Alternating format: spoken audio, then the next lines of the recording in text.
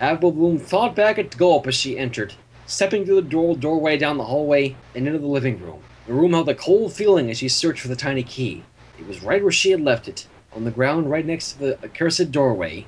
Taking it in her mouth, she opened the door and was met with a familiar feeling of warmth, yet it felt cold in a way. "Don't go through that door! You'll get the flu!" Yeah. Or worse yet, you'll be stuck in a really shitty Katy Perry song.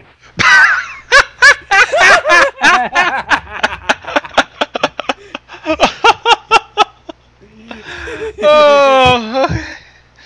Oh. I had to. Okay, why don't we try to continue? Jeez, Gonzo, I didn't do anything. What the hell? No. It seems the inverted shadow seems to either forgot all about it or is so sick he just forgot.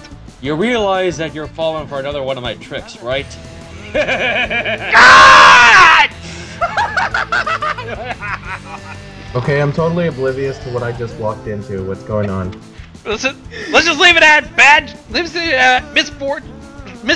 misled, you know, the fuck! Son of a bitch! Ah! If only I can't stop wave, I'll show you how angry I am! Oh, I can't seem to find the title, but we have the author name, which is by Geodesic Dragon. Or is it Geodesic Dragon? I don't know. And guess what? It's another Pinkie Pie fanfic! Oh god, is it more cupcakes? I've heard this story. No, it's not cupcakes, but it's Pinkie Pie. Because Pinkie Pie. Because Pinkie Pie, bitch! Pinkie Pie had glass in her vagina at the end. Shut up! Dear Miss Pie, we are pleased to inform you that your application for a MasterCard credit card has been approved. Please find your new card enclosed with this letter. The puns, man! The puns! I hope you heard that. Oh, by the way, I just found it. The title of this fanfiction by Geodesic Dragon. It's Pinkie Pie Gets a Credit Card. You finally found it? Yes. Great. She has a credit card. I bet she's gonna run herself in the dip. I bet. $5 says it. Let's wait. Let's read the rest of the fanfiction and see what happens. I know. Let's go. Pinkie, Twilight said. What's the meaning of this? Silly Twilight, Pinkie replied. I'm. What? You don't want me to say it. It's easily going to be set up for me here. Say it, for the love of God. Silly Twilight, I'm.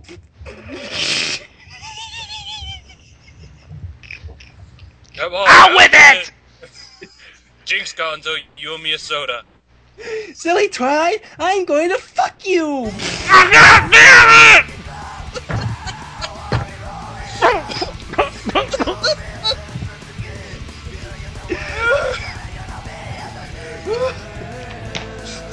This is almost as good as Shirley has Tourette's.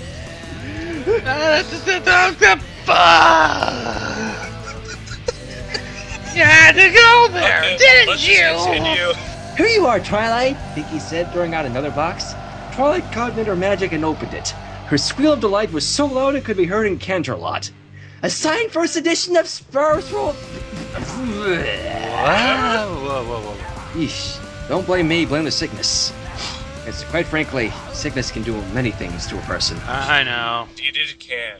A signed first edition copy of Star Scroll appeared in its first book?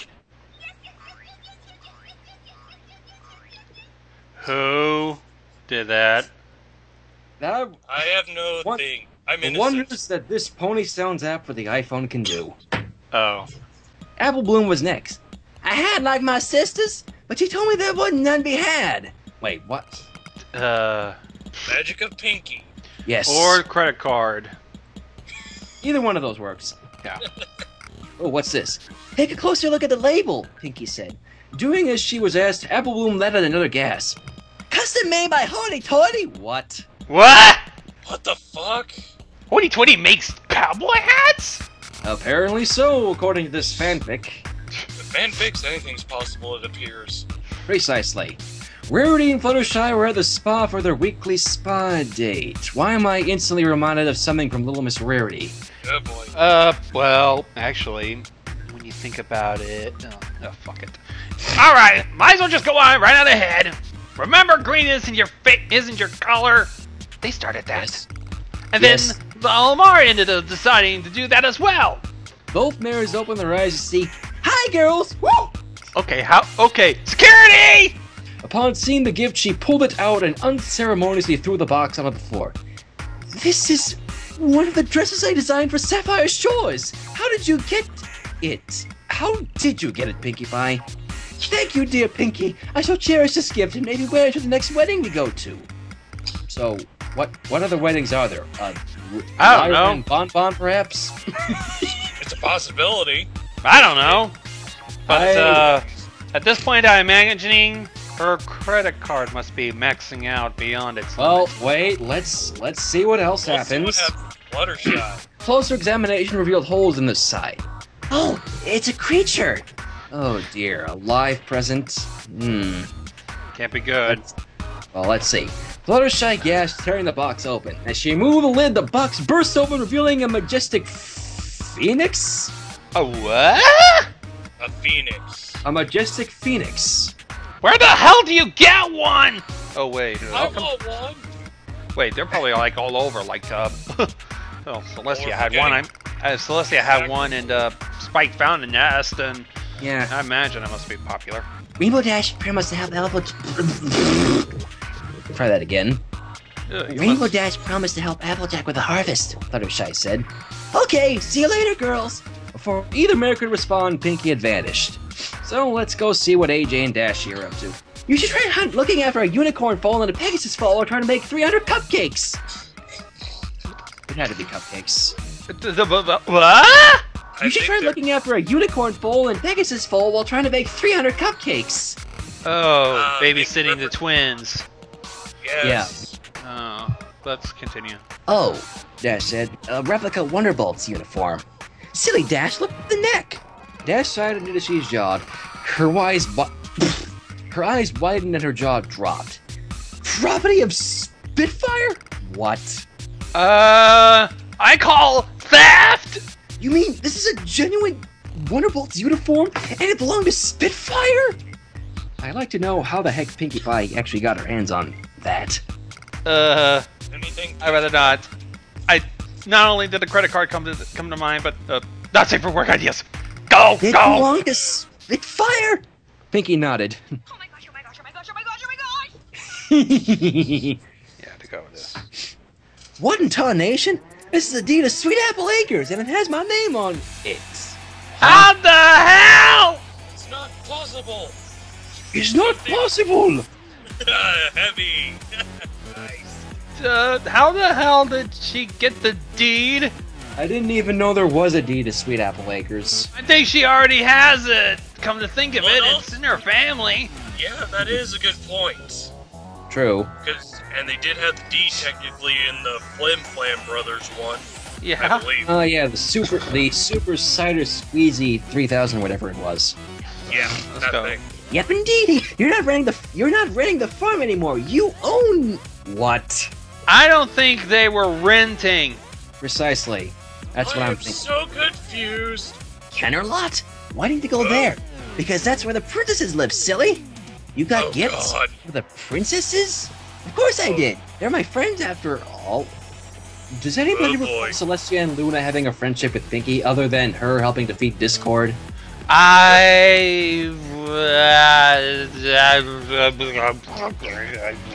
We're dealing with a Pinkie Pie logic here. Yeah, and Pinkie Pie logic is there is no logic. Exactly. Pinkie? Celestia said. Yes, Princess Celestia? This box is empty. What? Mine too, Luna said.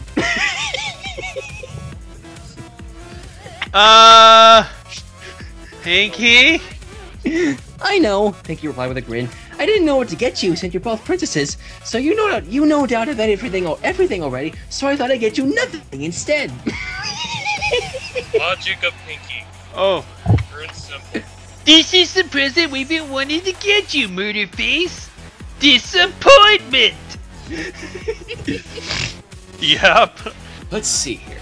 Written by Dr. Regi 1337 and edited by Jake Roberts. Jake the Snake Roberts?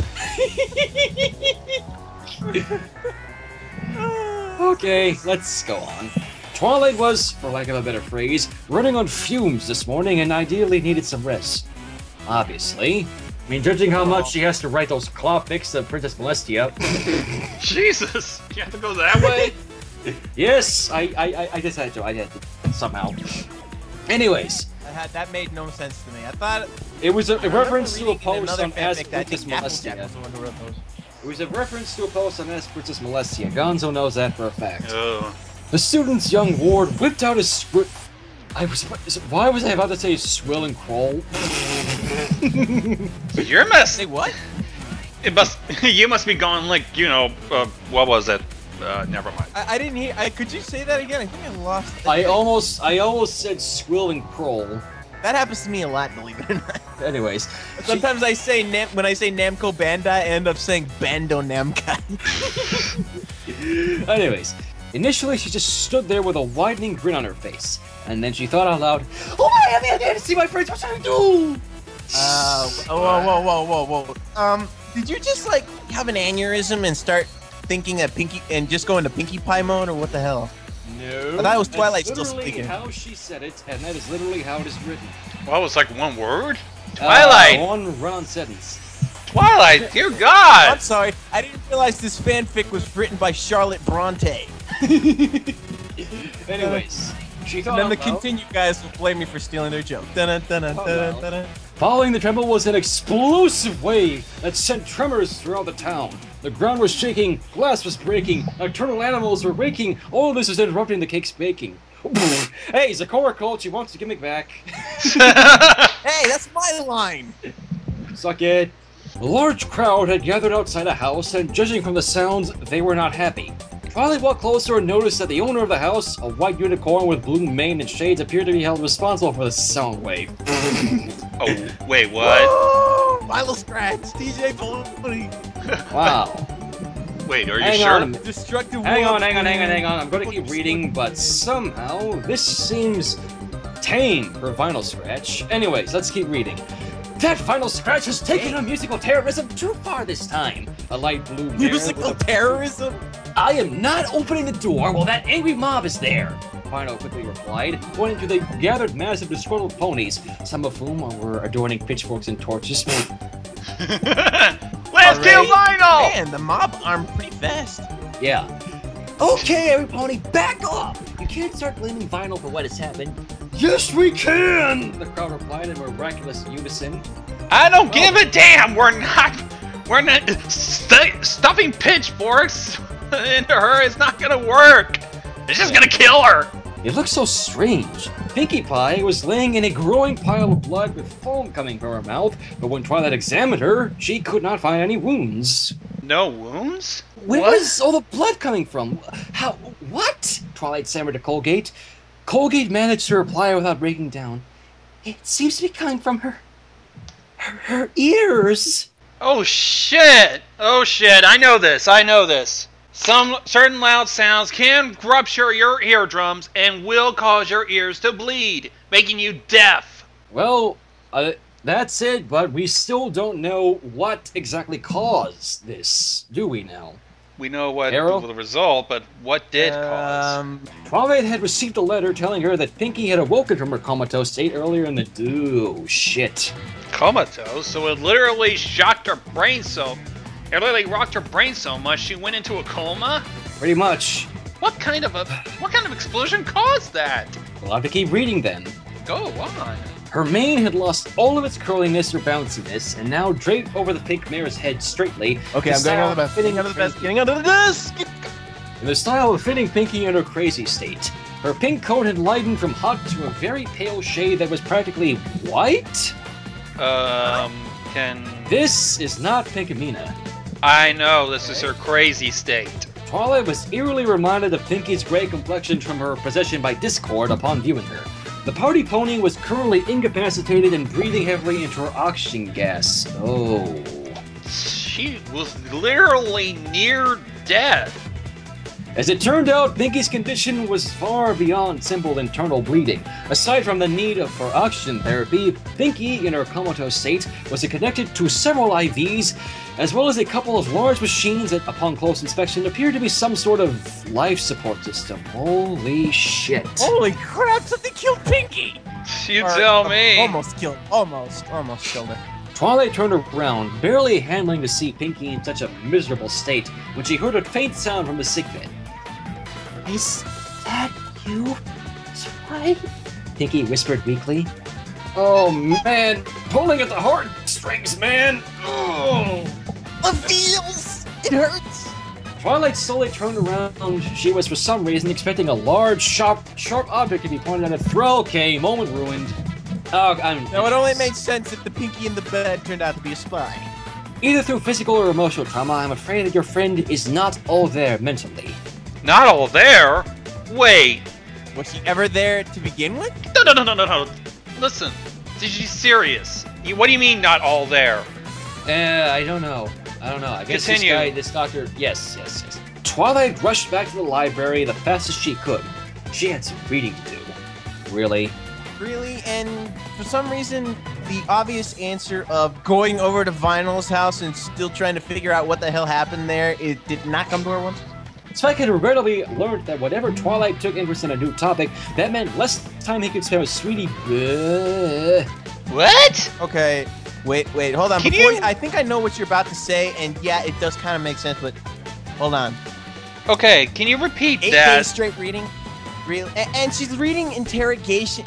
Are we freaking trying to get into Pinkie Pie's psyche, or are we interrogating a mental terrorist? Well, I'd like to repeat that. Spike had regrettably learned that whenever Twilight took interest in a new topic, that meant less time he could spend with Sweetie Belle. Okay, then.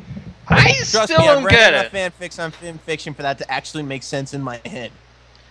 I don't get it. Are we trying to ship Spike and Sweetie Belle or something? I think I understand it, though. I mean, the whole Spike rarity thing, that's legit, but some people actually go with Sweetie Belle sometimes because, Age the whole difference. Spike age thing, because when he gets older, because basically when he and Sweetie Belle get old, they'll be at the same age. So basically when they're at age, they'll be, the same level. I think that's the reason.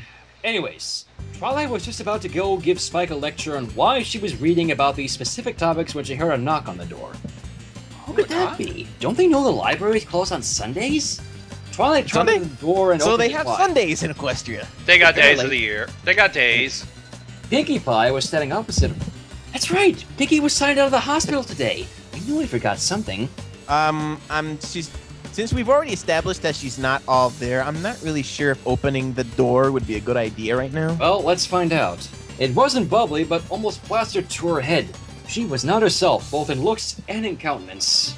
And the way she's talking, she sounded like Flutter. Okay, this is weird. I'm not used to seeing the party pony dumbed down like this. It's creeping me out a bit. Pinkie whispered through her sobs. It was a pony. Oh. Okay. Twilight was I'm going to shocked venture- she heard this. What I don't- pony would ever hurt Pinkie? However, she had to keep it professional and not let her feelings get the upper hoop during this interrogation. Could you continue your description of this pony? All traces of feeling was gone from Twilight's voice. She was doing this professionally. Well, it was a Pegasus. It had the same size and hairstyle as Fluttershy. When I think about it, what if it was Fluttershy? Oh, fuck! What the hell? Fluttershy! Wait! Hold on. Let's not jump to conclusions just yet. What is more powerful? What is more powerful than the power of dubstep? The power of ear rape. How did we not? Hold on just for a minute, because it's just ear rape. It could not have caused an explosion that would probably be, I don't know, it'll probably deafen What if you vinyl. mix ear rape with dubstep? Well, the only way... Let's keep going. Let's just keep going. We gotta see what happened. The Pegasus was pale. It had red hair and its eyes. I'll never forget those eyes. They had very small pupils, and the really weird thing was that the left eye was blue and the right eye was red. The right eye also had what looked like some kind of scar around it. Oh, God. So it is Fluttershy. Oh, my God. Anyways, let us continue. I still cannot believe this. My own creation in Ponyville. Oh, what have I done? Look, you didn't write this shit. Your friend wrote this shit. What is he doing putting Fluttershy in the middle of Ponyville of all places? Well, let's find out. I'm liking this I so wouldn't be far, actually. surprised if the rest of the Mean Six show up. The elements of insanity. Sorry, Twilight. I just wanted you to know I've seen the Pegasus you're looking for. Lyra's obsession of finding mythical creatures, human, Bigfoot, had at least rewarded her with the ability to pay attention to everything. Actually, you know what? Usually we'd say apparently Bigfoot exists, but since nobody's truly seen Bigfoot, Yeah. I don't know. Let's just leave Where it did you at see it? Twilight replied. The lady that the news had reached herself asked. I saw it over at Fluttershy's cottage. She's living in Fluttershy's house! What is going to be the odds that it's either Fluttershy's really transformed into Invert's creation, or for some odd reason, Fluttershy and Fluttershy are existing in the same fucking universe? Well, let's find out. This caused Twilight's people. Well, if that second one were true, then there's always the rule of don't touch each other, or else it'll cause a temporal paradox. Fluttershy was laying in the middle of her living room, staring at her hooves. The color of them disgusted her. The once butter yellow color was now pale. She had nothing against white coats. In fact, she liked it. But this wasn't white. This was a color that belonged to the dead. And the buzzing! Fluttershy felt as if something was in the back of her head. When she searched her mind for it, she found a buzzing cloud. It was driving her insane. It whispered to her. It was hungry for control. Oh, shit. Yeah. More jerk shit, man. Oh, here's where it gets real sick. If only she hadn't fallen asleep that one night about 11 days ago. Where? Oh, you'll see. She had been vaccinating all her animals from a mutation of pony immunodeficiency virus, a mutation that could infect other animals as well. So, oh god, apparently AIDS exists in Equestria. Except And it's they for already have a ponies. cure. How nice. What? Now they can give it to us. Let's not. She was standing right in front of the grave when she heard a muffled noise. However, she couldn't hear much of it. What happened next was something she would never forget. The top hat hovered up in front of her, and a strange creature emerged from the dirt just so that the top hat ended up on its head. Fluttershy tried to run. She knew she had to run, but she couldn't move her legs or her wings. She just stood there staring at the creature. It was an undead, with greenish skin, and the flesh was visible and sagging in some places. The creature said something incredibly loud. It wasn't Equestrian, but Fluttershy saw that the creature was happy to see her. Wait.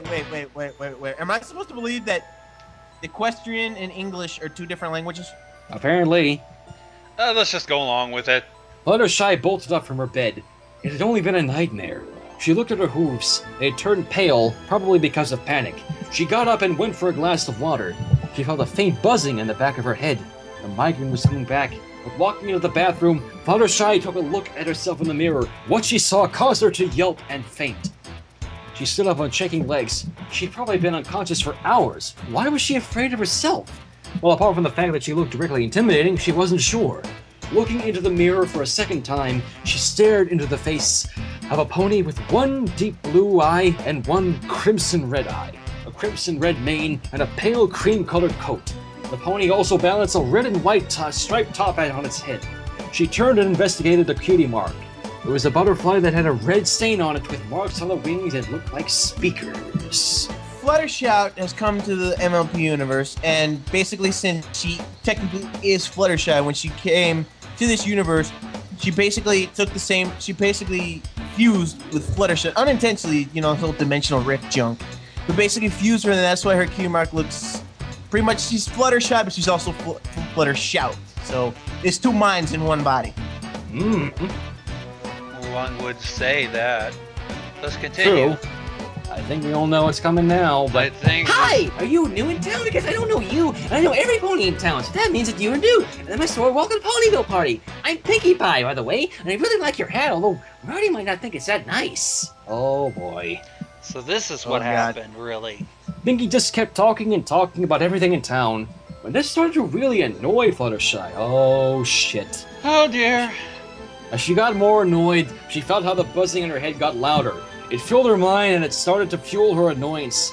And it turned into anger, which turned into hatred for the pink pony. Oh shit. And then I'm gonna take a wild guess and say that's Yes. what happened.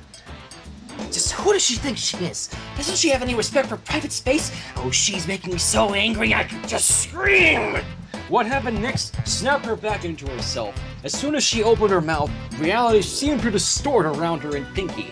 All colors were inverted and shapes twisted randomly. Pinky struggled to stand up from the sonic assault, only lasting around 10 seconds before her ears popped and blood started to flow from them. Pinky collapsed in a growing crimson puddle. Shit. So that's what happened. It wasn't final. It was basically Fluttershy trying to get to Twilight, but unfortunately, Pinkie Pie, being Pinkie Pie, pretty much got to her head too much, and she pretty much screamed until Pinkie went completely near dead. Here's the thing, though. Fluttershy has put up with them. Pinkie Pie's insanity a long time, so she's been used to it. Fluttershy, however, no. Well, now you know. You all know the full extent of Fluttershy's powers.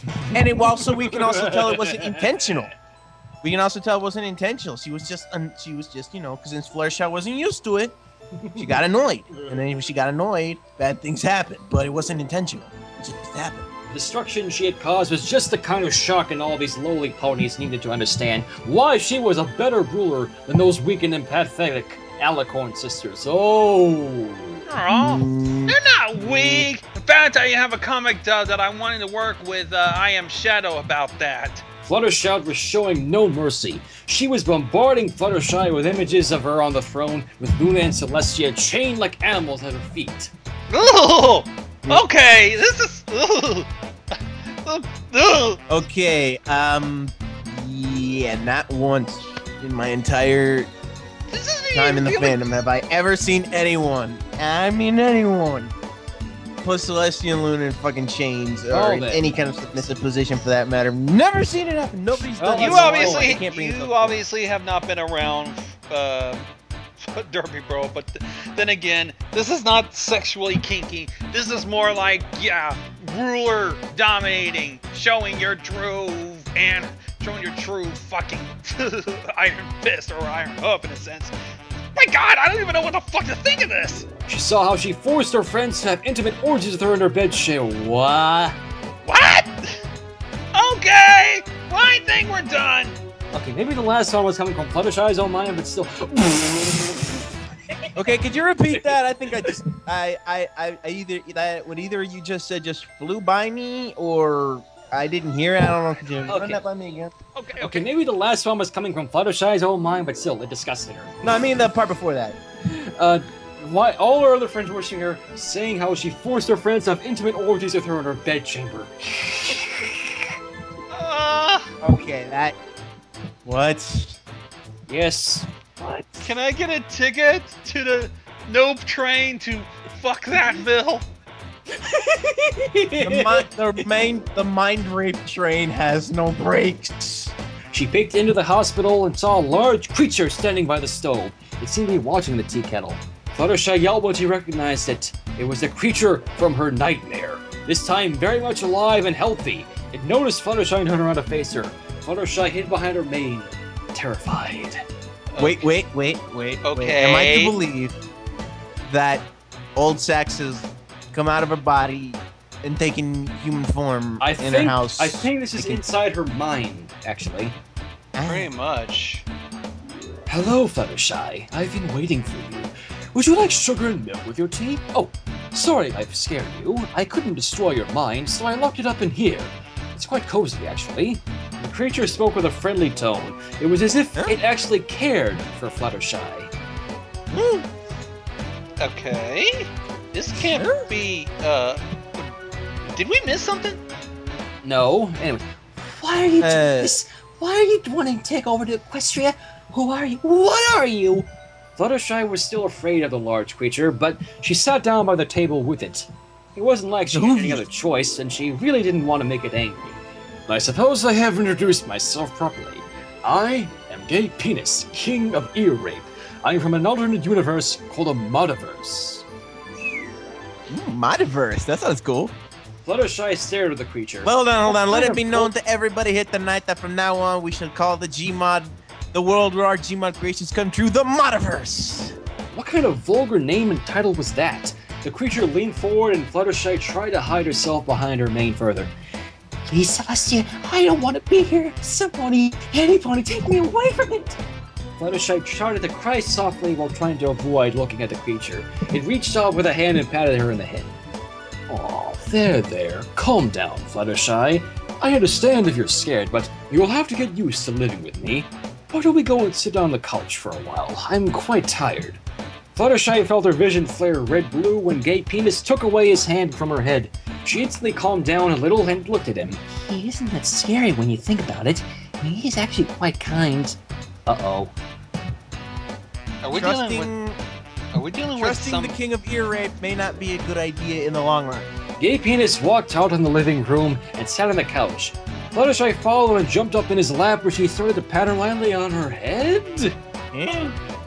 Okay, was this person... Okay, hold on. Let me, before you say anything, Gonzo, when the hell did Gay Penis become a softie? When did he become such a big softie? Why would I not let him do this? He is so kind and he is my master. Master? Oh. Master, Okay, break out hold the the whips fuck and up! chains. This is getting weird. Hold the fuck Break out the up! whips and chains. Break out the whips and chains. This is getting fucking weird. Don't even. Okay, Fluttershy Accepted. calling Gay Transformation. Penis Master? Are you fucking kidding me? It's And just, get it's some- going to show that she's accepting her transformation and possession. I'm gonna be honest with you. If you had read this to me like way before, I think I would have gotten up, thrown my chair to the ground, and yelled, "I'm done!" For some reason, I'm we're not starting to even go. close. I'm starting to think that it's starting to go through the route of Zerum hooves. Oh God, are you? Oh! I see what you did there. I haven't- Starting I to haven't- I feel haven't that been to Zerg fucking blog. way. I- I Anyways, feel dirty about it. anyways, let's go. Let's just go. Let's Hello, just go. hello. I'm. Fluttershy's vision flared red-blue again, and she nuzzled Gay Penis's arm. She closed her eyes and fell asleep. Doesn't that feel better, Fluttershy? No worries in the world, just you and your master. Gay Penis allowed a small smile to creep across his face as Fluttershy's cutie mark was already fading. The transformation is almost complete. This sucker. Meanwhile, in Canterlot, Celestia felt the unease that meant one of her subjects losing their destiny. Yep. Whoa. Gay Penis is starting to persuade Fluttershy into letting him take over her. Pretty Yes, much. but- Ooh, Here's check the- okay. Now, just based off what I'm getting, here's my thing: losing her destiny, getting a new destiny, but not tied into the elements of harmony. This same destiny will corrupt the other elements of harmony, and thus, bada bing, bada boom, elements of insanity. Who knows? The only way we Anyways. find out is we continue on. Chapter 4. This one could be interesting. Alright, we're on the second to last one. Let's see if we can wrap this up. Twilight made her way to the door and opened, only to find Pinky dressed up in a dark camouflage jumpsuit. She was carrying a black cannon on her back. Whoa!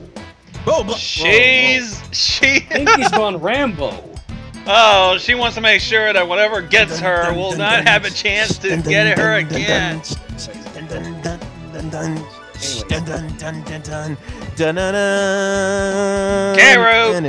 Anyways, hello. Pinky was staring at Cloud's ear with a small grin and determination in her eyes.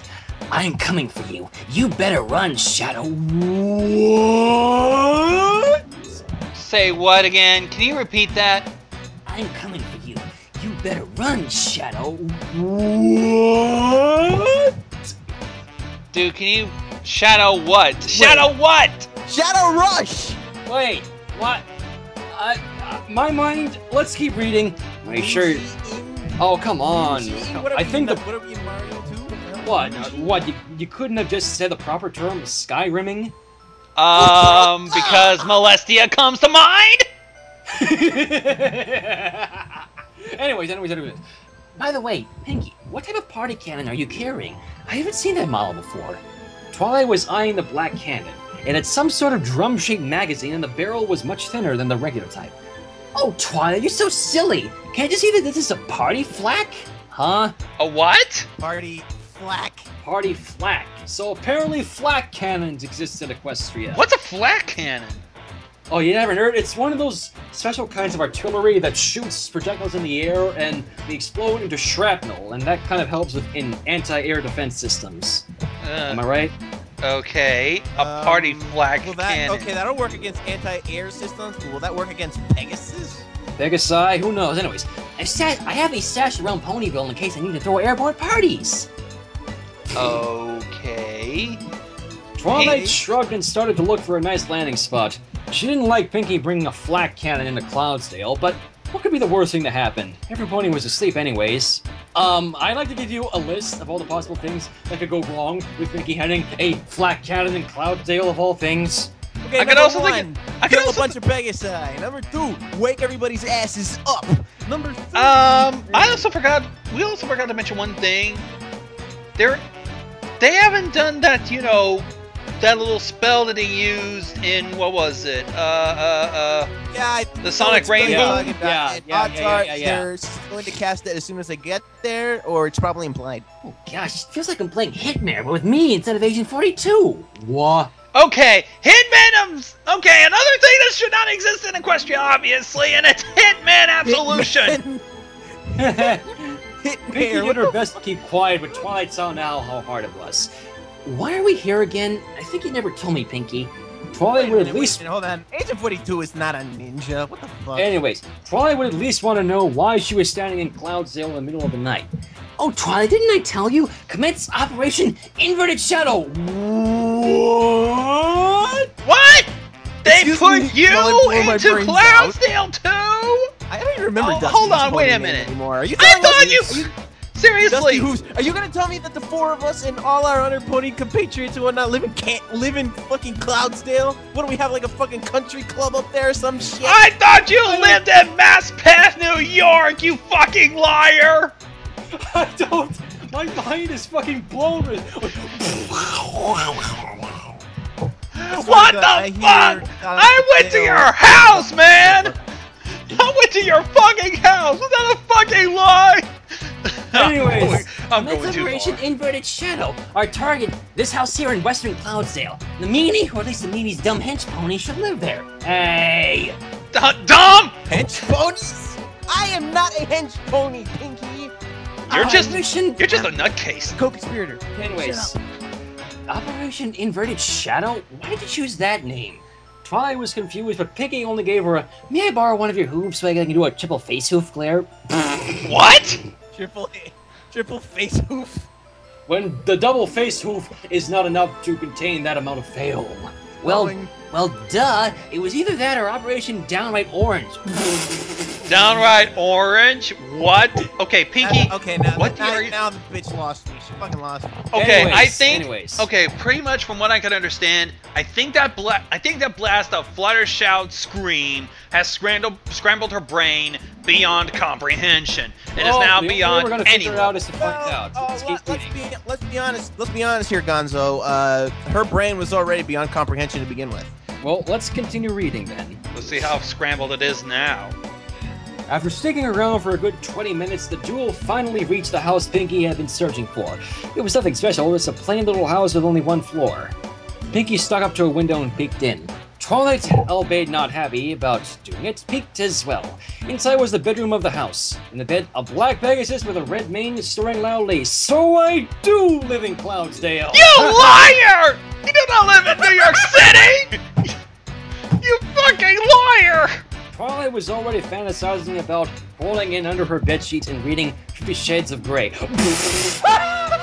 What? 50 Shades of Grey?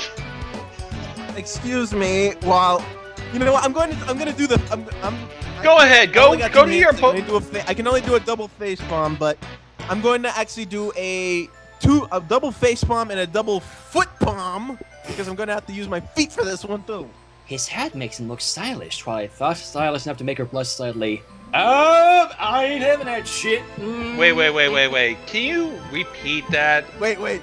Shadow Rush and Twilight Sparkle. I ship it like FedEx. Nope. I ain't having that shit. Ship it like FedEx. Everybody in the street, ship it like FedEx. What am I doing? Ship it like FedEx! Ship it! Anyways, Anyways. Let's go. Well, we need to... Oh, yes, I know him! He's the one responsible for what happened to Fluttershy! Isn't that right? Inverted Shadow. Oh god, she's got my name. She's got my number. Hide me! You know, you could go back to New York City. I myself. I'm a co-conspirator, damn it. Shadow Rush trembled as Pinky forced him still on the ground. It was a very suggestive pose. I'm not having that either. I'm not having that. I ain't having that shit. Another shipping! Another shipping! Damn it!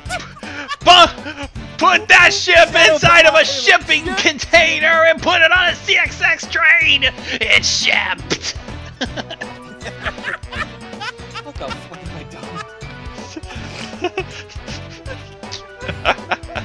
Okay, let's go. Let's see how rude. This is better be on YouTube, goddammit. It's going to be on YouTube. Let's see how lewd it She gets. looked back at the interrogation and gasped. Shadow Rush What the? declared a player. She looked back at the interrogation and gasped as Pinky pulled out a scalpel from nowhere and leaning very close to No! Oh, okay, it went good. Please don't, Pinky. Please don't scalp him. Please do not. He does not need to be. He does not have to be dissected like some high school science project. Hang on, what's this? Let's see here. Would black cupcakes with red frosting look good? I might even make custom muffin cups with their cutie mark on them. If you want, of course. Maybe I should begin with the ears this time. It would be nice with some variation from the standard procedure. Wait. Hold the fuck up. So seriously, the brain is scrambled to even include her mental. They even put cupcakes for fuck's sake.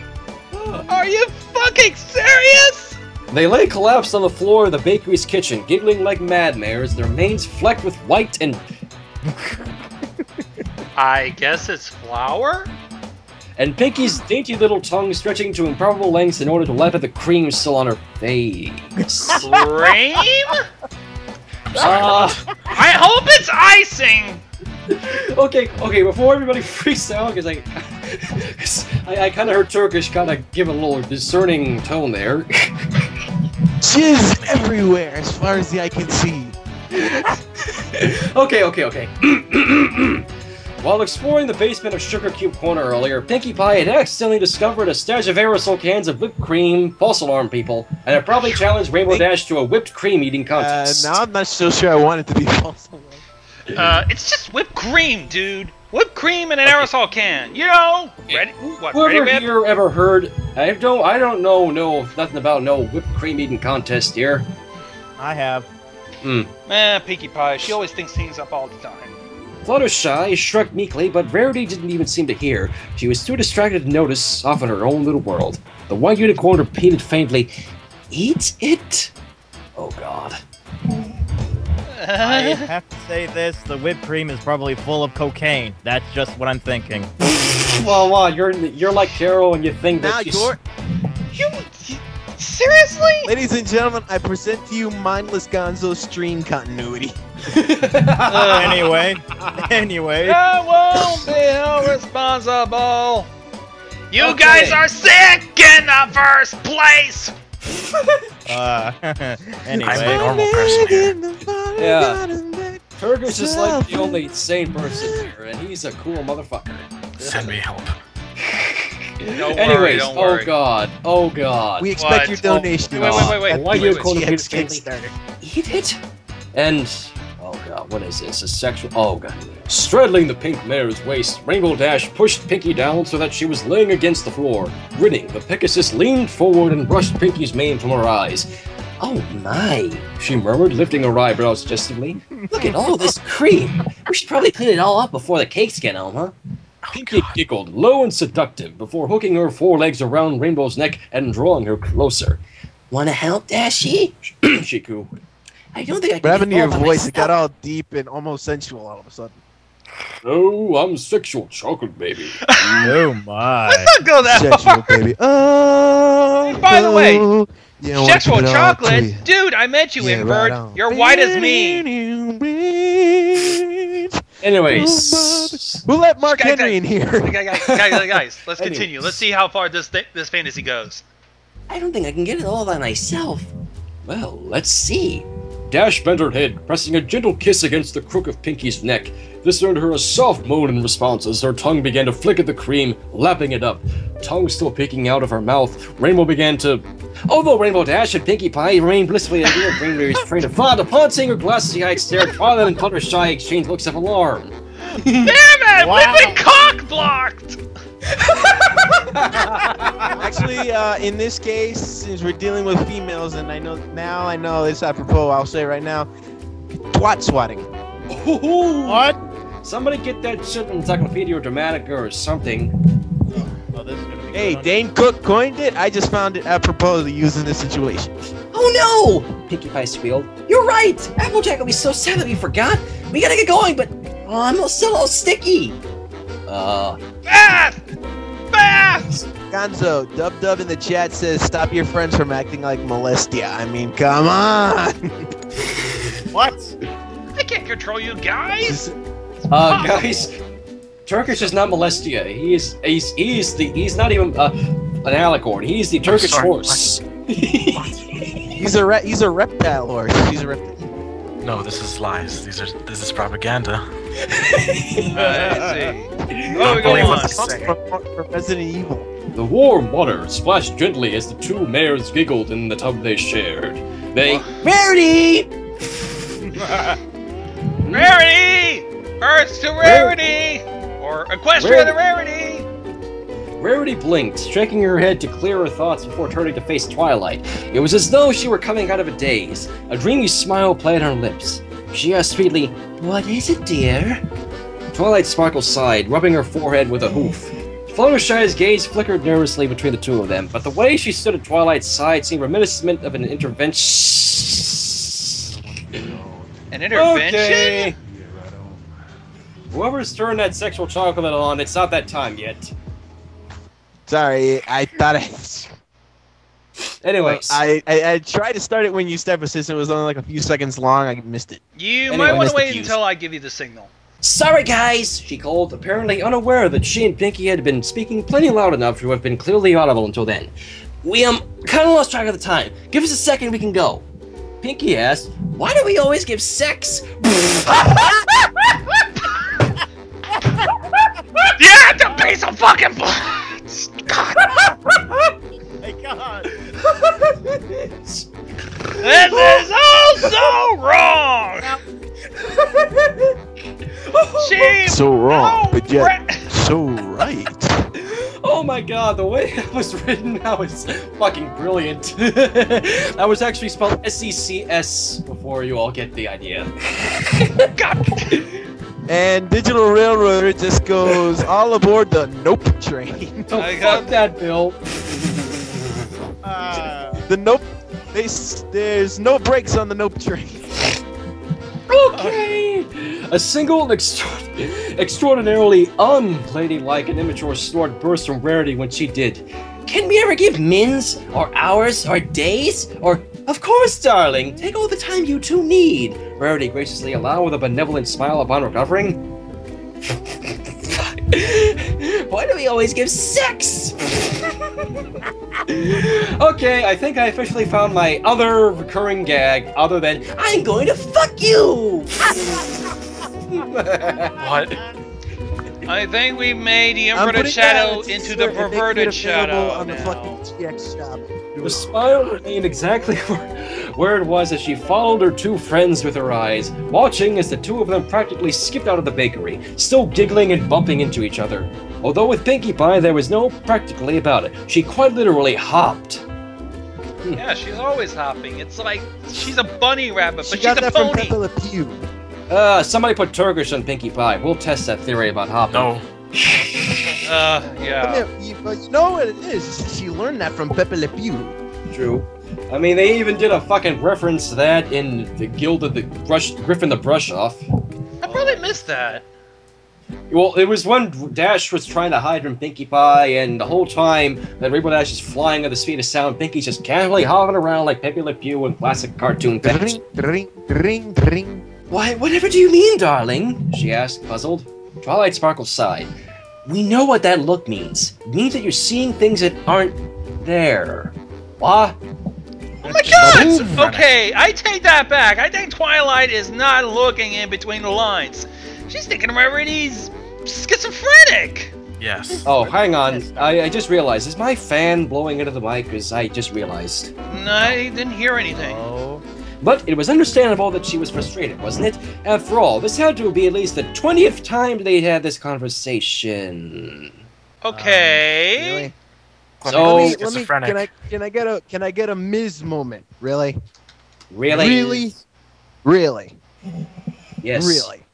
We know you love your friends, and we know we love each other too, but not that way. So she does know! Okay!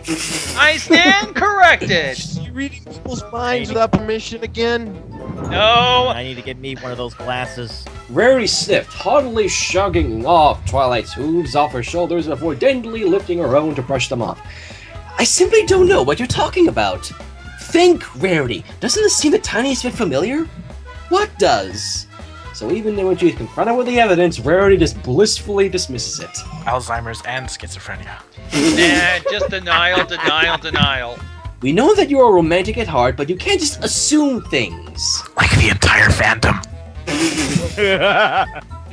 Valid Somehow point, that valid actually- point. Somehow that actually strikes true. Props to Phantom for bringing some logic into this. Yeah, he's Whoa, got valid Railroader! points. I've heard that joke in so many places. Like, did you get that from Calvin and Hobbes or something? I don't know. But really, we do. No. A whole lot of bronies are making fast assumptions, and it's not really healthy. Ironic how we're bronies and we're actually acknowledging that kind of thing. I never assume, Rarity cried, taking on a grand air. I'm insulted that you should even imply as much. Rainbow Dash and Pinkie Pie were just fooling around. There was nothing deeper to it than... And Rarity gasped. You saw it too? Oh! And the truth sadly comes out. She couldn't deny it anymore. Genjutsu, man. It's fucking illusion. All illusions of grandeur temporarily forgotten as she swept forward, seizing Twilight Sparkle by the shoulders herself. Well, of course you did! It's so obvious! No, that's just it! They were just being themselves, and silly and playful, but that's all! That's what I mean by you taking things out of context! And again, Twilight sighed in exasperation. Rarity, please! Ponies can be close to one another without secretly being in love. But it's so blatant! How can you not see the longing in their eyes when they look at one another? As their friends, shouldn't we be supportive of their blossoming romance? Yeah, tell that to the Kitty Mark Crusaders who tried to ship their teacher with Big Mac! And at some point I they still were stand successful. by the fact that Big Mac is a player. Fluttershy, Rarity declared, whirling around to dramatically point at the now cowering Pegasus, who in terror as a response. Your pony after my own heart, you dear... What? Flutterjack... Fluttershy supporters, now is your chance to speak up.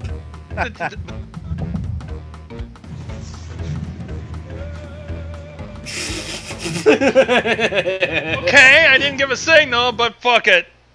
Surely your sense of romance... Surely your sense of romance allows you to see what Twilight's missing? I don't think that Fluttershy had an eye for romance. I always thought that for I don't some think odd I'll need a reason she signal always from had you an eye guys, for though. murder. I think I'll know when to play it.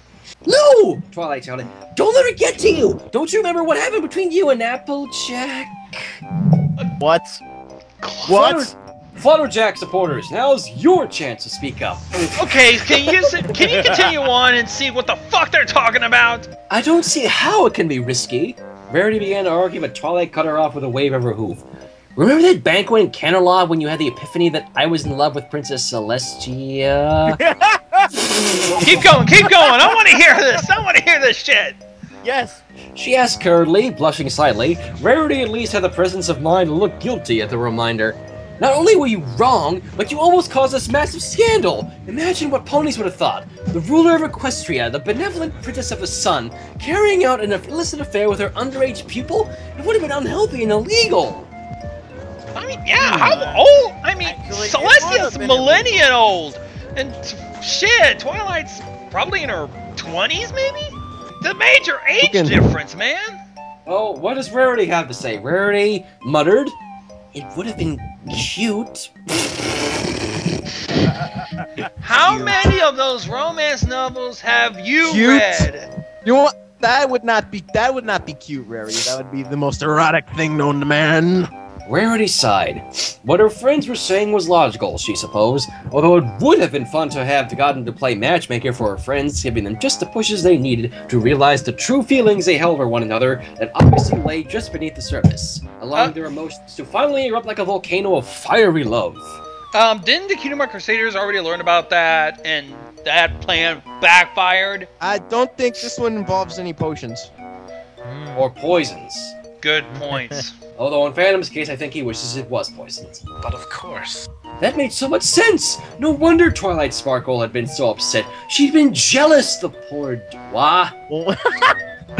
Oh my Rarity! God. I thought we discussed this! Stop jumping to fucking conclusions! What a scandal! A Yay, love but triangle? sneaking into Rarity's food because it's gotta be Crazy Bills.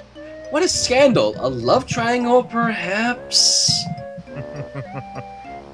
I'm just sitting here waiting for the right cue to throw this song on. At least it's better than the love triangle between Turkish Evilment and the Turkish horse. And now enter school days. How dare you?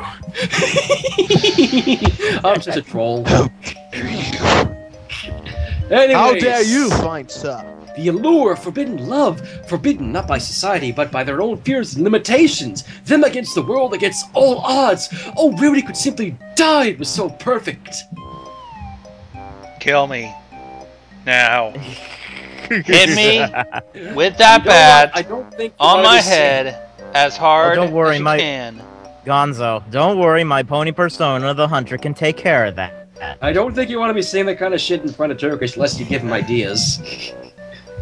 Well, I'm focusing on the chat. What are we talking about? Gonzo just asked for somebody to kill himself with a bat. Oh dear. I can help you, And but for I some don't think you reason, want the me to. chat is chanting Gonzo's name. I Oh, see boy. Viva la Gonzo. Gonzo is God. Gonzo, Gonzo, Gonzo. All hail Lord Gonzo. Because Phantom... this! Later that night, under the cover of darkness, a certain rainbow-maned Pegasus slipped unseen into the Sugar Cube corner, where she was greeted eagerly by the curly-haired figure within. This is so awesome! Rainbow Dash mounted in between kisses. Is this real? Yes, it is not a sexual fantasy in Rarity's head this time. It is real as shit. Are you sure?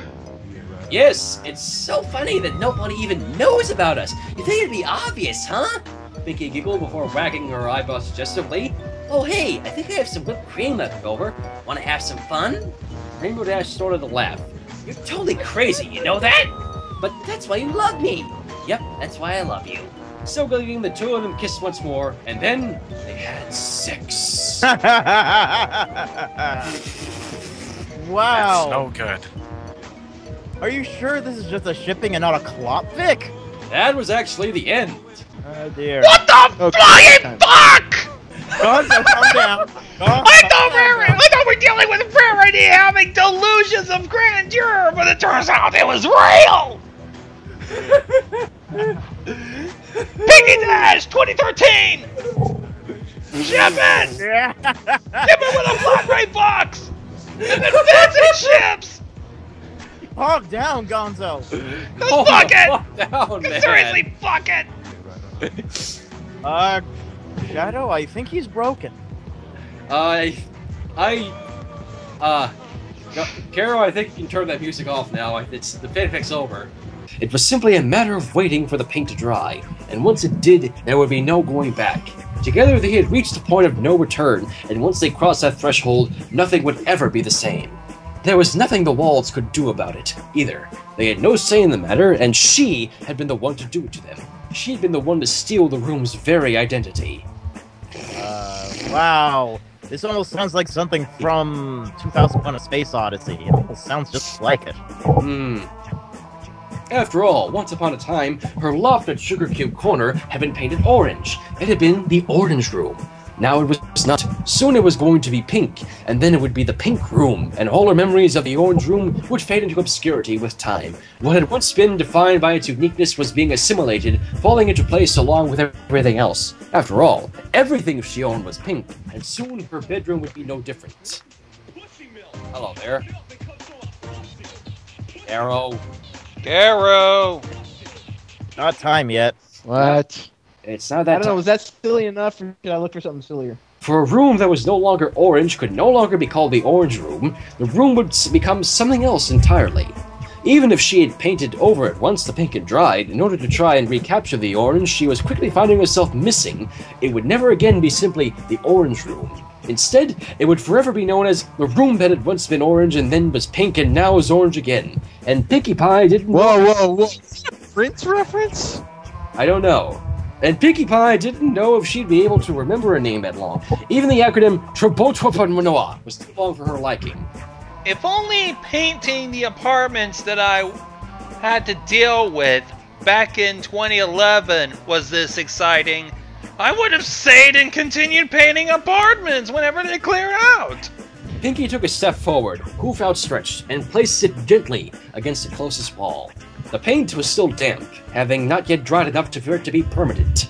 That meant that the Orange Room was in limbo. No longer orange, true, but not entirely pink either. That could still be changed, and that meant that the choice was hers. Did she let fate run its course? Was it more merciful to end this transformation now, removing the paint while it was still wet and hopefully easier to do so? Or would it be kinder to see the process through, uninterrupted, and allow her precious bedroom to become what it would inevitably become? Pink, like everything else she possessed. Was it too late? Had the damage already been done? Was such a strange change irrevocable? Seeping into the very nature of the walls themselves. Perhaps the walls no longer viewed themselves as orange walls. Perhaps they had grudgingly accepted their destiny as pink walls and would resent her for altering them any further if she chose to do so. Pinkie Pie wanted to make amends, but she didn't know how. She didn't know how to make it up to the poor walls. After all, she had already changed them too much, had already stripped them of their identities. If she went any further, what would become of them? If paint had such power, then what could it do to her?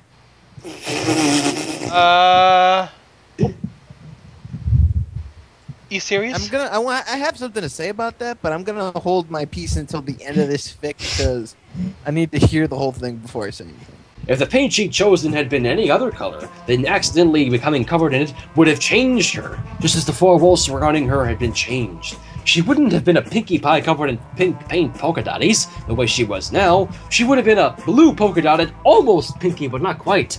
She would have been a proper Pinkie at all if she'd been sated in blue, and if she wasn't necessarily a Pinkie, if that wasn't a static thing, and if it was so easy to change her disguise, then who was she? Did you just do a Dr. Seuss thing there? I have no fucking idea. I think at this point, well, let's not I feel like a Doctor Who paradox deal. Anyway, sorry folks, I was knocked out for a moment, but now I'm back. She couldn't bear the thought of some kind of forced change claiming her identity, but wasn't that what she had always done to the Orange Room? She had taken it upon herself to change it potentially against its will. For the better, she had believed all the time, she was now quickly coming to regret it. But perhaps all she'd done was steal its identity and force a new one upon it, one that it had no option about. The Orange Room was no longer the Orange Room. Pinkie Pie might no longer be Pinkie. All that took to change a thing in such a way was a simple can of paint. Almost hesitantly, Pinkie Pie once again touched the drying pink paint, only to find that it was no longer wet to the touch. It was too late then. The deed had been done, and the Orange Room was gone forever. In its place, there was nothing but pink. I'm not sure if that was actually inspirational or if it was Pinkie taking in paint fumes, but either way, it suddenly gives me insight as to what goes through the mind of Jeff Hardy. Pinkie Pie acts crazy, like jumping around and talking about random stuff. Since when did she get all moody? There was a brief silence while the two of them watched their friend continue to stand perfectly still. She might not even have been breathing. They had no way to tell. There was nothing in her stance to give it away, and from their position, they couldn't see whether her chest was rising or falling or not. She was like a statue. Heavy stuff. Especially for watching paint dry. Just you wait. Her hair is gonna go flat and she'll start talking to rocks any second now.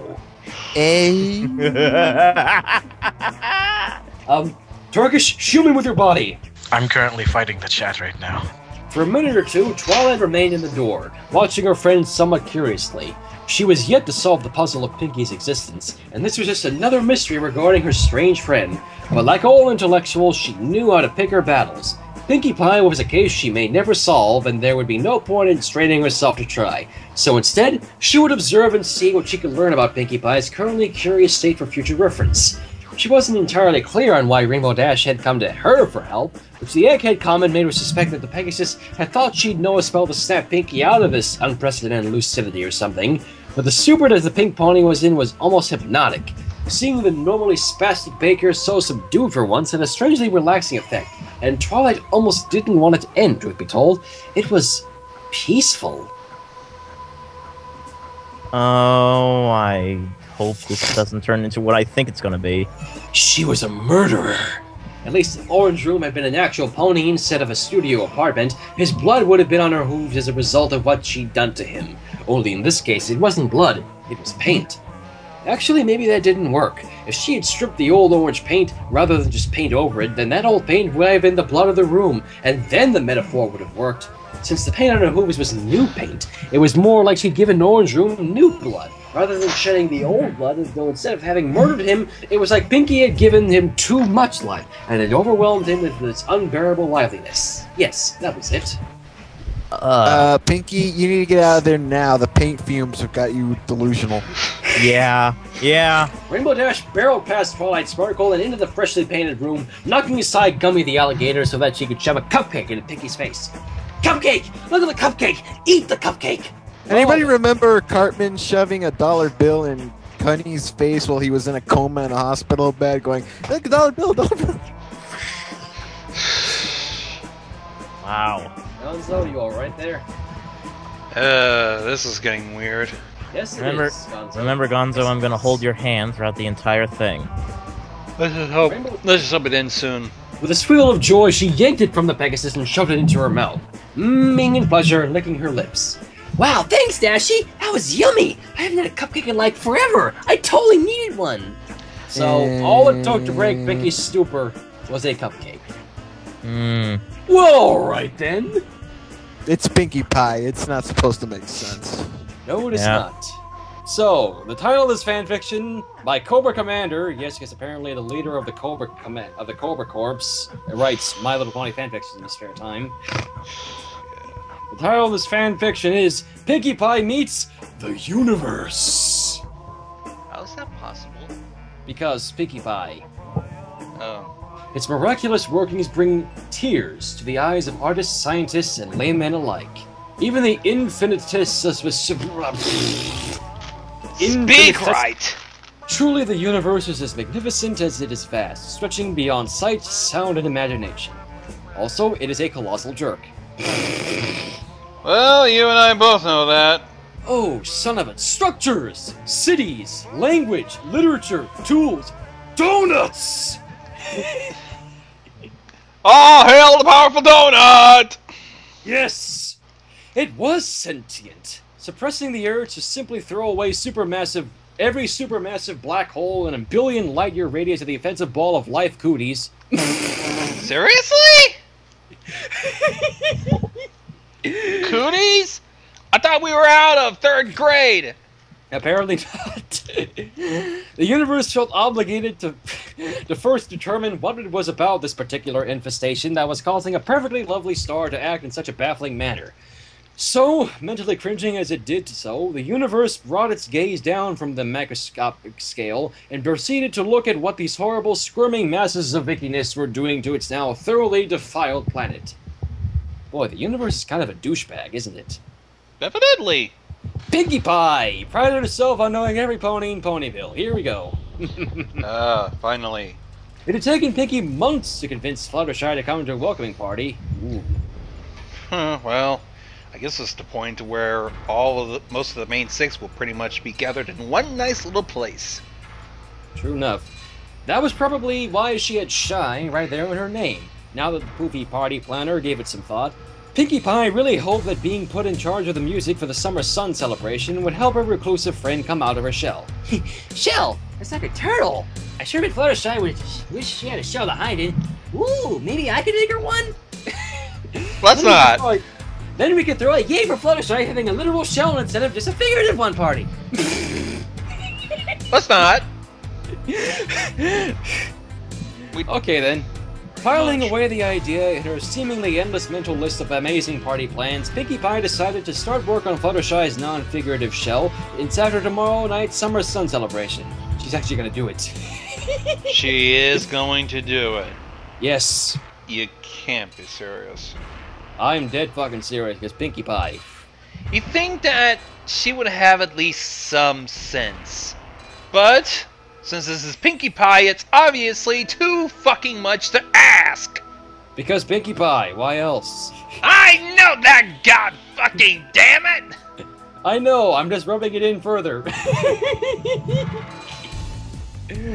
I'm such an evil fuck, aren't I?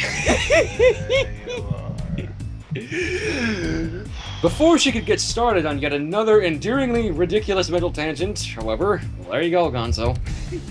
Oh, at least the author even knows me, apparently. Pinkie suddenly came to a dead stop as a familiar series of twitches began to rocket around her body, the telltale sign of a Pinkie Sense combo. This was one of her favorites. A Pinkie Sense combo? What, you don't remember them from feeling Pinkie Keen? I wonder what... No, it's not that. It's just, what's going to be about this time? Let's see. Ooh, let's see.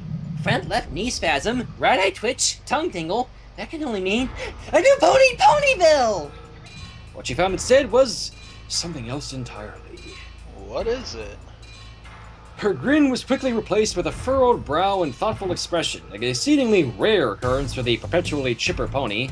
Pinkie, for all of her pony welcoming expertise, had to admit she was a bit baffled at how to go about reading this particular newcomer. For starters, it was most definitely not a pony, or anything for that matter.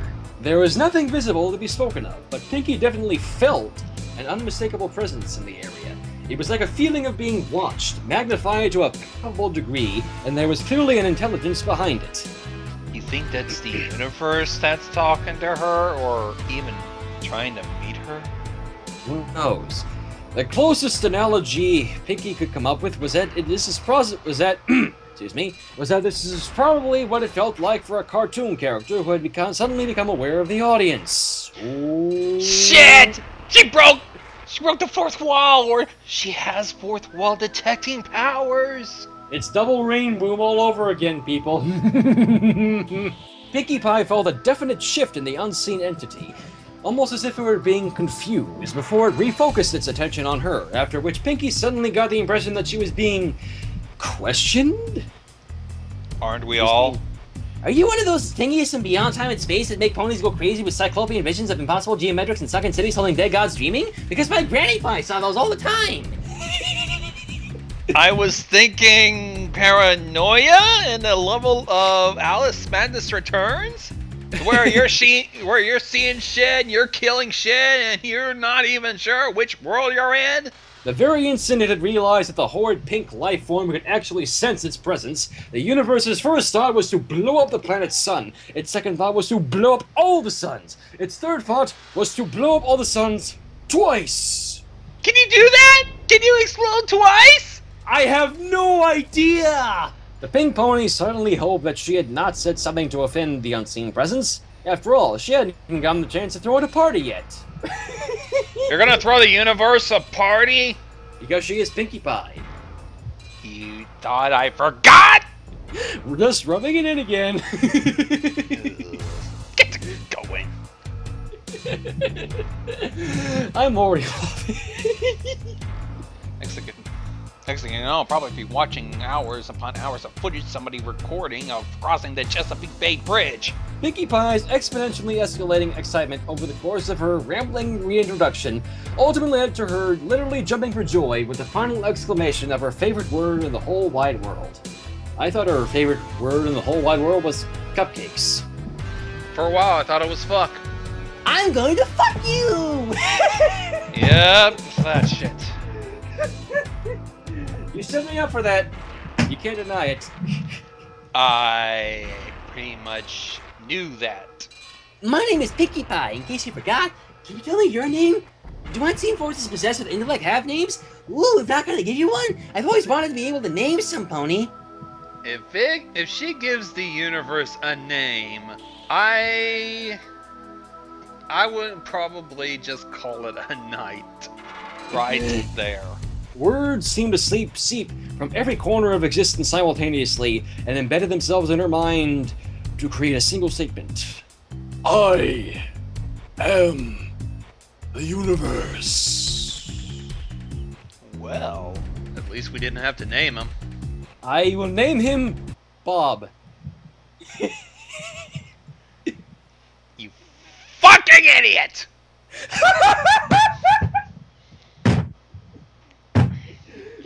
Are you seriously want me to end this live stream right here, right now? And just go to bed and say, maybe I'll forget this shit tomorrow.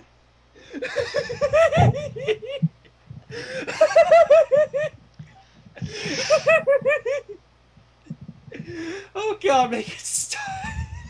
Get the fuck going. I will. I just...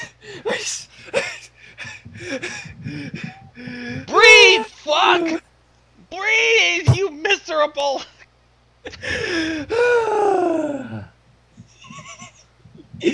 For the first time in a very, very long time, Pinkie Pie was struck speechless for approximately 3 seconds. God damn it! This is the most amazing, super fantastic, eternally amazingly fantastic ever! I'm friends with the entire universe! Oh my gosh! I can throw a party for the entire universe too! Did she just exploded? Maybe. I think she blew up. Every gear in Pinkie's mind came to a screeching halt. Every thought regarding the jubilation of untold scale and intensity she had been planning mere moments ago, shattering like peanut brittle under a sledgehammer. Ow! You don't know what a party is? You don't know what a friend is? Pinkie Pie could feel the confusion of the universe swirl around her as it responded, "No. What are they?" Oh God, I bet we're gonna know what she's gonna sing. At this point, Pinkie's brain was desperately attempting to process these monumental revelations, doing all in its power to rationalize the universe's apparent ignorance of the two most important things in the universe. Oh well, according to her. Because Pinkie Pie. You think we don't fucking know? Just coming in again. Clearly, it was just a communication breakdown. Surely the universe was familiar with the concept of friends and parties. It had just never heard them given those specific names before. Confident that she had solved the conundrum, Pinkie Pie promptly set about resolving it. I do not understand. I have never done these things. I have always been alone. The mental whiplash of the universe's horrifying statement very nearly caused Pinkie to faint. No friends? No parties? No one at all, ever? The mere thought of such a horribly lonely existence caused Pinkie's fluffy mane and tail to abruptly deflate and flatten very much like a leaky balloon. Every pony, into the bunker! Run for your lives!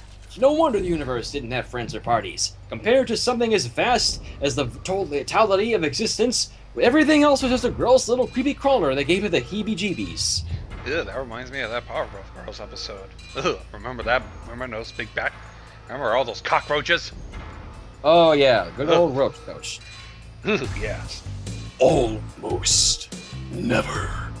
The idea is simply too disgusting. Well, jeez, don't have to be so butch about it. I thought it's because well, he just noticed that he discovered Equestria and how weirdly it behaves against scientific norms and all that. You know, running on magic alone. Yeah. Then again, this is the universe we're talking about a pink pony, because Pinkie Pie! Don't rub it in anymore. She was for real this time, officially friends with the entire fucking universe! How the fuck? Because... Let's not go there. It's rhetorical. Okay, god damn it. Because Pinkie Pie. God damn it! I gotta tell you not to fucking rub it in! God sucking motherfuck!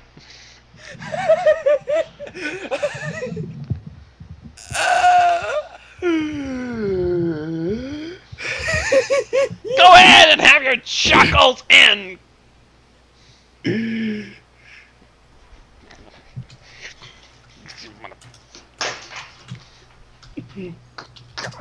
Mighty. I'm so sorry, Gonzo. All you have to do is take a shit into the mix. Now just take a little something salty, a bit of cum, just a pinch. Baking these treats is such a bitch. Add a teaspoon of Godzilla.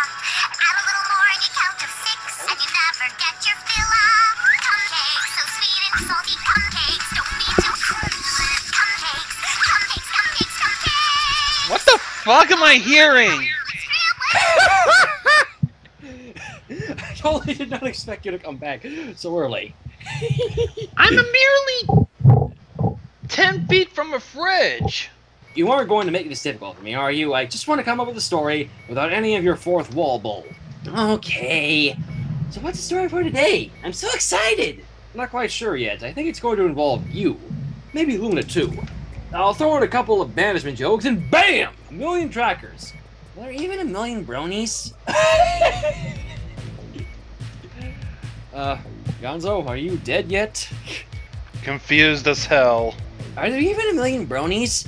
How should I know? Anyway, let me bounce some ideas off you. Picture this.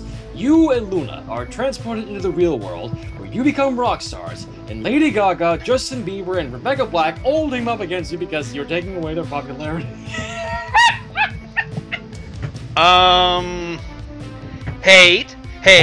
Hate, and, no, they're not gonna be even popular.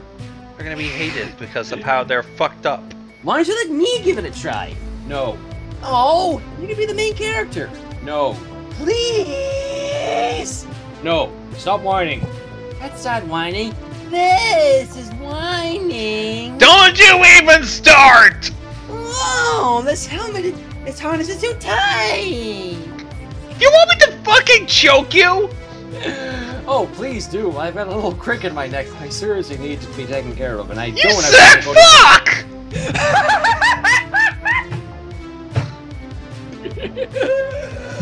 Fucking... What did I do to deserve this? Why am I being out-argued by Pinkie Pie? I'm Pinkie Pie, and all your arguments are invalid. Because Pinkie Pie. Shoot me. Shoot me now. And now the author is in the story, being ordered around by Pinkie Pie.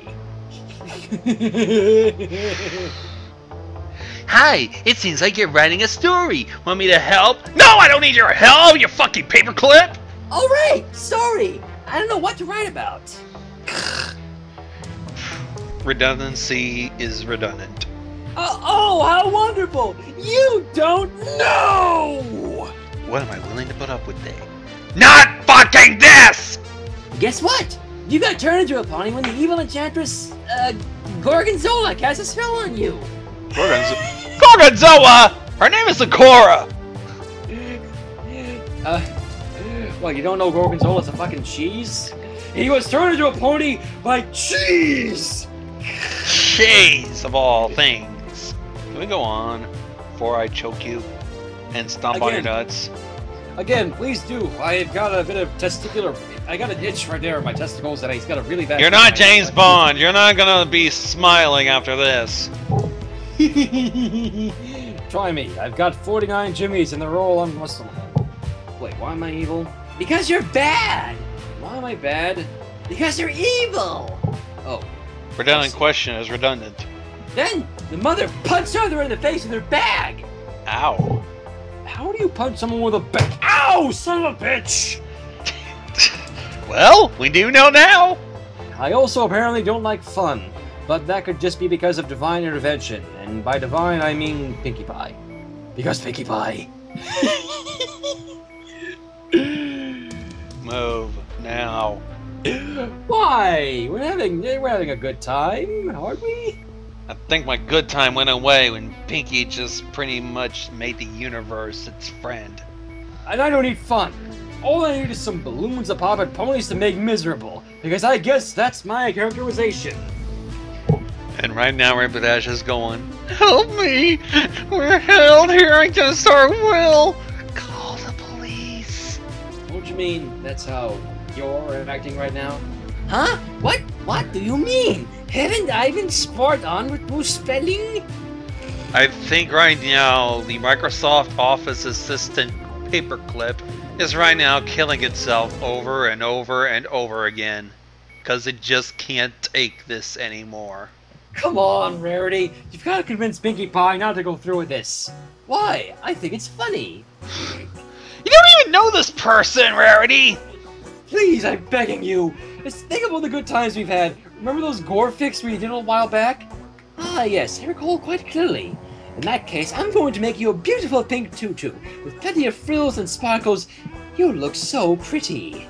Wow, I think Rarity just decided to become a bitch in spite of him.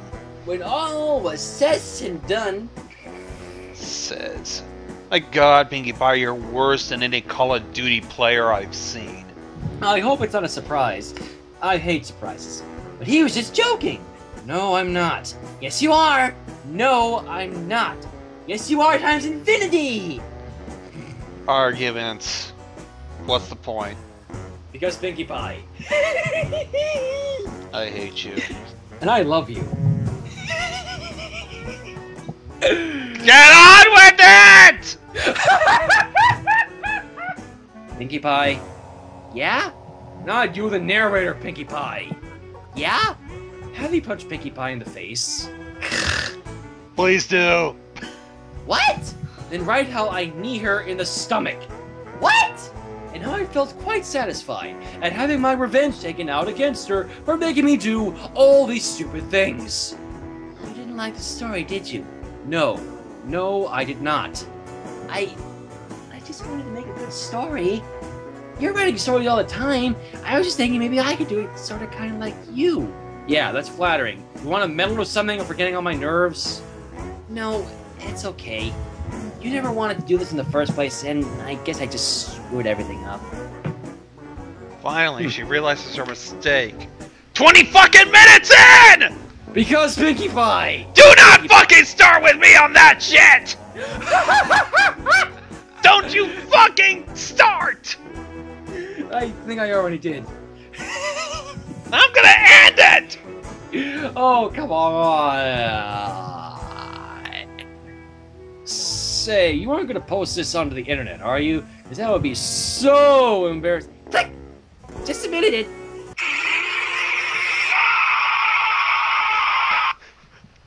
Yep. That's That me is right now. literally how it was written. Twixie needs your help. Stop it! Stop it! Stop it! Stop it! Snap out of it and get back to work! God damn it, I can't help it. Pulling Philly Trixie, we haven't even gotten to the big reveal. We've already figured it out, and it's pulling at my goddamn heartstrings. Oh, God.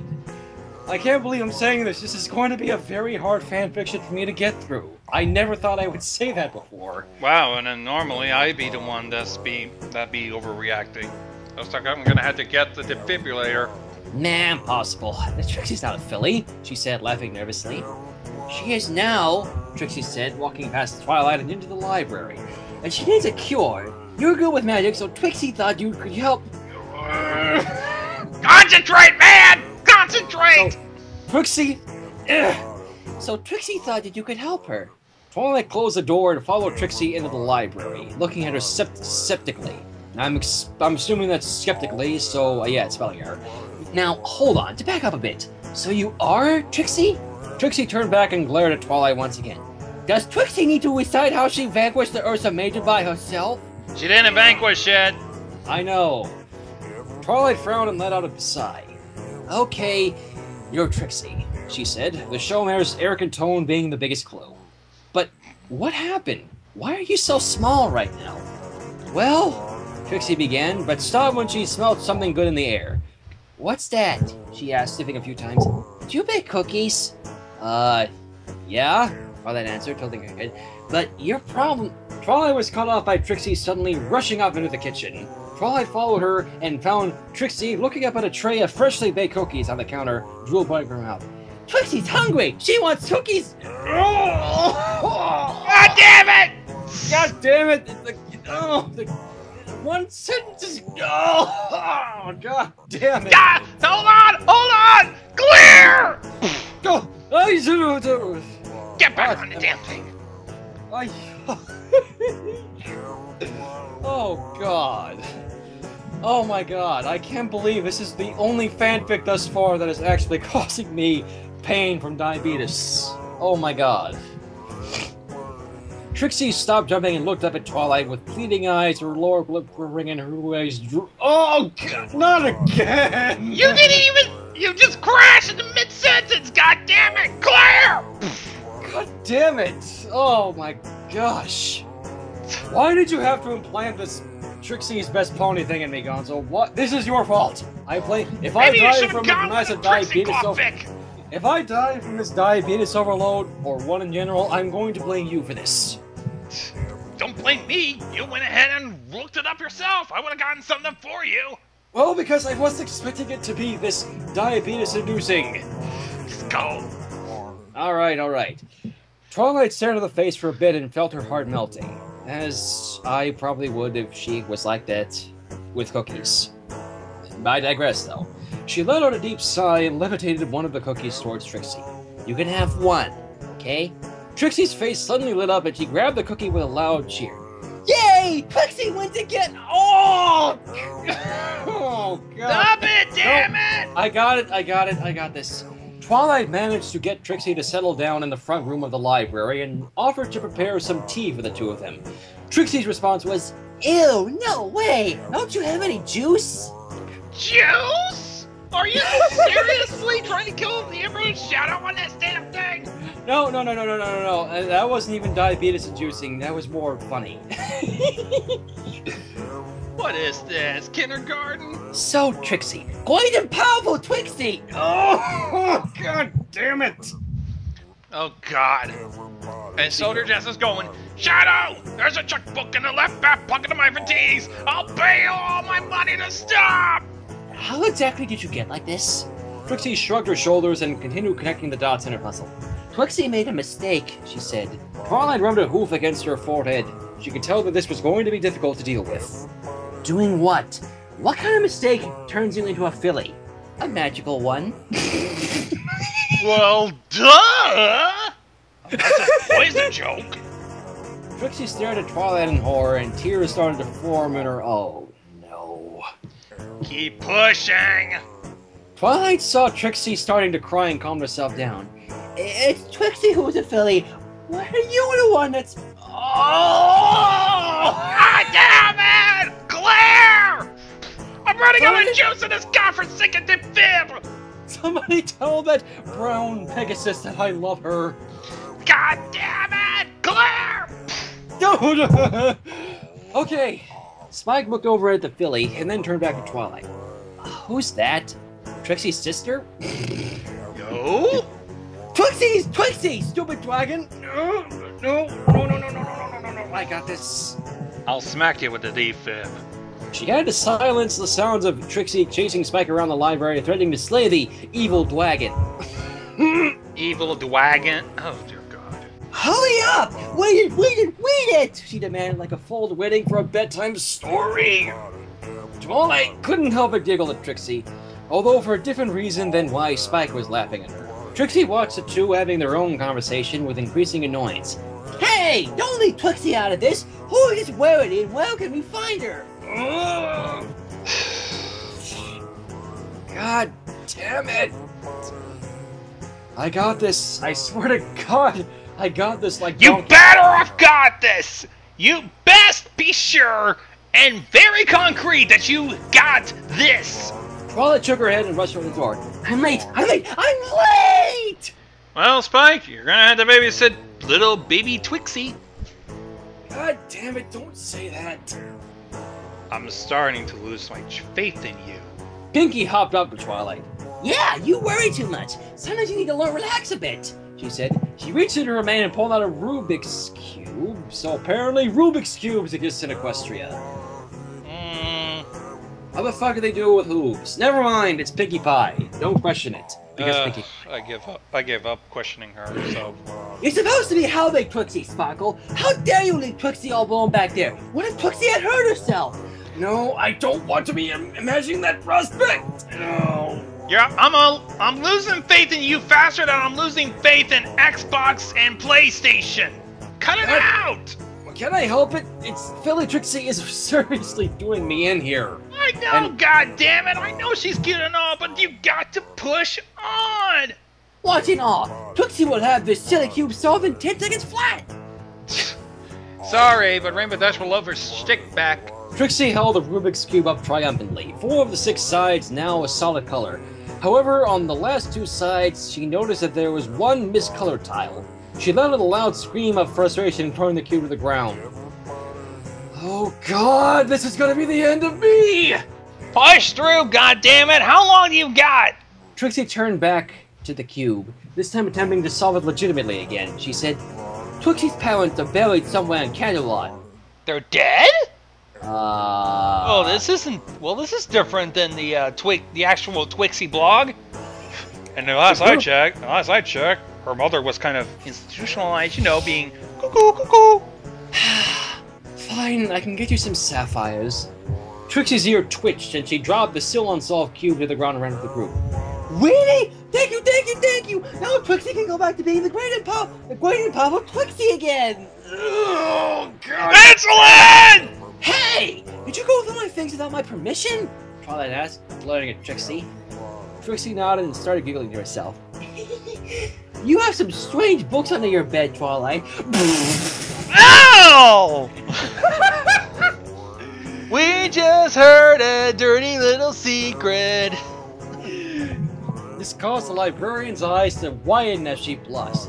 Trixie started dancing on the spot, saying, Twilight's a pervert! Twilight's a pervert! In a sing-song voice over and over.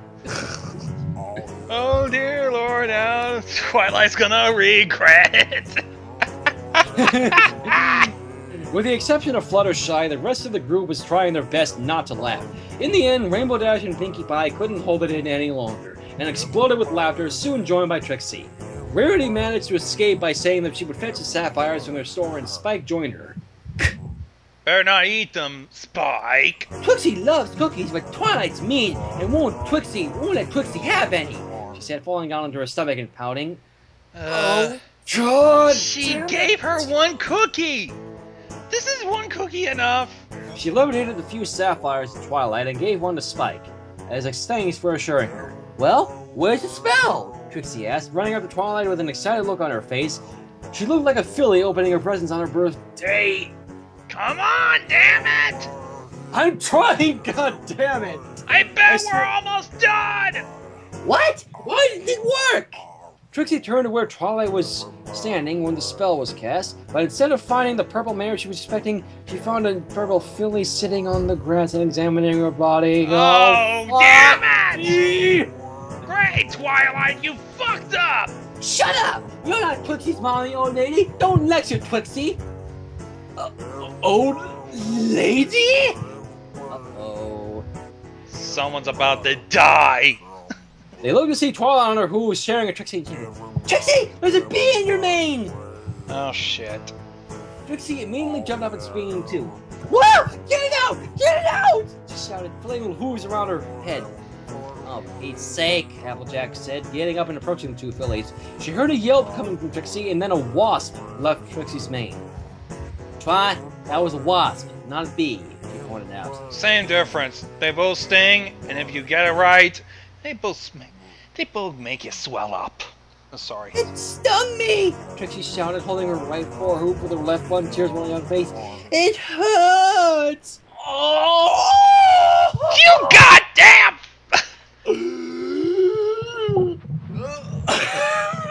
I'll whack you! Oh! I'll start calling you the Xbox One since you apparently can't do it! You incompetent freaking... Ugh. God damn it!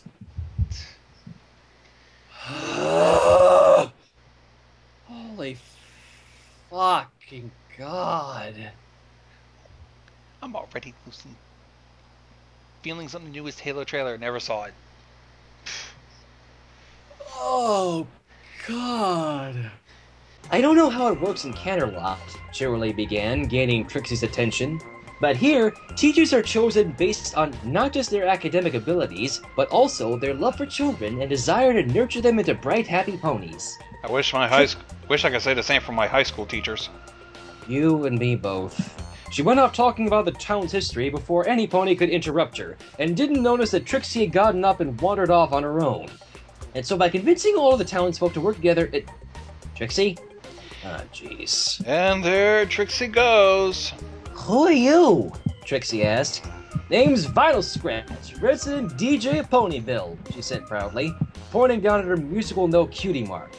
How about you? Twixie Dollmoon, the greater Apollo Twixie, are you so... Suck it in! Suck it in! Suck it in! You can do this! I'm trying to do, you son of a You bitch. can do this! You can do this! Just breathe, friend. Breathe! Twixie realized today that her life may not have been to her liking. I think she finally accepts. Is she having an epiphany? A I think she is. I don't even know. I can't even do a kid's voice, but yeah. She's got quite an inspirational epiphany. Twixie had never thought about it much before. She just convinced herself that her life was perfect, and she didn't need anything else. A tear rolled down Trixie's cheek. Oh, God, no. Suck it in, motherfucker! Don't tell me what to do. I'm trying to be your inspiration here. Yes, I know. If we have I Am Shadow here, you probably won't be able to get this far. Come on. Don't remind me. Vinyl laughed and turned her head to face the sky. Yeah, first love. I had to make a difficult decision. Her or my music. Her? Wait, did you say her? Tabby Sprat supporters, now's your chance to speak up. Baby, but let's keep going. Trixie looked up to see Twilight glaring into her eyes, a look of annoyance on her face. Well, there she is. Hi Twilight. What you doing here? Why did you wander off like that? I was trying to teach you some of Ponyville's grand history. Blah, blah, blah. If I want history, I look it up on a Wikipedia. Twilight walked up to the filly's side and looked into the same direction that Trixie was facing. In front of her was nothing at first, but then slowly but surely a big blue rectangular box appeared seemingly out of thin air. God, can I go through one My Little Pony fanfic without a Doctor Who reference? Well, that won't do, the White Pegasus exclaimed. Now we're definitely late for Megan's surprise party. Oh, we're dealing with Gen 1 here. Firefly faced Hoover and turned to her friend. I think that's the least of our concern, Surprise. Okay, I was right, it was Surprise. Oh, and we're dealing with Gen 1 too. That was because Twixie's book lined her. You're just stupid. Oh. Sorry, but for some odd reason I had the impression of, you're just stupid! Like, heavy. You're just jealous that Twixie is superior to you in every way. Oh, God damn it. Oh my God, we're having a Yo Mama concert. Superior at being stupid, yes? Ah, Twixie, stop! I'm sorry. Oh man, so adorable and too fucking funny. Twilight and Trixie jumped towards each other, pulling each other into a tight hug and... Oh! Oh Lord. Oh! Philly hug, that's... Oh. And not only that, it's a crying Philly hug. Crying at each other's shoulders. Not fucking helping. Twixie's sorry, Twilight. She knows it wasn't your fault. You were just trying to help. Oh, God! Do I have to fucking God? God. No, I'm sick of this kind of shit now. You should be stronger. You should have been practicing, man. My heart already exploded once before this, and they already had to replace. This is the only one I have left, dude. Damn it! You should have at least tried to work your way up to building up your immunity, man. I'm trying, but thanks to I Am Shadow, it's not working. Twilight noticed the ice cream about to fall off and took a big bite of it. A moment after swallowing it, she felt her head splitting open. Ow! Brain freeze. Brain freeze. The intense pain caused Twilight to lose her magical focus on the ice cream and it dropped to the floor. Ah! Cookies ice cream!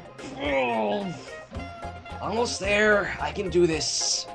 I don't want to go back to that! She shouted, kneeling down and holding her hooves. Every night was so painful. I had nightmares of dying on my own, like no pony ever knowing where I was. And dreams that I finally made friends and be quiet the next morning because it was a dream.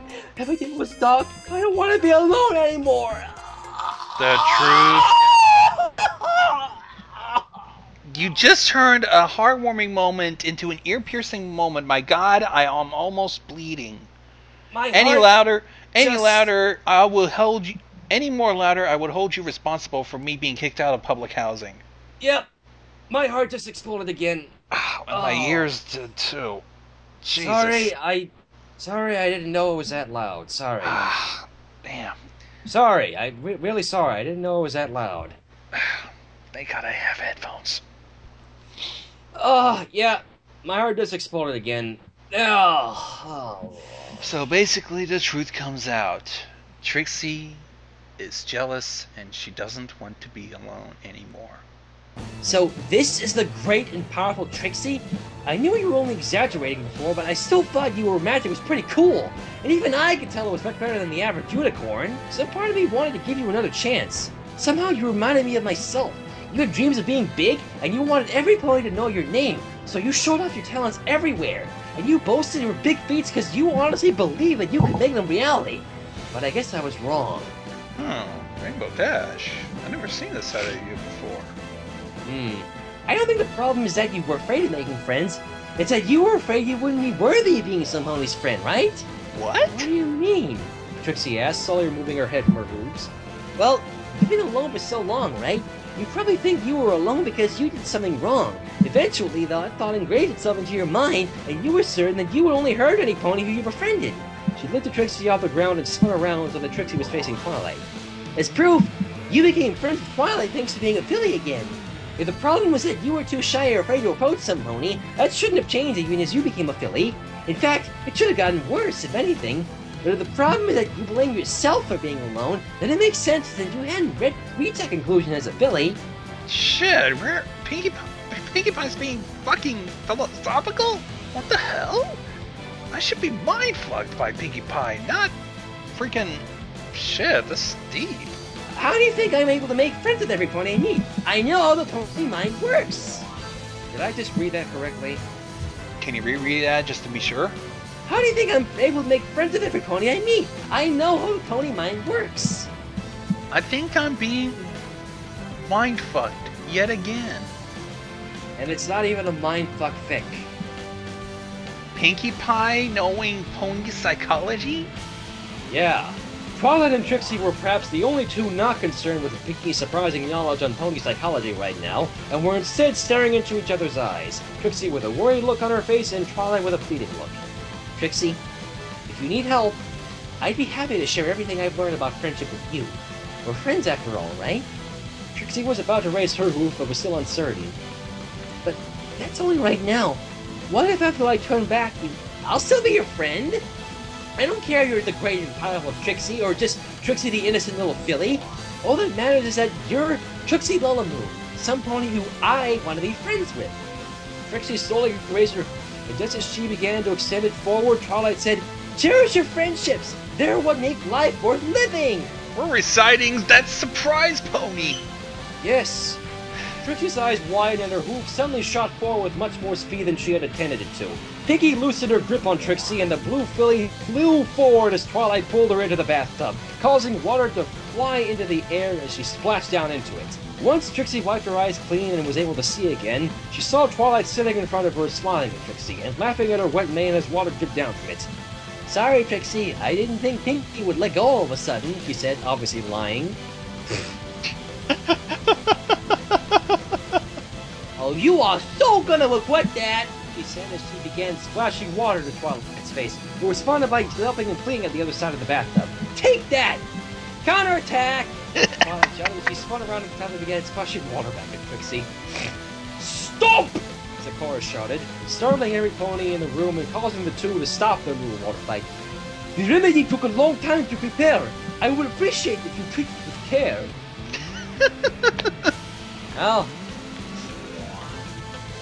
Well, that pretty much ended that fight.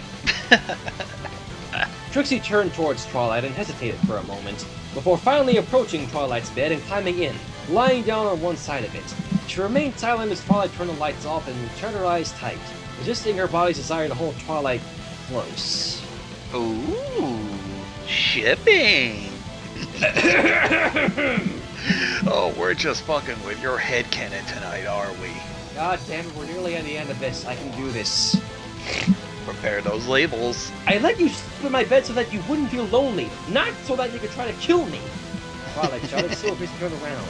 Oh, come on! You're overreacting! Says the one who wasn't pushed out of bed so violently this morning. It was your fault for sleeping so close to Trixie. What was Trixie supposed to do? Well, I can certainly think of better solutions than pushing your best friend out of bed and possibly breaking her leg. It wasn't even that big of a fall. I guess they're all grown up now, but they're still behaving like kids.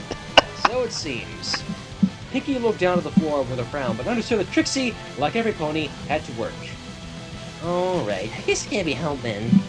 Trixie opened the door and started to make her way outside, when the librarian's voice stopped her. You're gonna come back, right? What's the answer? She held her head up high, and responded, if Trixie feels like it. With that, Trixie left the library and closing the door behind her. Twilight simply smiled at the closed door and levitated some of the breakfast to her belly. I'll be waiting then, Trixie. The end! Ugh! You finally did it. Oh, God, I finally made it. I finally finished Trixie's little problem. Thank fucking Lord.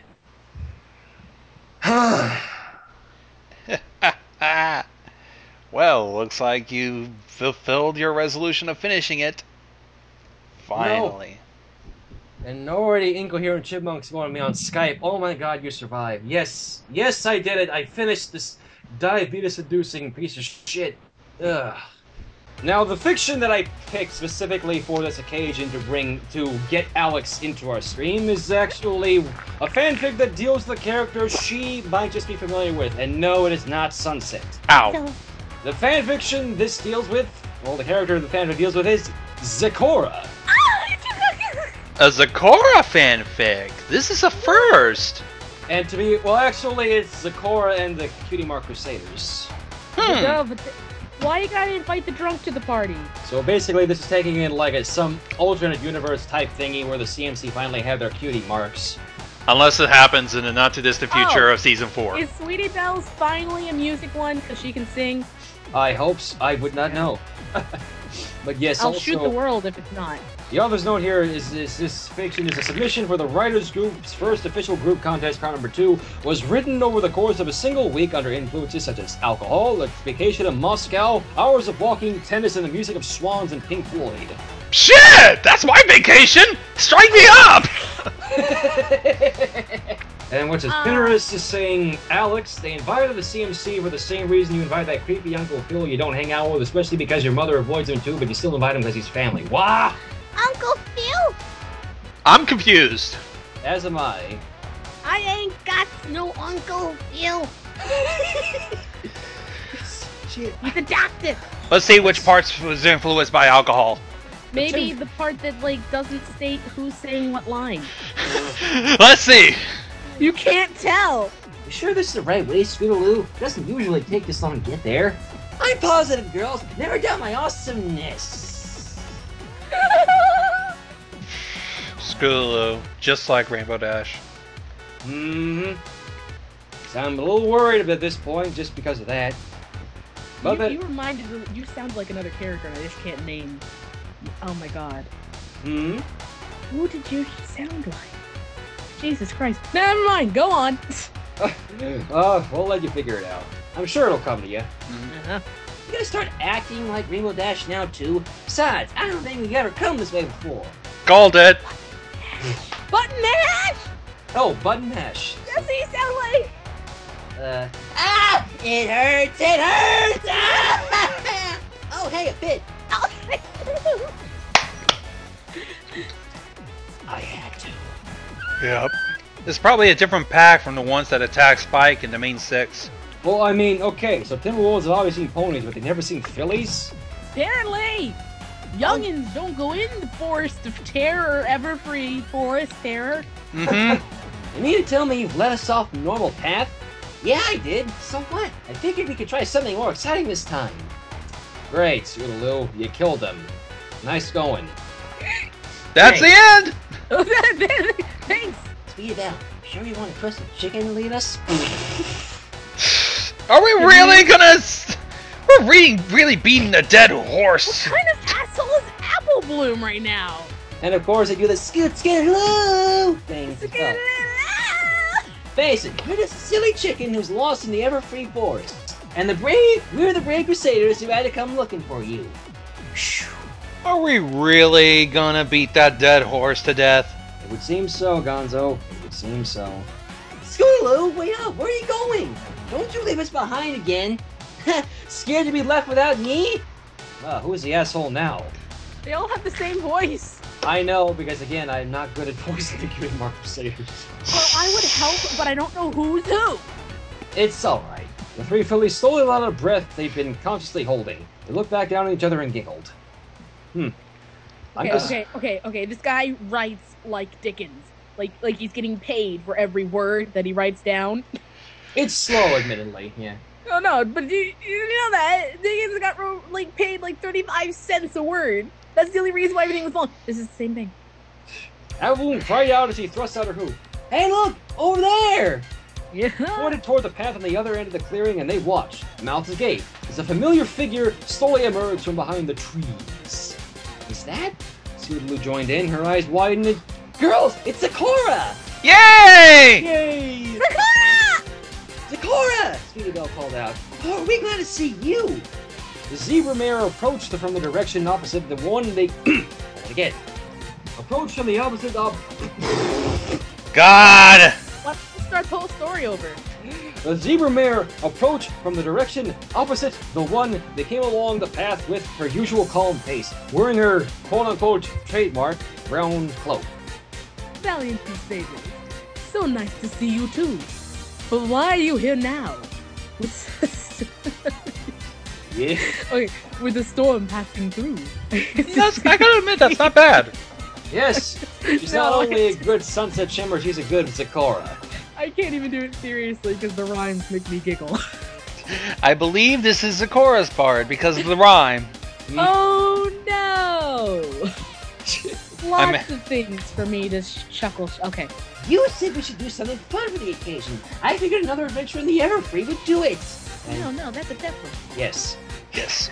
Fuck. This guy was drunk. George Philly. Alex has the right idea. More. And Septic Art Cannon's in the chat. Cora's my Zigga. Zigga! Have you gone mad?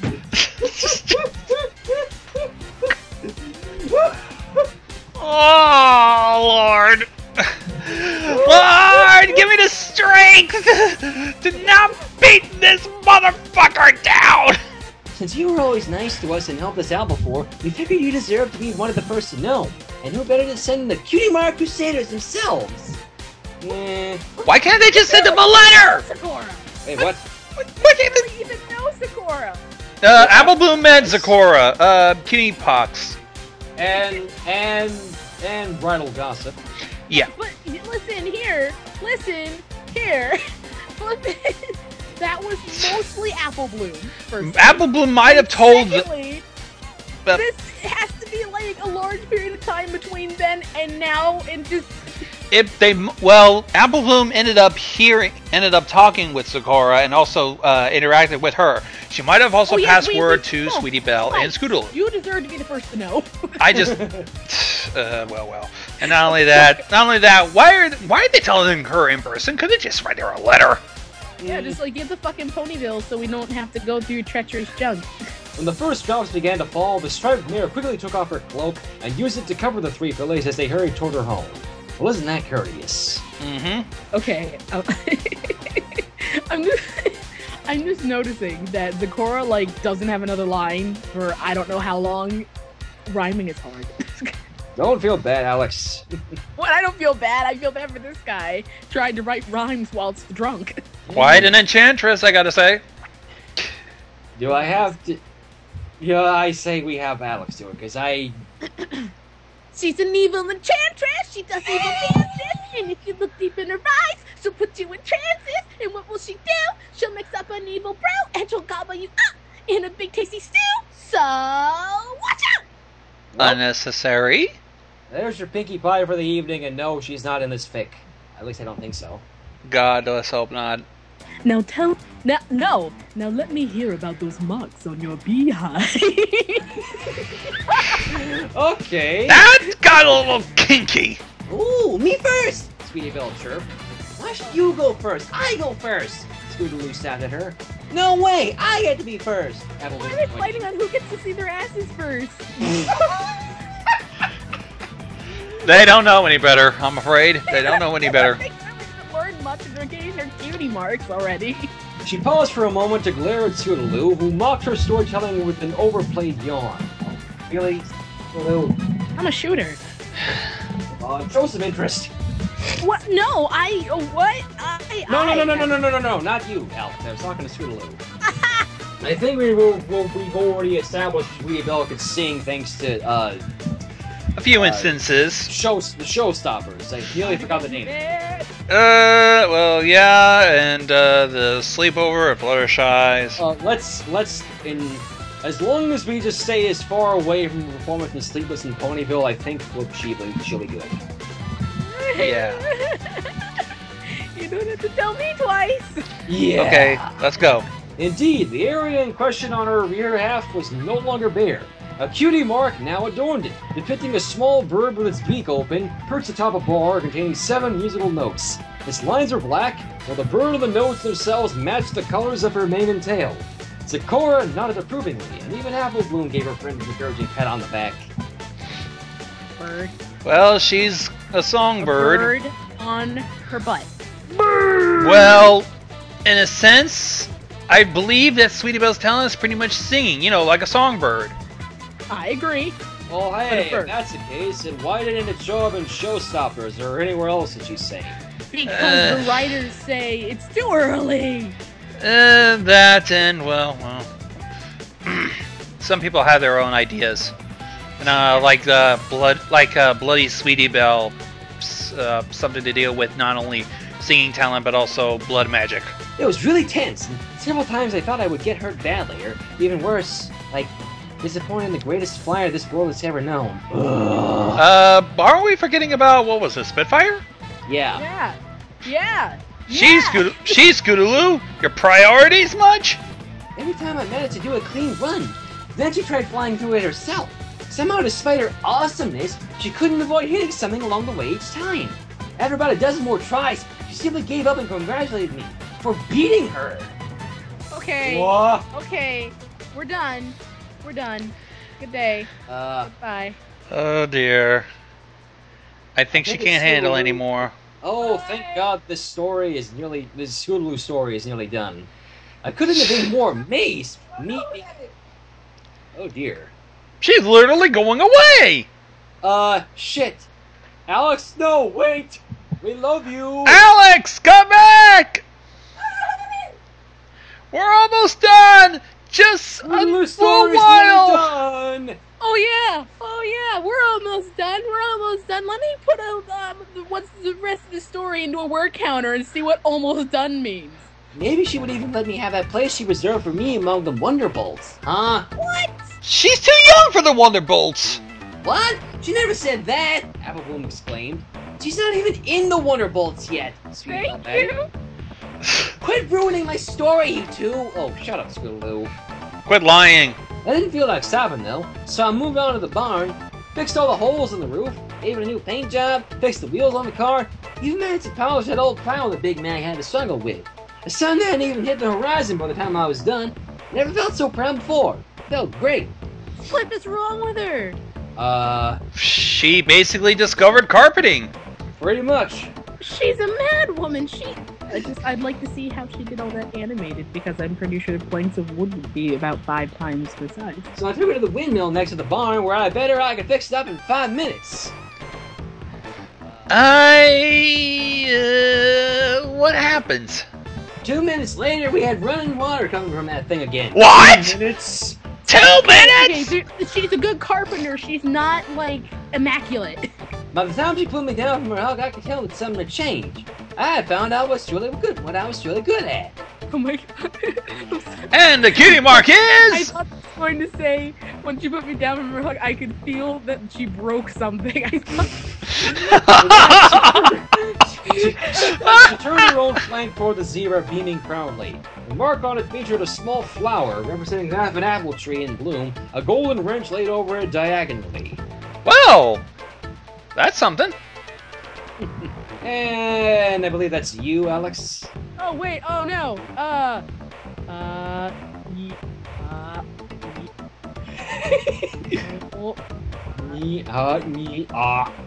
Wait. Okay, I'll just do it. I'm sorry. Stop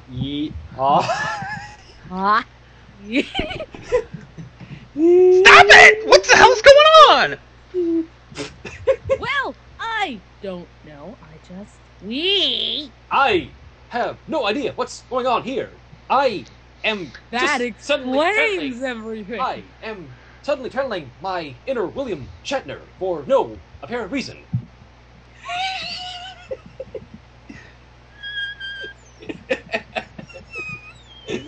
Oh, God.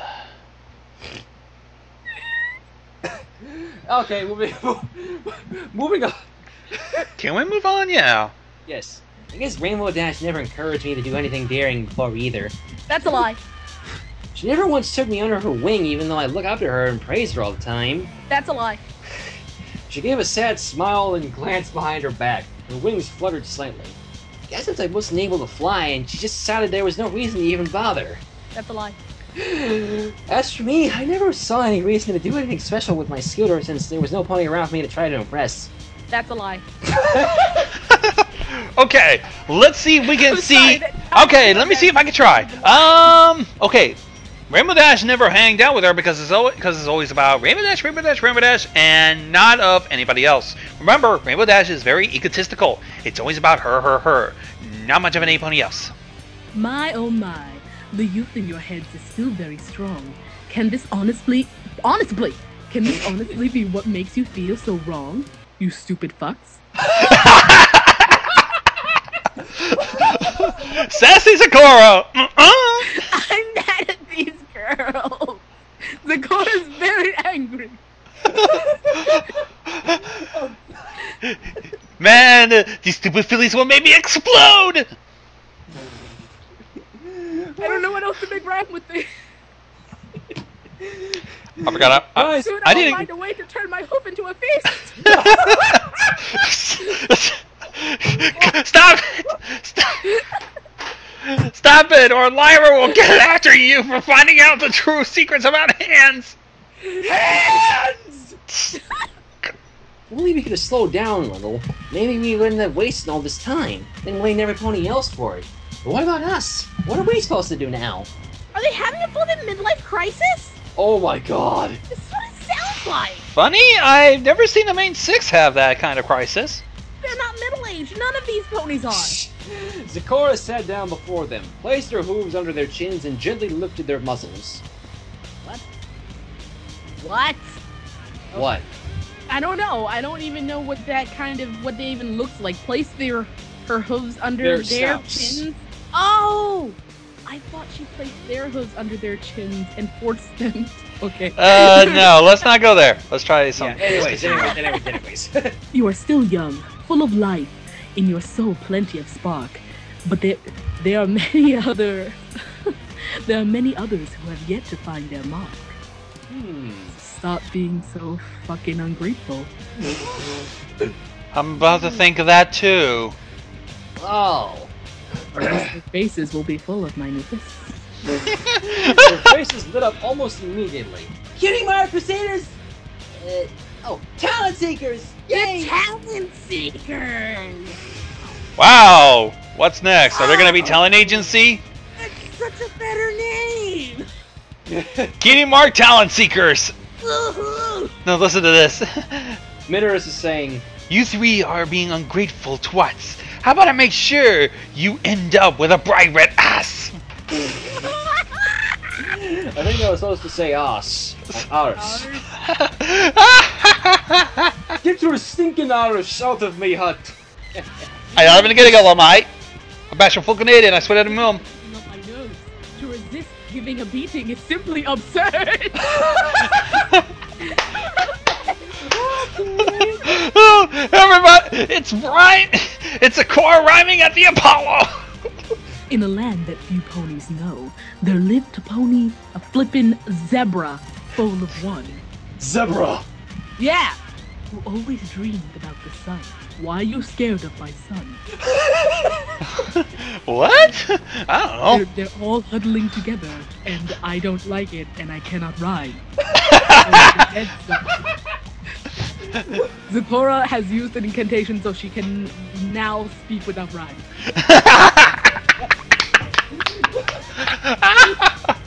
You should all be joyful. Now you don't feel like you're in a Dr. Seuss novel every single time you come there.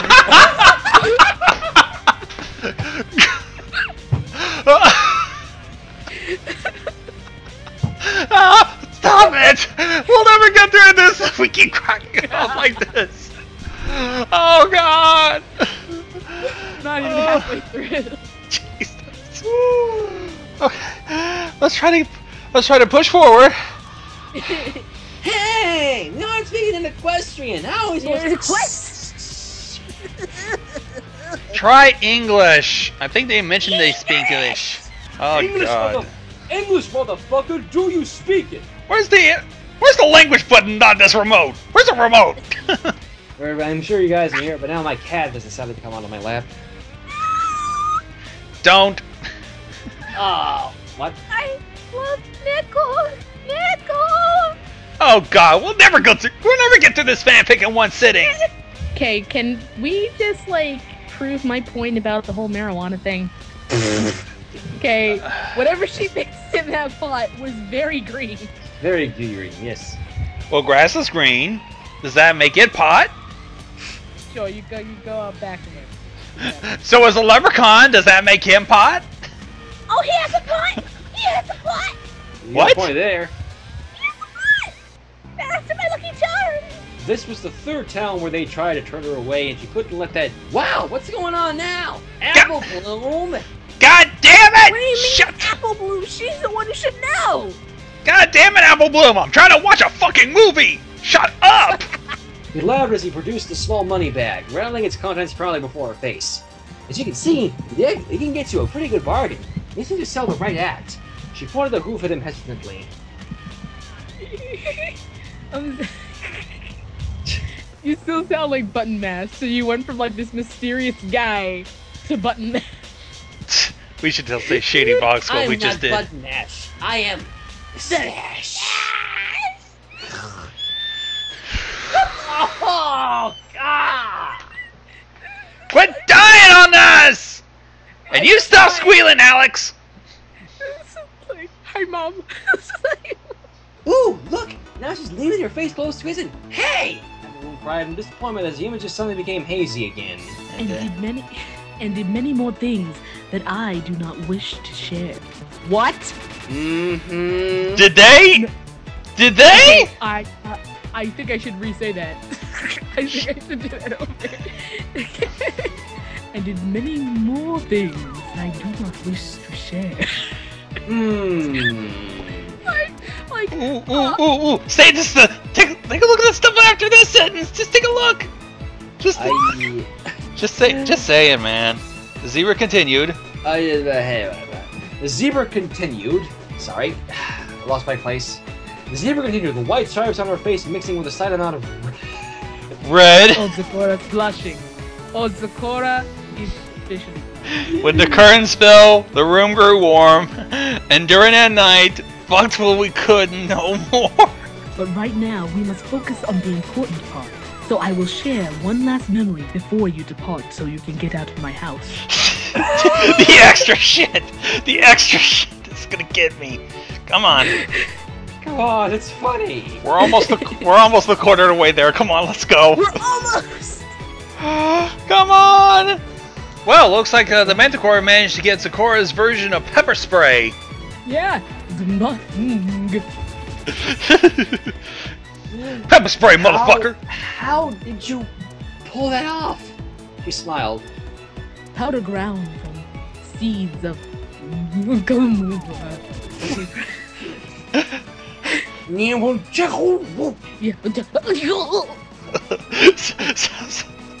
Okay, I'm sorry. In small doses, a delicious spice in large enough agony to disarm a dragon or a Zumba. Okay, seems like the Manticore is on cocaine. Did you already forget the last time? I was counting the bridge too. Oh, let's keep going. Sakura has now learned how to rhyme. Why does she not? They smiled and hugged each other again, though this time they made sure there wasn't anything else waiting to pounce on them first. Whoa! Mighty cried all of a sudden, his eyes growing wide. I don't believe it! Could it be? Sakura, look at this! The striped mare turned around and followed his gaze. Right in front of them, no more than a few dozen paces in front of the bridge, stood the ruins of an ancient pony structure, its crumbling walls half obscured by a thick wall of fog drifting around them. What is this place? Sakura whispered. This, if I'm not mistaken, this is the ancient castle of the Royal Sisters. Dun dun dun! Well, looks like we made it here before the main six did. Woo! Wait 1 second. Wait 1 second. I need 1 moment. Okay, let's give her another moment, guys. Oh! They speak of the Zebra's life, who wears them, predicting how their life may turn out, and what purpose it may have. They are very difficult to understand, however, and many are I give up on life. Good day. Deciphered. No! I know the word. I'm suffering a slight case of retardation, okay? Oh, poor Alex. Tonight and only tonight. Silly Philly, you always run catching up to the sun. You really believe you're the unfortunate one? Silly Philly, you're right. Sakura listened without saying a word. Guess I showed him, huh? I think that's why I did it. To mess with him a little, then come back a few weeks later and tell him how I showed him. But I never did. I just kept rolling further and further until I ended up on that boat. The one we used to come here. Not a moment. In waves beneath my hooves, I'll take you all to get my booze. Wow. Wow! She ran out to the northwestern edge of the ruins, standing atop the remains of a once proud bastion, now reduced to its mere foundations and a few piles of debris. Gathering as much air in her lungs as she could, she screamed into the night. I am the Midnight Rider, Paul Revere. Be silent! Be still! The nightmare approaches. Hide! You must hide. Oh my... On the Midnight Ride. The fiction we are about to embark on is a work of total fiction. Names, characters, places, and or incidents are either products of the creator's imagination or are used fictitiously. Any resemblance to actual events or locals is entirely coincidental. This story does not reflect the views or opinions of any actual person or pony seen in it. Anyway, it's either just clay or cartoons. We are back at Equestria in the rebuild arena where tonight everyone all over is ready to watch tonight's fighters beat the hell out of one another. Right, and rejoining us is our good friend and pink pony laughing princess, Pinkie Pie. Yay! Oh God! She's commentating again. Great. Yes, she is. Oh. She was guest commentator on the last part as well, if you guys didn't catch. Thanks for having me back, Nick and John. It's been a while since our previous show. Yeah, when you blew up the place. I hope you won't this time. Are you kidding? Once is enough? Or is it? Alright folks, time we interview tonight's fighters. Normally we go to reporter Tally Wong for the interviews. But since you can't stand ponies, we got that beautiful and shyful Fluttershy to do it for us. Fluttershy? And in the locker room we see a couple of changelings are busy attending to their queen. Oh God. Well, Queen. Okay, so now I have to do Fluttershy. Just by form intimidate you, want me to go to something more suitable? Suitable? No, thank you. Tempting, just tempting. Now, you have been called the badness of... I'm sorry, did Fluttershy just use the word bad and ass in the same sentence?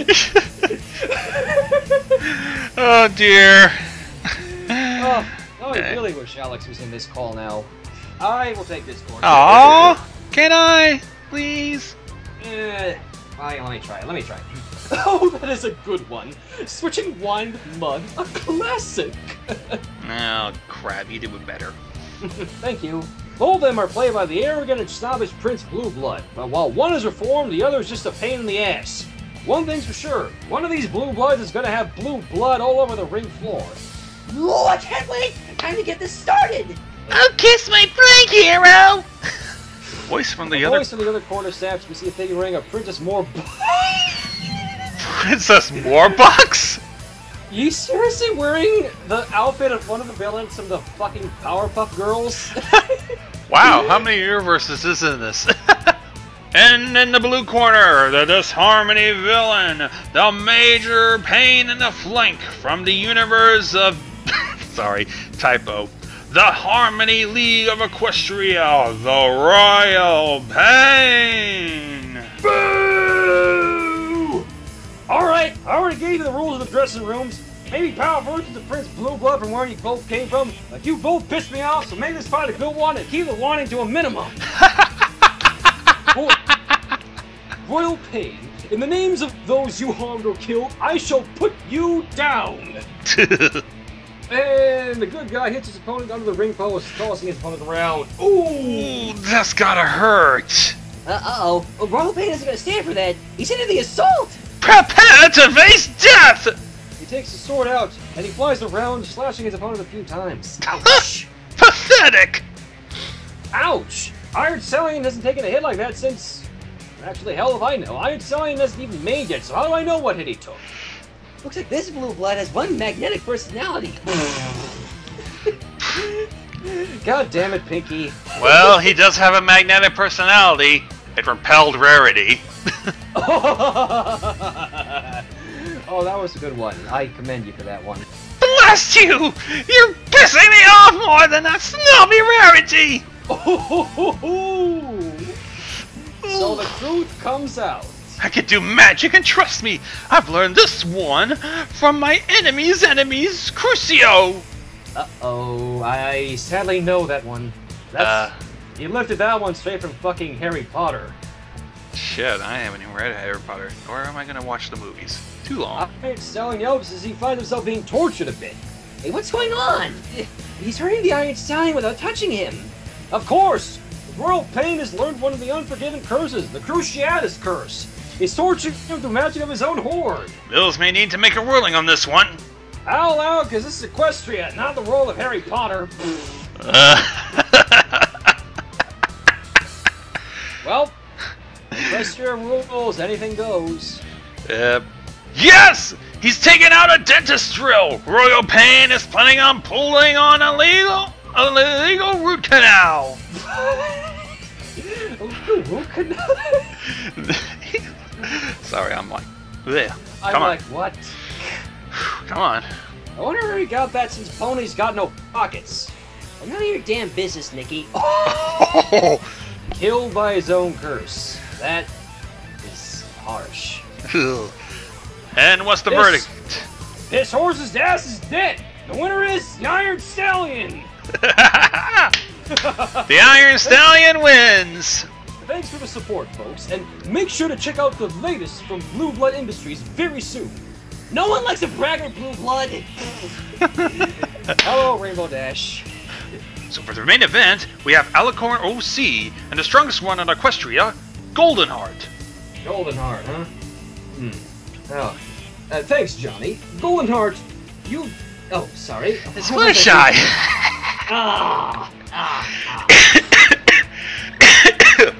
Wow, I'm out of it tonight. Don't remind me. So, are you worried about being labeled a Gary Sue or the same way that Nyx was? Ooh. Oh, already it sounds Okay, like hang on. Except, Gonzo, care to explain who the fuck is this Nyx? Because I keep hearing about this all over the Nyx came from an alternate story where the darkness that enveloped Nightmare Knight became ponified and reborn, and essentially Twilight took this pony under her wing and called her Nyx. I believe it's this fanfic called Past Sins. Yeah, that's it. Back in the ring as Mills waits, 2 World Guard ponies are bringing in a blood-stained version of... Oh... And a fucking straight coat, too. A mask guard to keep her from biting and the same look to the ring. Oh, God. Once she's released, she takes off the straight jacket, revealing her outfit from Cupcake's under... Oh, God. She actually still has that? Dizzy, honey, I hope you're watching. I'm doing this for you. Who's Dizzy? Psycho Pie does have a near obsessive crush on Discord. That would be wait, that's Pinkie Pie is supposed to do that, but I think it's a typo. It's kind of creepy next. Yeah. Next up is, wait a second, where's Spider-Mare? You think being Pinkie Pie's alternative self, she might keep time straight. Now, theme music! Ooh, a hero's theme! I love this! May I? What is it? Oh, hold on. It's on here.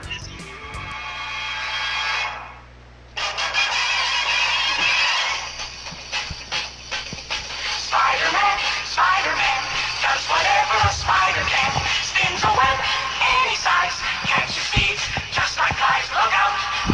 Here comes the Spider-Man.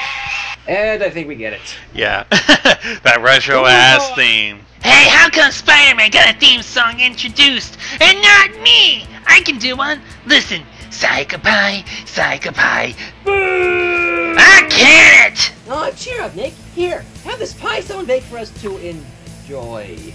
Ooh. Oh, well, I can't say no to pie. Exactly who made this pie? Silly name, but he calls it Psycho Bye-Bye. Oh, God. Well, wait a sec. Don't touch that! With enough reflexes, Spider-Man got the pie and threw it all over that against the changeling's face. Hey! That was a slice of pie you gave that shadow insect pony. What's the deal? And then there was an explosion that took out that corner where the changing was. Ew, what a mess. Is that? Yes! Psycho Pie has pulled out a vice! She's putting a squeeze on her opponent. I haven't seen this much squeezing since Just Sonic's Daydreams of Twilight X Cadence! Oh, dear Lord! Oh! That's TMI that we needed to know. Ooh, what? That Psycho Pie is insane, and she's using acidic blood! And now she's taking control of this fight. Acid? Blood? How the fuck does that work? I know it's Pinkie... I know the coinage it's Pinkie Pie, no question, but seriously? Acid blood? This is how Mr. Cake feels when I stuffed a pillow in his face in his sleep! What? What? Uh-oh. What? She manages to get a hoof free at Spider-Man and punches Psycho Pie away from her. The heroine is broken free of the rope and glaring at the psychotic pony in rage. Uh-oh. Ooh. As an Avenger, I will avenge! Hang on, Spider-Man wasn't an Avenger in the actual movies. Duh! You can get away with it in fan makes! Why else are they called fan makes? Huh? He yelps as the cartridges inside herself begin to activate, and suddenly webbing starts coming out of her ears like mad? What the hell's going on down there? Looks like the Spider-Mare has got out a new gimmick called instant webbing, and her opponent can't stomach the effects. And suddenly Psycho Pie's stomach, head, top, flanks, and whatnot explode, shooting out her innards, and she groans out. This pudding. And she is dead. Ooh! Well, that's how you truly end the Cupcake series. Dashi, Verity, you've been avenged! Woo! Yep, Cupcake's Pinkie is gone, and... the Spider-Mare is the winner! I'm definitely getting a bat out of this, and that ain't no joke. I say, that was a satisfying fight, I'd say. Yep, and thank God we took care of that. Woo! Go, my queen! My money's on what? Go on. My money's on Discord. Why? I don't know. And, oh, there's Cadence in the crowd. I hope that bitch loses. Me too. Can't believe that I almost married her. Ugh. Well, it could have been worse. They could have had a little time together before the marriage ceremony. Yeah, I don't want to think about that. Well. That concept did get a good character that I know of a friend of mine's. I'll treat you to it later. Ooh, turning into Nightmare Moon. I'm so scared. He taunts a bit, then making Chocolate Rain appearing and raining right onto Chrysalis. Yes! That's what I love about this guy! Chocolate Rain! Oh, now I got it. Chocolate Rain. Don't! I had to. I haven't had this much fun since the fan make with the Mare Duel. What?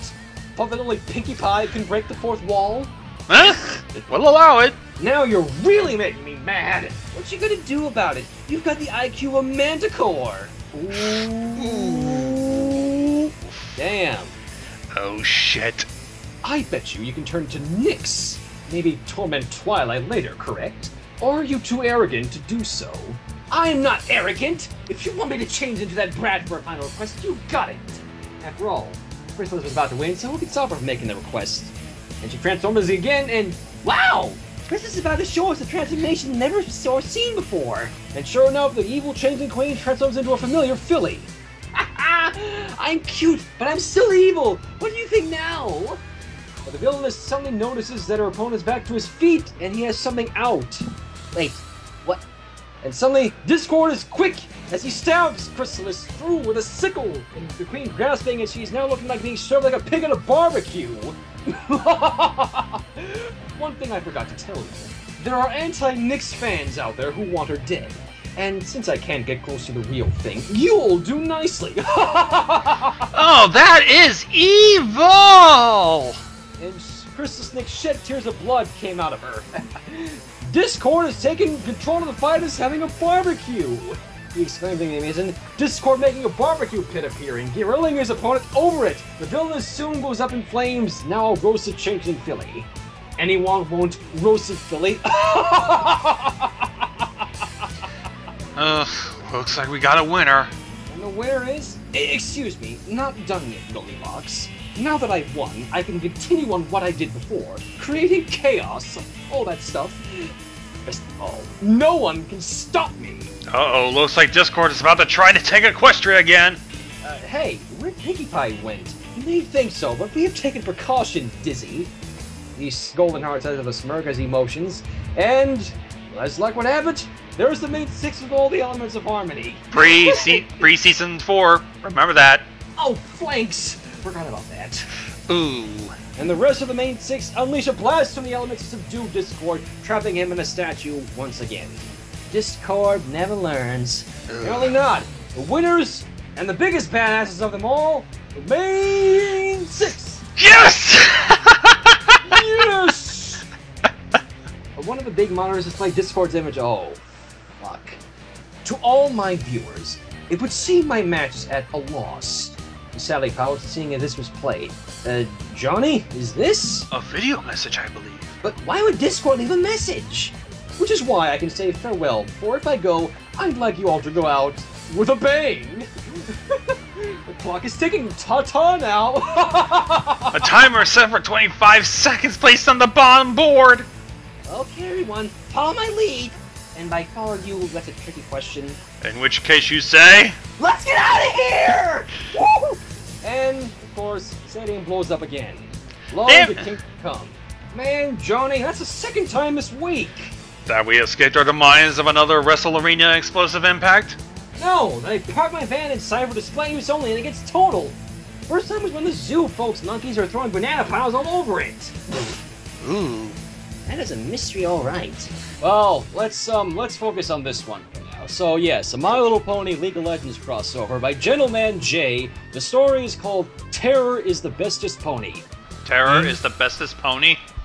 Yes. No! And no! That's not how you say rarity! That's not how you say rarity! Nope. That's not how you say Applejack either, so shut up. That's not how you say Pinkie Pie or Sunset Shimmer. Fuck y'all, your argument is invalid. God damn it! What, no Trixie? That too. Yeah. Purple dress. Can I get you a spit bucket? Purple-dressed Horn and Pink Bob thrown into a tangled mess, the little girl clung tightly to her teddy bear as she stumbled through the darkened woods. Ooh, Annie! Oh shit, that one I do know. That fucking little terror. I hate her! Have you seen my bear Tippers? Once she gets to level 5, you're done. You're done. Just log off. You're done. Yay, Tippers! I'm having flashbacks to Tiny Tina from Borderlands 2 for some reason. Oh god, the war memories. Oh god, the horror. The horror. Alright. Annie sniffed as she clutched her beloved teddy bear closer with Big Doleful. Oh, fuck. Easy does it. Hopefully this won't be as diabetes-inducing as Philly Trixie. You bet we don't have I Am Shadow here, Quick sheep. and powerful Quixie. Oh, fuck you. Thank fuck that it doesn't work coming out of your mouth. I'm not exactly good at female voices. Neither am Alright. Why you Steve? I'll say that for another time. No. You up for a Alright. showdown? Because I've got the tools for the job. You asked for it, lady. The forest shook and the laughter roared, filling the air with the icy madness of frozen fear. The laughter echoed, the sound of 1,000 vengeful specters screaming in maniacal delight. The forest trembled and suddenly the jungle exploded in a blinding flash of white light. Ooh. Flash. Okay, Roo. That was intense. Let's see what happens next, shall we? Yo, Egghead, you in here? Damn it! Cock blocked by a damn rainbow pony! I bet that's who it is! Blocked? Were you masturbating furiously over there? What do you mean cock blocked? I bet he was clopping to that picture of Harsh Winnie that he's got. No! You idiots! I don't know what kind of term would be better off, but I was anticipating on who this person was! Not Rainbow Dash! If it's just some foreign pony, then what do you think it has to do with my spell? He's really, really foreign, and by that I mean he, at least I think it's a he, makes Sakura look as homegrown as Granny Smith. Wait, whoa! What? He, at least I think it's a he, he makes Sakura look as homegrown as Granny Smith.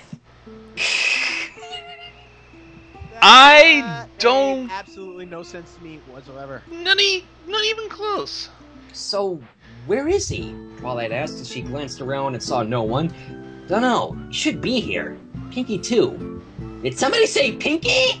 Oh. Fuck! Because Pinkie Pie. Not again! The motherfuck! Yes! Again! I'm gonna take a piece of shit! Well, if I knew that, then I wouldn't be hide and seek anymore, now would it? If I were seeking too, then it'd be seek and seek, which is pretty much tag, but technically seek and seek wouldn't involve any tagging, so I guess it really wouldn't be tag unless... Oh, Pinky! Pinky! Shut up! Please! We get it! Just stop talking! Wow, that is like the fastest I have broken you with Pinkie Pie. That is a new record for me. This isn't even Pinkie Pie related! What? This isn't even Pinkie Pie related, is it? Or Pinkie Pie centered? It's not even Pinkie Pie centric. Hey, Pinky, does this pony speak our language? No idea. Haven't heard him say anything yet. Then how'd you know he wanted to play hide and seek? Rainbow asked, eyebrow arched in suspicion. Well, as soon as I suggested it, he ran off. Awfully nice of him to run off and let me hide around here. He seems like a real nice guy. Okay. Okay, I'm just gonna totally ignore this and just look up something else. Distract myself! No. You are not going anywhere, Gonzo. Tie him down. You're going to sit there and you're going to listen to Pinkie Pie because Pinkie Pie. And you will like it! And I will kill you afterwards! Bitch, I want a club on second line. Anyways. Your argument is invalid. This is Ponyville, or at least the area outside Ponyville. Ponyville? I know not of this Ponyville of which you speak. I was right. Rainbow Dash Crow, totally a foreigner. Way foreign. The curly-haired baker nearly fell from her treetop perch as the strange pony creature galloped off, his hoofbeats shaking the air that he charged forward towards town. We're fucked. Look for cover! The shadow approaches, Ponyville. Despair in the face of Hekarim, the shadow of war. Are we sure this is a Turkish phantom? The Shadow of War. Well, I can already tell right off the bat without needing to look it up that, yeah, we are fucked. Yeah, Hekarim, the Shadow of War, really fucking OP champion in League of Legends.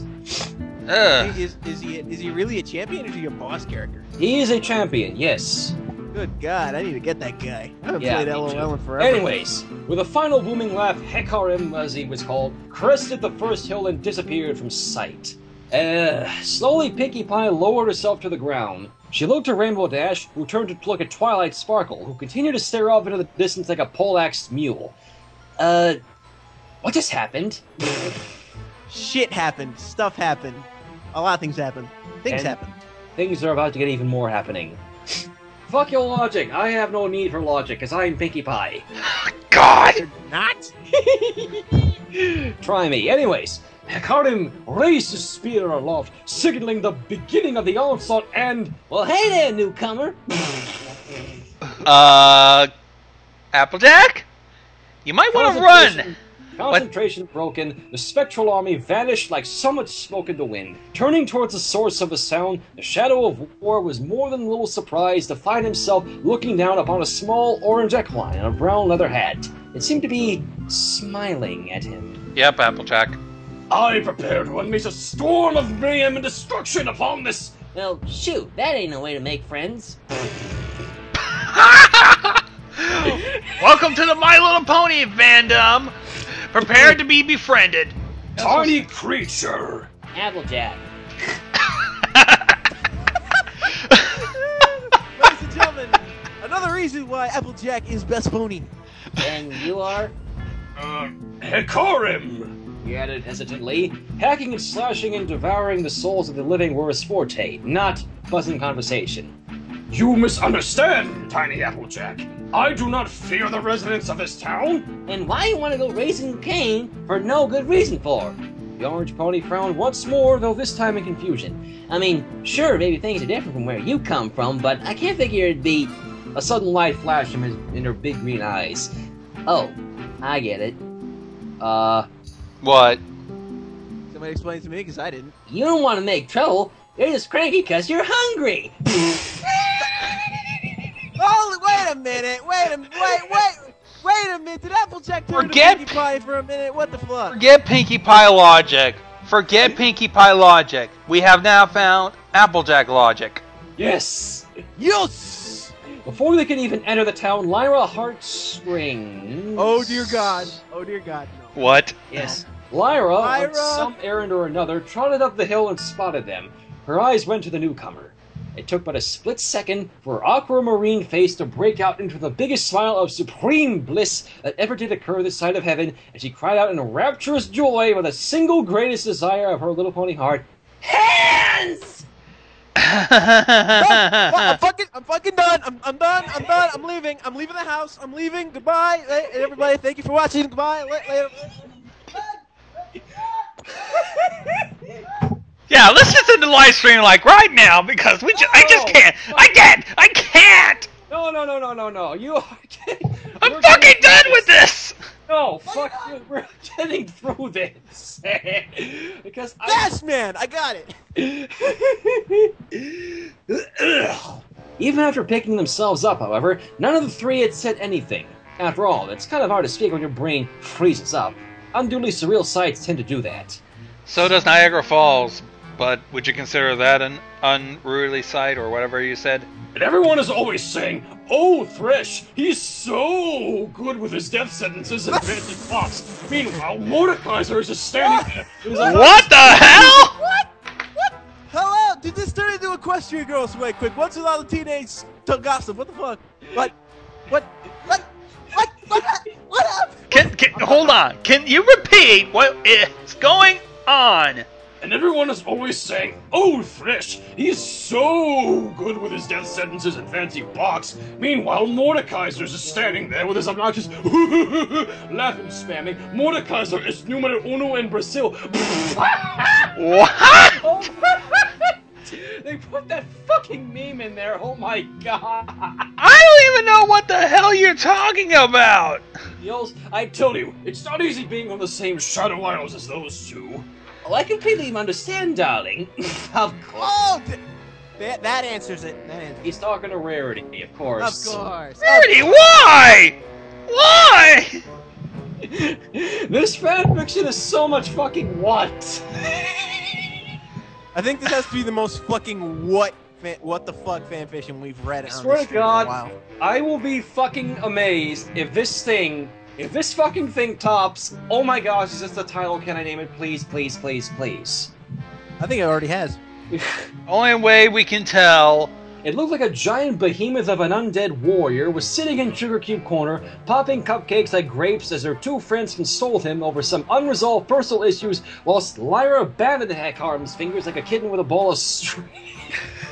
I can just envision it now, and I cannot nope any harder than ever before. Now, why on earth would you think that? Mrs. K called out as she brought forth another fresh, piping hot tray of cupcakes. Little Hecky here is... Hecky! I'm done! I'm fucking done! Again! I'm done! This fanfic is done! It's done! It's done! It's done! Game over, man! Leaving the house. Leaving.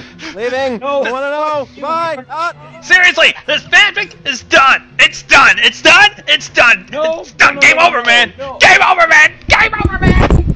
Dirty fucking word! Fucking weep! You're getting through this shit! I am not broken yet. Nothing can break me. Except How about for naked Trixie? Will that break you? Does anybody want soup? How about a lesbian picture of nude Sunset Simmer, nude Trixie together, and nude Pinkie Pie? How about that? Will that break you? Fuck you, mystery fanboy already did Sunset X Trixie, and I ship it like FedEx. We are getting through this. Hikarum has already agreed to model for me this afternoon. Model? Good God! Really? Was photo finish in town? I'm just gonna bring up a video that I want to pretty much let everybody hear of what I should be doing right about now. Ripping your hair out? Shooting myself. Oh. I'm gonna need 2 guns for this one! Oh, let's keep going. Basically, when I brought Hikarum here to Ponyville, I had to send someone over there in order to take his place. Who is it? Hold on a sec. Rainbow Dash frowned. If that's the case and Hikarum's here, then who's over there? Rarity glanced around for a moment. Suddenly, her eyes went into realization. Girls? Has anyone seen Fluttershy today? Oh, what? No! Don't tell me! Don't tell me! Oh God! Peeking over the edge, they spotted Cogmog, returning to the center where his equine companion waited. What? Only the 4-footed terror was sight less terrifying than they remembered. Oh, Coggy, did you find all those wildflowers by yourself? Oh, they're absolutely lovely. Thank you. You're a good boy, Coggy. Yes, you were. Who's it? Oh my God! Fuck you! Fuck this live stream! Fuck everybody in the I'm out of here! I'm not taking this! I shall play the song of my people.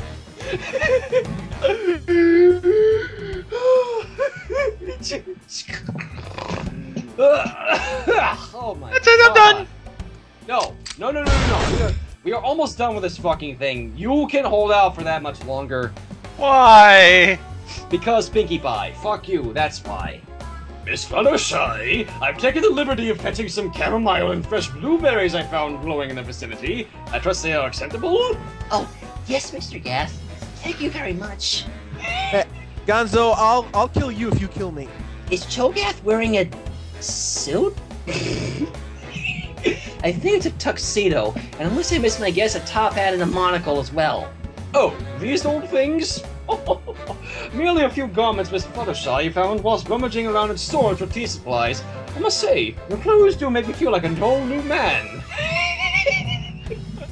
So with a big smile and an even bigger explosion of fire, a cheerful Annie, a still confused Kaylin, an obliviously laughing Garen, and a burning devil bear sat down next to a pastel-talking pony, her giggling flesh-devouring pet, and a hellspawn turned English gentleman for what was probably the honest, strangely delightful tea party of all time. The end.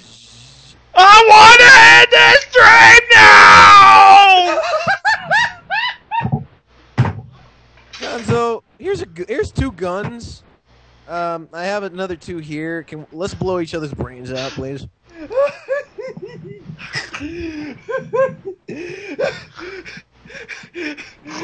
I've sat through many a live stream with Shadow, ladies and gentlemen. This is the first time, and he's fucked over Gonzo many times. This is the first time he's fucked me over. Fuck you. Yo, well, and I love you too. Fuck you! I love you too. Suck my dick. Oh, would you like me to take you up on that offer? I'm in. No! That's it! I'm done! I'm fucking done! I'm just gonna go to TF2 and blow my brains out repeatedly! Pinkie Pie suited up and ready for equipment. She poofed her mane, polished her hooves, brushed her teeth, brushed her tongue, brushed her coat, brushed her mane, brushed Gummy's teeth, poofed her mane again, and wiped icing war paint over her cheeks and nose. She grinned, and the bouncing Pinkie Pie in the mirror grinned back. They both agreed it was a good day to die. Die? That was an unexpected darkly way to start the fanfic. Blue waves stretched forever, farther than she could see and past distant horizon. Such noise it made as it hushed up and then collapsed back down onto itself that she could hear nothing else. Okay, how the fuck did Applejack suddenly teleport to Kokomo? Hell if I know. She could have been at Palm Beach. Next thing you know, she'll be encountering old guys and buff-ass dudes and Flo Rida for all I care. Having said it, she realized it must be true. Everything she now saw before her matched every picture of beachfront she had ever seen. So, where exactly did she see a beachfront? Do beaches even exist in Equestria? Or yeah? If there's water, there is a beach! Well, we've established there's lakes, but at no point have we seen sand or anything like that. Have you? Did you forget about Too Many Pinkies? There was a little sandbar where Pinkie Pie and Rainbow Dash were hanging out. She quickly thought of possible explanations. Could Discord have recanted the ways of good and spread its chaos over the world again? Could it be some fiend's dark, foul magic, hoping to separate her from her friends in order to eliminate the elements of harmony? Or perhaps she had gone a little overboard on the cider the night before? Hopefully not. So judging by that, I'm going to assume this takes place after the events of Keep Calm and Flutter On and the Crystal Empire. One would suggest that. Seems about right. Although for the life of me, I'm gonna put 20 on being so wasted the night before. So it's not just Pinkie in on this. Who are they? In the first sat Rainbow Dash, lying on her stomach with her eyes closed. In the second sat Granny Smith, lazily patting on a pair of bongos in front of... What the hell? Granny Smith is playing bongos. Where on earth is she? Now we're way behind! He said, looking down at a piece of paper. We're gonna have to go double times to catch up! Dash folded her legs over her chest. Way to go. Double time! Pinkie cried. What? Was all Applejack could think to say. Triple time now! What in the hell is going on? Come on, sit down already, Dash said, pointing to the empty chair. Quadruple time! You just gonna stand there or what? Quintuple time! What? They were 5 times late, that's what they're saying. Pinkie Pie, what are you doing? What is all this? Applejack asked again, waving a hoof through the air. Pinkie Pie tilted her head to the side, her tongue hanging out by the side of her mouth. Equestria? Beach? Rainbow Dash guessed. No! Applejack cried, taking another breath. I mean, where are we? Pinkie Pie shrugged. Equestria? In sand? Dash tried. Your imagination? In a chair? In the future? By a tree? In a chair that's sand in your imagination in the future by a tree? Pinkie, you're not answering us! No, she's not. Granny continued pattering away on her drums, giving no indication that she cared or had even heard Applejack's words. Girl, you should sit down. What? Did I read that correctly? Granny Smith just said, girl, you should sit down. I think Applejack is completely hallucinating. I'm sure your apples can stand not being bucked for one afternoon. Yeah, Pinkie said, waggling her eyebrows. My apples haven't been bucked for weeks and they're doing just fine. Pinkie Pie? We're gonna need to talk about the birds and the bees after we're done. How'd you guys do all this anyway? Pinky bit her lip. Do you want it from the very beginning? Yes. Can we get the Reader's Digest version? Applejack shrugged. I guess. Well, alrighty. Pinky turned with a smile. When a mommy pony and a daddy pony... No! That's not what we're talking about! I'm so... That's not what we're talking about! Seriously, Pinky? Rainbow Dash interrupted, screwing her face up. Pinky snorted.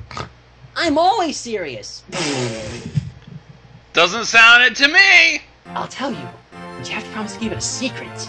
Fine. Applejack brushed Pinky's leg away, stepping back. Keep it a secret from who? There are only 4 of us here. Pinkie Pie stepped forward, bumping snouts again, conspiratorially looking from side to side. We can't take any chances. Some pony might be listening. Like who? Like some pony with a totally cute, super cute rainbow tail. What? A super cute rainbow tail?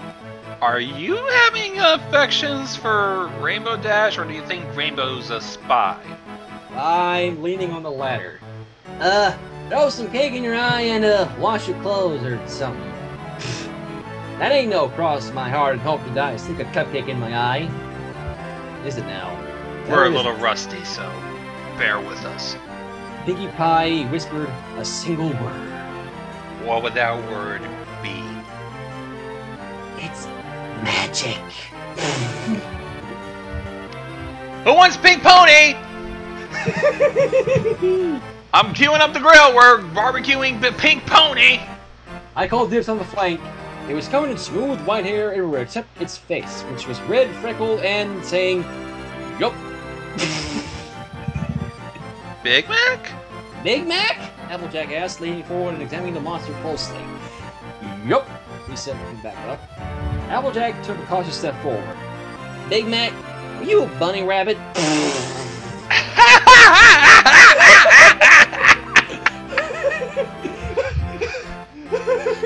This is the most ridiculous thing I ever seen Big Mac happen since I ended up hearing about RP. Unless you want me to go into the details, because it was a little weird.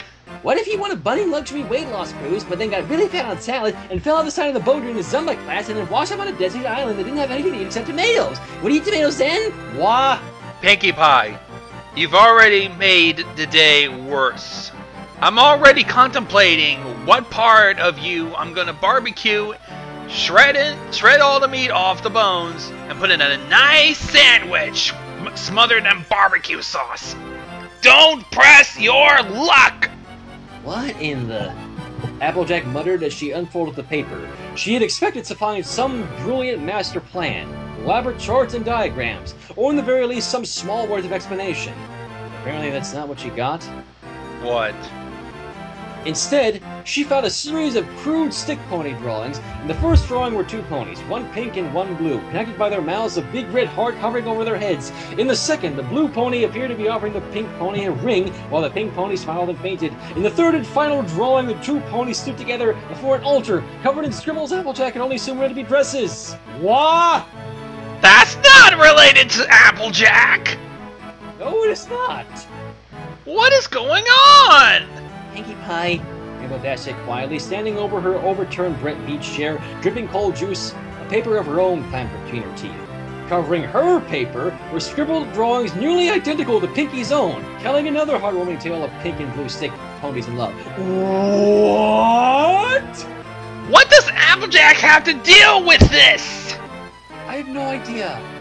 It's just is Applejack just a victim of circumstance? Applejack opened her mouth to ask, closed it again, shook her head, and turned around, saying, "Nope." Going bye-bye. Sure thing. But could you hurry up and order? You're holding up the line. This is a business, you know. Time means money, and money means balloons. Waste time when you're wasting balloons. Applejack, you are clear to take Pinkie Pie's throat and squeeze it until she turns blue. I thought you turned red. Make her blue. We're talking about asphyxiation here. Choking! Works for me. What'd you do to my drink? You ordered raspberry lemonade. Rainbow collapsed and lost herself to another fit of giggles, only coming to when Applejack grabbed her by the scruff of her neck and pulled her back up. You ordered raspberry lemonade, but we gave you strawberry lemonade! That didn't even make a lick of sense. Applejack deadpanned. You did all this just to switch my drink around. Yeah, it was the perfect plan! What? What perfect plan? I told you that I switched Applejack's raspberry lemonade with strawberry lemonade, but I really did give her raspberry lemonade. You had no idea. What? Pinky, you're not making any more sense. Stop it. Just stop it.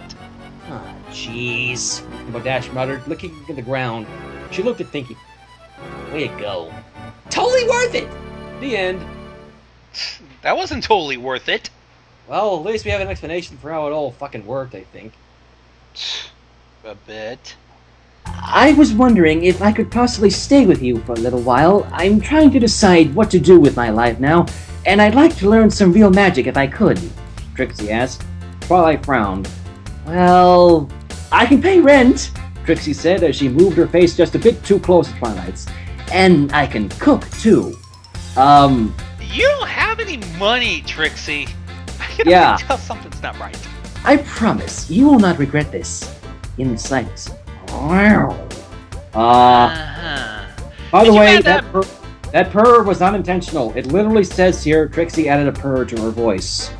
What? Yeah. Oh man, this is getting a little raunchy. Ooh. She turned to get a quill from the desk, but accidentally knocked it onto the floor. Oops. She bent over and reached under the desk to get it. What? And jumped up, hitting her head against the bottom of the table. A moment later, Trixie pulled her out from under it, looking embarrassed. Sorry, Twilight. Are you alright? Trixie, what happened? Twilight asked. Spike growled at Trixie, wrapping his arms around Twilight's forward leg. Trixie smacked your bottom, that's what? She smacked Twilight's plot. What? It's a friendly custom back in the village I came from, Trixie said defensively. A little smack to the rump of a friend, huh?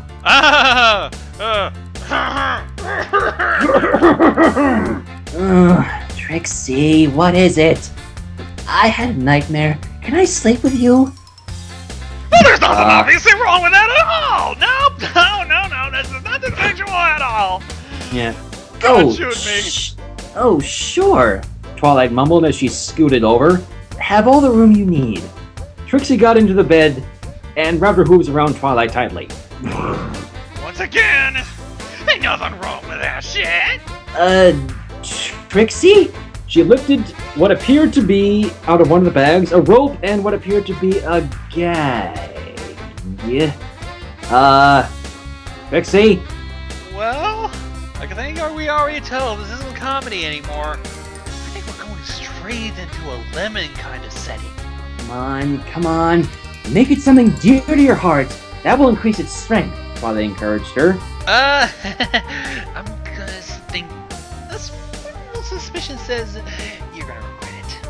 And with a pop of her horn, good! Very good. Twilight blinked. The rock had been turned into a small statue of herself with her hips and tail raised high into the air.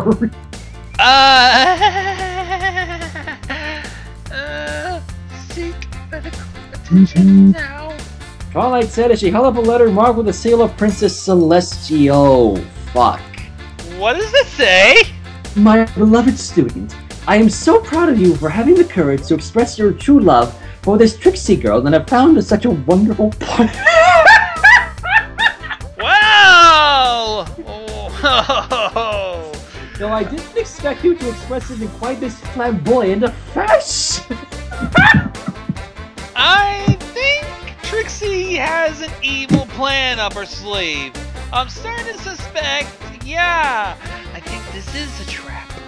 He set the stack down and picked one up for her examination while glaring at Trixie. Twilight's eyes bugged out as Trixie put a hoop to her face. In disbelief, she asked, "The erotic power of magic 2 mermaids' tails?" Whoa! Trixie must be in heat! Woo boy. But then Twilight groaned as one of her best friends entered her house. Twilight! Which one? Pinkie Pie. Fuck! Fluttershy then said, Even if you are a twisted, bondage-loving, masochistic, bisexual nymphomaniac, we still love you.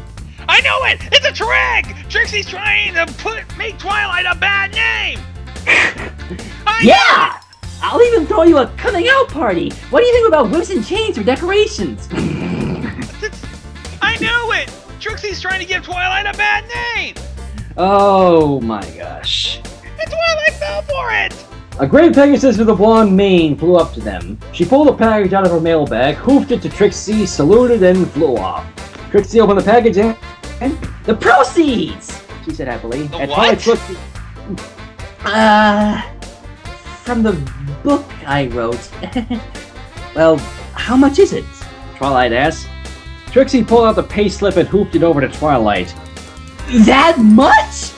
Trixie said with an easy smile, It's apparently a bestseller. What? Twilight's hoof sucked into her face and she didn't think she was going to remove it anytime soon. The end. Holy fucking shit! I think she might have wrote 50 Shades of Hey! It was one of those which welcomed small-time or out-of-town performers who didn't yet, or never would, attain a level of fame and praise that would elevate them to one of the grand, lavishly designed theaters with orchestra pits, versatile light setups, 3 or 4 levels of seating, and corridors graced with sculptures and paintings. Oh, unless you're talking about Anthro, Trixie. Oh yeah, that'll be a hell of a show. Calm down, Trixie. Keep your plot in check. It'll all be over soon. The feats that the great and powerful Trixie is capable of tend to be more than most ponies can handle. So before tonight's show commences, Trixie earnestly requests that all ponies with children who are easily frightened and any pony with a severe heart condition make their departure at this time. Well, it will be featuring fireworks, so yeah. About 1.5 seconds of silence passed, then the atmosphere was broken, and her momentum halted when a heavy and abrasively boisterous voice shouted, "Does that mean we can go?" Who? No, you dummy, we're not technically senior citizens yet. What the hell? Trixie tilted her head to see the 2 hunched and wrinkled old stallions glaring down at her with beady eyes. The first one finally responded to his partner, "We will be once the show's over." Oh, come on! Watch Muppets, you people. This is the two elderly critics from the Muppets. What? Yes, the 2 critics from the Muppets, Staldorf and what's his name, in pony form, in Trixie's show. Son of a bitch! This is going to be terrible. In that case, let the show begin! Again, one of the stallions loudly asked, "It's only beginning? We already feel like we've been here for hours!" Somebody shoot them. She had learned the best way to proceed was to begin with something impressive, and to continue wowing the crowd with variety and surprises, rather than trying to top every trick with increasingly bombastic ones, now that she couldn't have pulled it off very well. Well, at least she's learned from Ghostbusters. When the box collapsed and she reappeared in a flash of sparks and smoke, she was welcomed back with applause that also happened to be underscored by high-volume snores that nearly overwhelmed the clopping. Dirty minds! Dirty minds! I guess I should be glad they're geezers. They'd probably fall asleep at a racetrack. She was content with this frame of mind for a maximum of 3 seconds.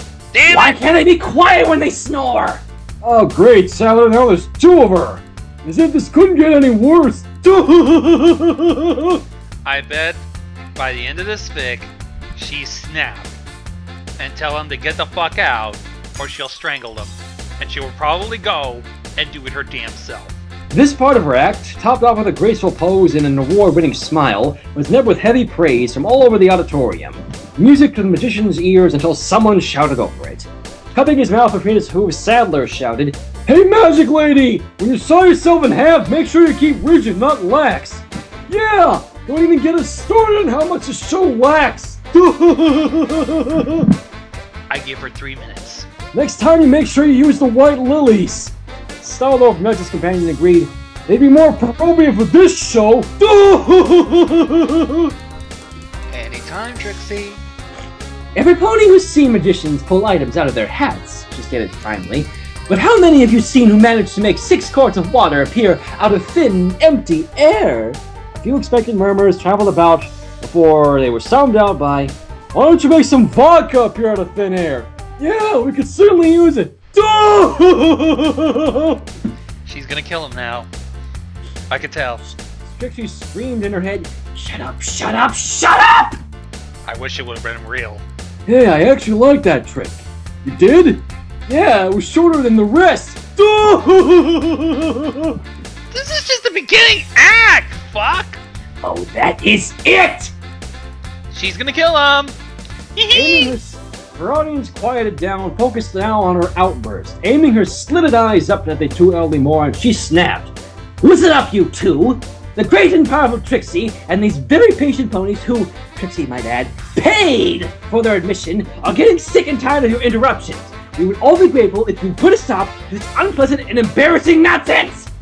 And what did they say? "That's what we've been trying to do!" It's gonna be paid really for bloody. their admission, did they? We're all paying for it now! Oh, sweet Celestia, you're still making me every pony uncomfortable. Didn't I promise myself never to be this unprofessional again? It's hard to be professional when you got 2 lunatics up there who's mocking you in every fucking direction. Under her quick-witted magical guidance, the entire tapestry of sparkling rockets changed course and swirled up toward the roof of the theater like a kaleidoscope of fire. Some of them may have swooped a little close to the right side balcony, but surely that was just a trick of the light. Oh, really? I told you she's gonna kill him! Staldorf murmured, "Wow. No, Sadler? I feel really bad about making fun of her now." "Yeah, me too." Trixie looked up at them. Had they actually been humbled by her astonishing finish? Let's continue. Just when we thought this whole show was going to be terrible, the little lady did something wonderful. Yep. She ended it! I knew it! I may be a tiny bit of an egotist, but those geezers were complete and total jerks! Oh, for the days when I was just a little filly and could just throw stuff at the mean kids. Oh, not again! Not this time! No! Better idea! I'll set things up so they won't ever make it to that balcony to mock me. After all, accidents happen every day. She's gonna fucking kill them! I swear! $5 says it is! Everything kicked off as it had before, with fireworks erupting, ponies clopping for her. Dirty, dirty, dirty inverted shadow! Naughty, naughty boy. They come to see me or a couple of prune-faced jokers. Well, joke's on them because those geezers are... Hey, sorry we're late! Felt like giving you a head start. And the misery begins. Leaning out from behind his partner, Staldorf added, "We also wanted to give you a chance to break a leg. The great and powerful Trixie has another suggestion. How about look out, losers?" She lit her horn and brought a huge globule of water into existence above the two ponies' heads. Just as they looked up, she dropped it on them, splashing against their upturned faces and soaking them clear through their suits. Ooh, that's gotta hurt. I don't know. The geriatric jokers gave down to themselves in their dripping attire for a few seconds. "We're soaked!" Staldorf exclaimed in disbelief. "We're drenched! We're all wet!" No shit, Sherlock! Trixie can't help but notice that no pony's keeping you in. What? Oh. "Hey lady, there's a reason we have this balcony reserved." Trixie raised an inquisitive eyebrow. "And what reason might that be?" "So we can jump anytime we want!" And then that shit. Ugh. This is starting to get old and repetitive. I'm getting more fucking annoyed than Trixie. Is there a fucking end to this? "So, gentlemen, please tell me, just among the three of us, what was your personal, sincere opinion on the quality of my performance these 2 past nights?" She raised her eyebrows and gave him a hopeless smile. It's gonna be an insult. I just know it. "I guess I'd have to say," pondered Staldorf, stroking his chin. Sadler gave her an honest bump on the shoulder. "What a fantastic show!" Staldorf said with a sad shake of his head, "It was a horrible travesty." The magician's brow went rigid again. The old stallions paused at their reaction, then continued. "You were pretty good. There was nothing to like about it. That could use some work, though. Though in hindsight, you weren't half bad. Pretty lousy now that I think about it. Haven't you liked it? It was disgusting. You're wonderful. Are they arguing amongst themselves? Yes. Shit. Trixie's face remained frozen in time. As the two stared at her with their expectant, beady eyes, she reached a conclusion. Some ponies are just born to be trolls. Yep. The omnipresent problem was finding an audience that would accept having their inferiority thrown in their faces, as Trixie would like to think of it when she was in a bad mood, while being entertained. Trolling certainly didn't count. Luckily, there appeared to be a small town ahead that would fit the bill. Ponyville. Small place, middle of nowhere, hideously unimaginative name. Sounds just like the kind of isolated, underdeveloped, easily amused little town that would be totally blown away by some simple tricks and maybe even a nice Trixie-centric tall tale. I'll bet myself 10 bits nothing ever happens there. I have no idea. Ah, setting up the events of Ghostbusters, are we? Oh, shit. The world needs to be reminded that, within reason, I can do anything better than anyone. The end. Oh, so that's the reason why Trixie was a bitch. Ladies and gentlemen, joining us for the first time on Gondas Gonzo's live stream, we have probably one of the best Twilight Sparkle voices in this community, and one of our best friends, the lovely Miss I Am Shadow 007. Hi, everybody. Welcome to the live stream, my dear. Thank you very much. Such a pleasure to have us all together. It's the first for you. Yes, it is. I'm actually really excited to be in the live stream with two very well-known YouTubers and two very renowned bronies.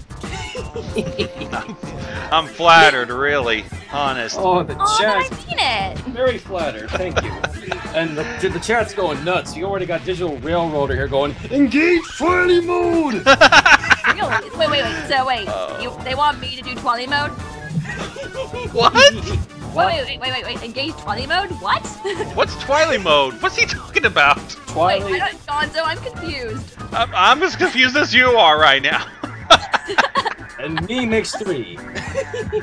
Wait, Twilight mode? Wait, do I have to perform Twilight Licious or something? Oh wait, that's the Tales of the Wild Card stream. Oh, we're off to a wonderful start. I know, right? Why are we streaming again? Well, Inverted Shadow is going to read a fanfic, and we're just going to be along for commentary or reactions to it. This fanfiction is one of the reasons that we wanted to get Octavia here into the stream, because this is a little step forward away from my usual normal fanfics, and a first for me, because unlike most of the other fics I've read, this one is a Twilight Sparkle-centric fanfiction. Well... Oh? And it is called My Little Ponies Little Ponies by Baby Boo. My Little Ponies... Wait. My Little Ponies Little Ponies. Yeah, that's... So, are the main 6 chibbies? Or fillies? Or chubbies. Or Yeah. chubbies. Or chubbies? Come on, we all love chubbies. Yeah, Molesty will eat them up like muffins. Usually, she wasn't trapped inside with it. It? Who's mind it? The mind-destroying monster. It. Wait. What? Is it? Wait. That it? Is it that it from the Crystal Empire? Yeah. That it has returned. The mind-destroying monster, the scourge of all scholars, the silent beast that watched her every move and made each moment a misery. Oh my gosh. What kind of a monster could it be? I am curious. This wretched, miserable, blank sheet of paper. Blank sheet of paper? Oh my god! It is horrible! It's a horrible thing! Tonight, guys. I'm gonna lose sleep. That kind of shit that brings writers to their knees! Blank sheets of paper and no idea to write! God, I'm scared. Me too! Hug me! Adding by Twilight Sparkle did no more than bind the Nemesis personally to her soul. This is fucking deep.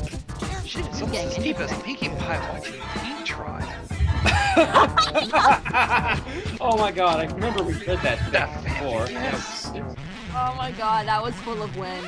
Yes. It wasn't as though she could pop out and find some new magical threat to all of Equestria to defeat for the sake of fresh material, even if she had learned well not to go looking for trouble just to complete an assignment. That sure as hell didn't stop you from, well, many things that you've done. Am I right? Hang on, wait. Can you? I almost like lost because I was trying to figure out if you was you trying to reference her mental breakdown from Lesson 0. I was gonna say that, like. Yes. Girls. Oh God! Hearing that coming out of your mouth is making me just my spine ice over again. The study of magic has been. The study of magic has always been. The study of magic is a field where it's always been. I think she broke now. Wait a minute. I know what this is. This is a punny version of procrastination from SpongeBob. Oh my God! She got the reference. I don't even watch SpongeBob. What? I don't even. Oh. I'm just not interested in SpongeBob. Sorry, it just doesn't click with me. Well, at least you're not. Well, I am a fan of the older series. I hate the new series. It's shit. But... Yeah, I kind of dropped out of it after that much. But really, how can you not know procrastination? That was the best episode. Yes, it was. But yeah, I'm like, wait a minute. Why does this have so? I'm like, oh my God, SpongeBob.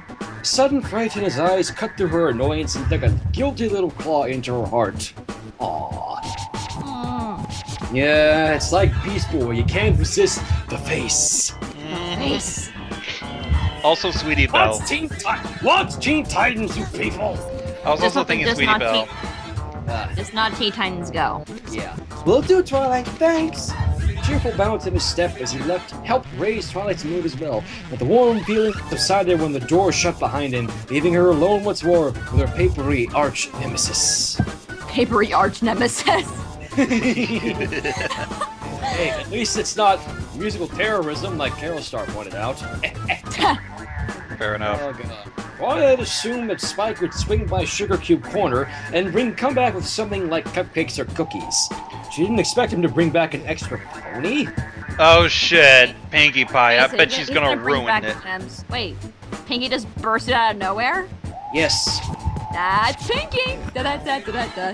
Who else but Pinkie? She's Pinkie! Pinkie! Okie dokie dokie! Okay. The worst infection I've got is an attack of the pinks! What? Well, the worst that's... infection I've got is an attack of the pinks! The pinks? Well, Yes. I guess Pinkie Pie. Oh, Twilight, you, she pointed accusingly, are all cooped up! That was me Shit, Pinkie! That was me face palming. And there's a double one.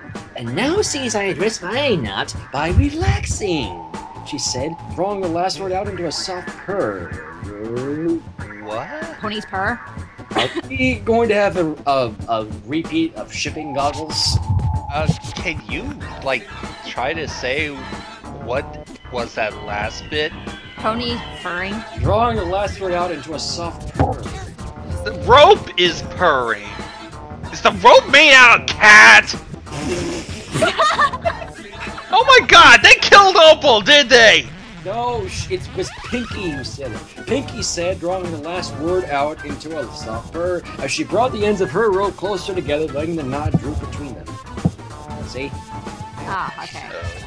He bobbed it and delivered the punchline in a perfect deadpan. Nope, I'm afraid not. Really? I've seen better jokes in Larry the Cable Guy Goes to Equestria. I shit you not, that fanfiction. I see better jokes on Comedy Central stand-up specials. The crappy ones that you never heard of. Good one. Clever. Pinkie sense tell you that?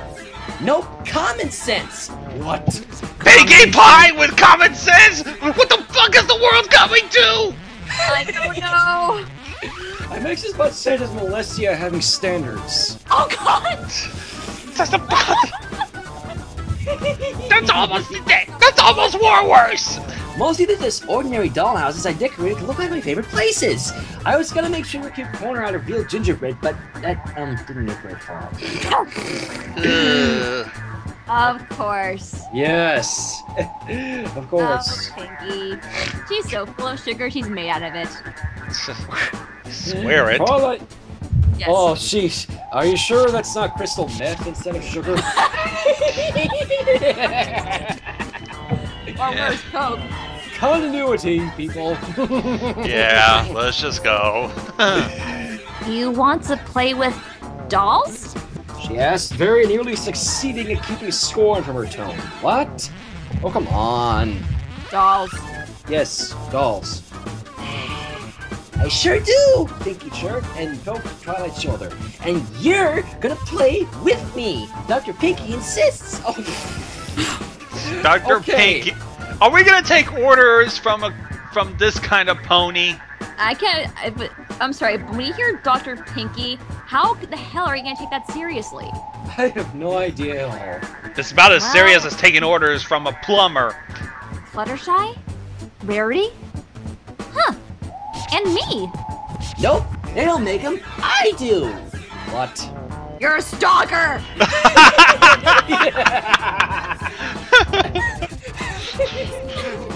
Outright. And somebody in the chat said, she must have a Lyra doll somewhere.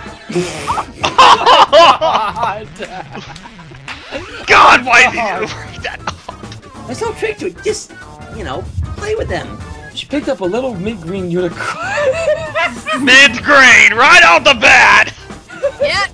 So they do have a Lyra doll. Oh God! Let's hope it's not like that doll. Oh, Rainbow Dash, she trilled. Trilled.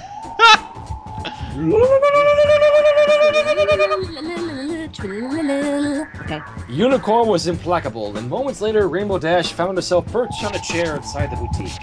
Oh, crap. Nowhere to run. It's little Miss Rarity, darlings. Whoa. Oh, fucking hell.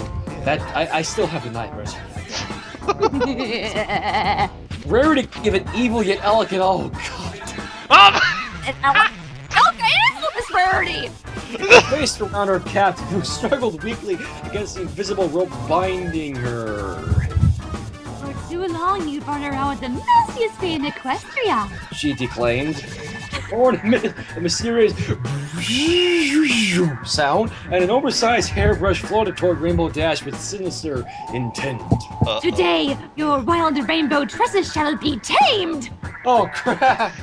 Rainbow Dash cried out in terror, but for naught, as the crazed fashionista and her horrible hairbrush closed in. Rarity's makeover technique was much the same as her combat move, consisting largely of bumping her hooves and muzzle against Rainbow Dash. Oh dear, she's gone completely nuts. While the brush flailed at the captor's mane and tail, struck numb with tonsorial anguish, Dash was helpless to resist, but she could certainly yell, "Help! Help! I'm being frou-frou!" Frou-frou!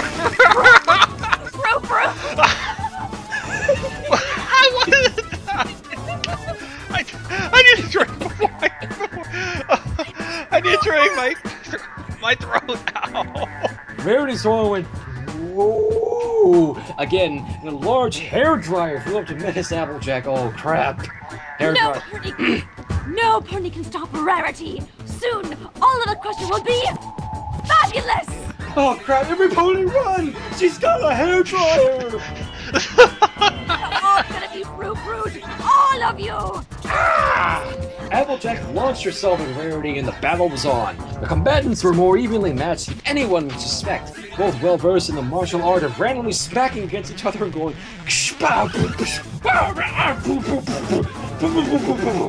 Fighting is magic. Yes. Get her, my bunnies! What? Bunnies! Bunnies! Fluttershy made a courageous, graceful leap from her floating basket to the ground, though she cleverly made it seem like he just fell out of the basket as it tipped over, showering the boutique with her minions. Hundreds of white bunnies, so furry they didn't even seem to have ears or any other features, just puffs of cottony fuzz. Oh no! Bunnies! Rarity had time to scream before she was buried in the puppy horde. Curses! My only weakness! Too cute! Too fluffy! Rainbow Dash... Oh, it was nothing.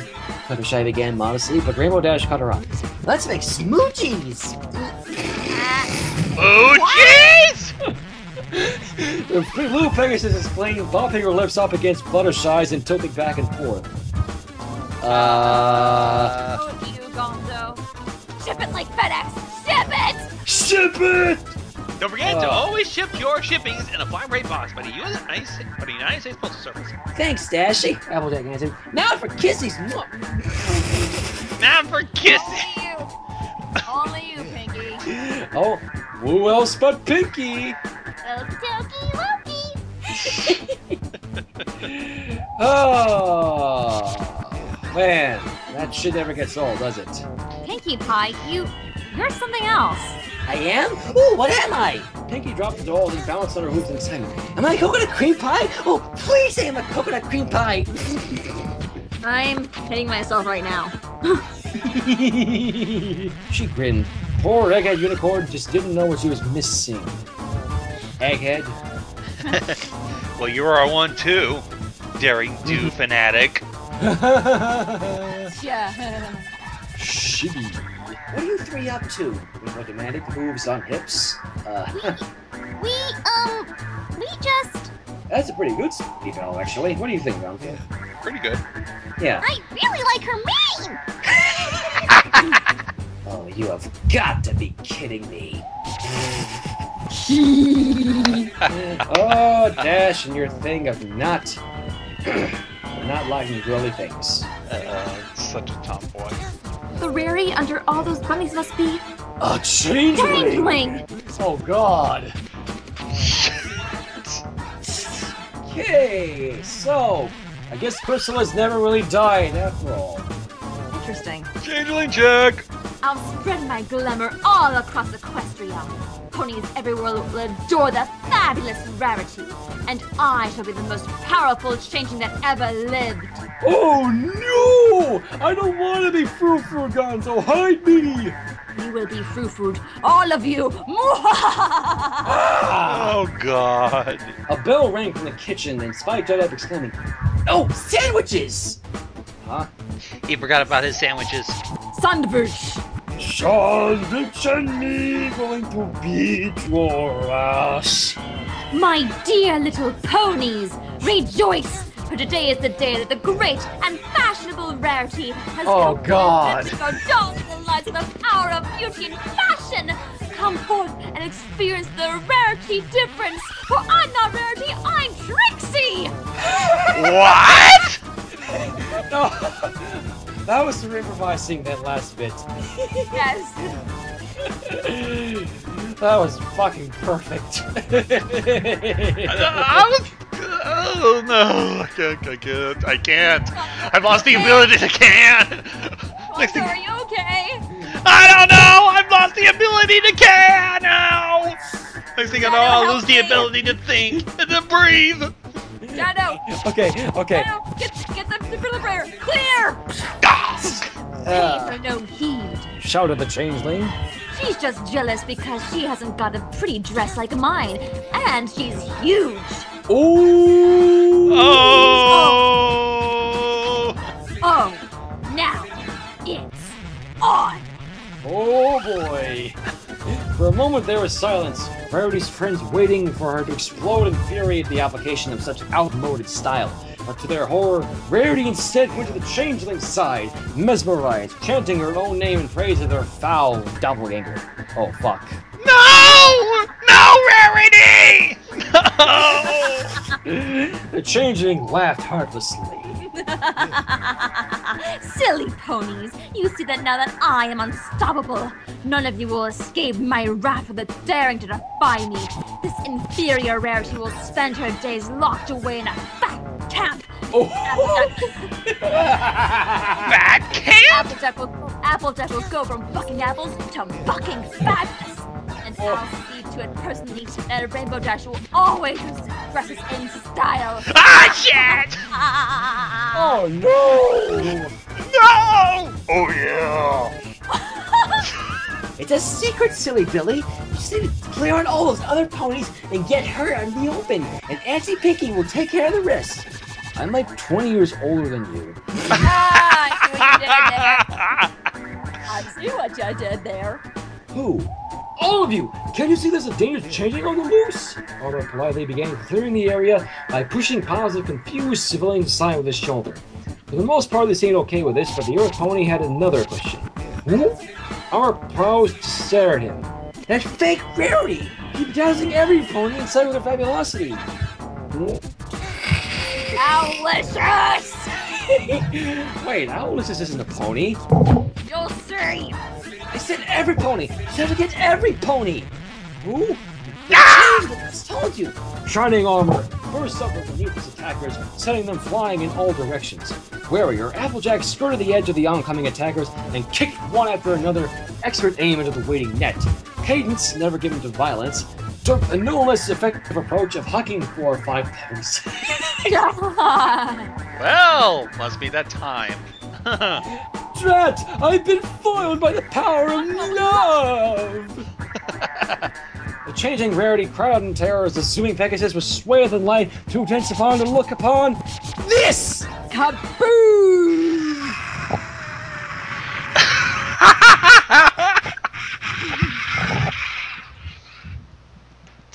I had to. Oh, dear God. Oh. It wasn't until her stomach began to complain of missing both lunch and dinner. Whoa. Nice, Rarity. He's a busybody. Yeah. Don't you be going anorexic on me. Oh dear. That We she don't looked need up at this. Sorry, I was about to say, we don't need an anorexic marshmallow!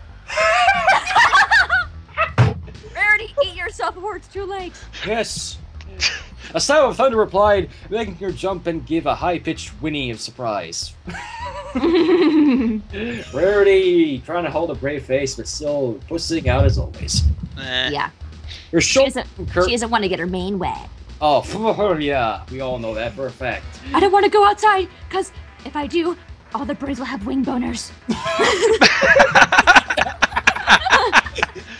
Well, wet manes do make a mare attractive. You're not helping! I'm a dude! Yes. Oh, don't take that personally. PPS. Pinkie Pie also wants to add a PS. Oh, Pinkie No, Pie. Pinkie. Oh, Pinkie. Sure that they won't go until the rain dies down just a teensy bit more, though. Smart. What could she make? One could certainly wonder, but anyway. She better not be making a Pigamine doll. No. Let's not go into LMR territory yet. Yeah, not yet. It could be worse. Could be Researcher Twilight. Oh, I remember that. Nice one. Music is one of the finer pleasures in life, even life on the farm. Wouldn't you say, Big Macintosh? What's he doing here? Wait, what is he doing here? Huh? Wait! What is he? Wait. Big Macintosh is cultured? Culture? God forbid! Applejack does not approve. Big Mac shrugged complacently. Yup, he said before plunging back into a cinnamon bun nearly as tall as himself. What? Big Mac? Cultured? Has Discord ran amok again? I guess so. Oh my god, Discord comes back and makes the Apple family cultured? Well, Dash was playing along with a certain grim determination. She had accepted the lacy white frock and ludicrously rooted sun hat as a... She's Frou-Fruit! She's Frou-Fruit!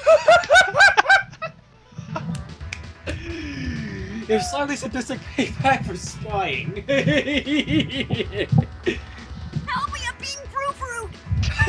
Twilight chuckled to herself. She'd never seen anybody play make-believe to win. Oh, really, Dash? To win. Please, Rainbow Dash, it's not a competition. Life is not a game. It's like life is not a game, Dash. It's not Yu-Gi-Oh for crying out loud. Oh dear God forbid you'll be riding on a motorcycle with cards. Oh, Card games on motorcycles! Yes. Vroom vroom. Not as formal as the Bearer of the Elements and much better than the only other group name she heard proposed, the Dash Commandos. Wait. Or the Elements of Insanity. Thanks, Rish. Nice. Rarity. Schnock all fancy. Not all fancy. Why is it so funny to hear Applejack talk like that? Okay, Oh, that's not right nice, Rarity. Not all fancy. Could you make some more of these little cucumber sandwiches too, please? These things are so good. Pinky called, voice muffled by the last of said sandwiches in her mouth. Well then, I Pinky's guess a she is a pig. little piggy after all. Yeah. Or maybe she'll eat them all and we'll have a repeat of the pudge. Oh dear Lord. Apple Bloom's eyes widened as she watched Sweetie go. She looked uneasily toward the grown-ups, who didn't seem at all concerned about the conjunction of Sweetie Belle and a kitchen. Oh, Yeah, remember that? Remember that? yeah. Sisterhood social. Boom, it's a surprise. I was going to serve you breakfast in bed. And her letter said Pinky was there too, so Try's not only the only grown-up. Rarity's hoof steps slowed and a thoughtful frown settled onto her features. Yes, she did mention Pinky. Yeah. It's like they're already figuring out that shit's about to go down. It's already going down. What are you saying? Applejack's own gaze grew distant, her voice slow and careful as though reasoning her way out across a thinly iced lake.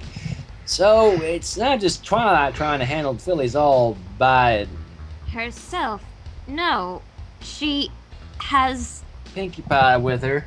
along with the Cutie Mark Crusaders, stuck inside on a rainy day.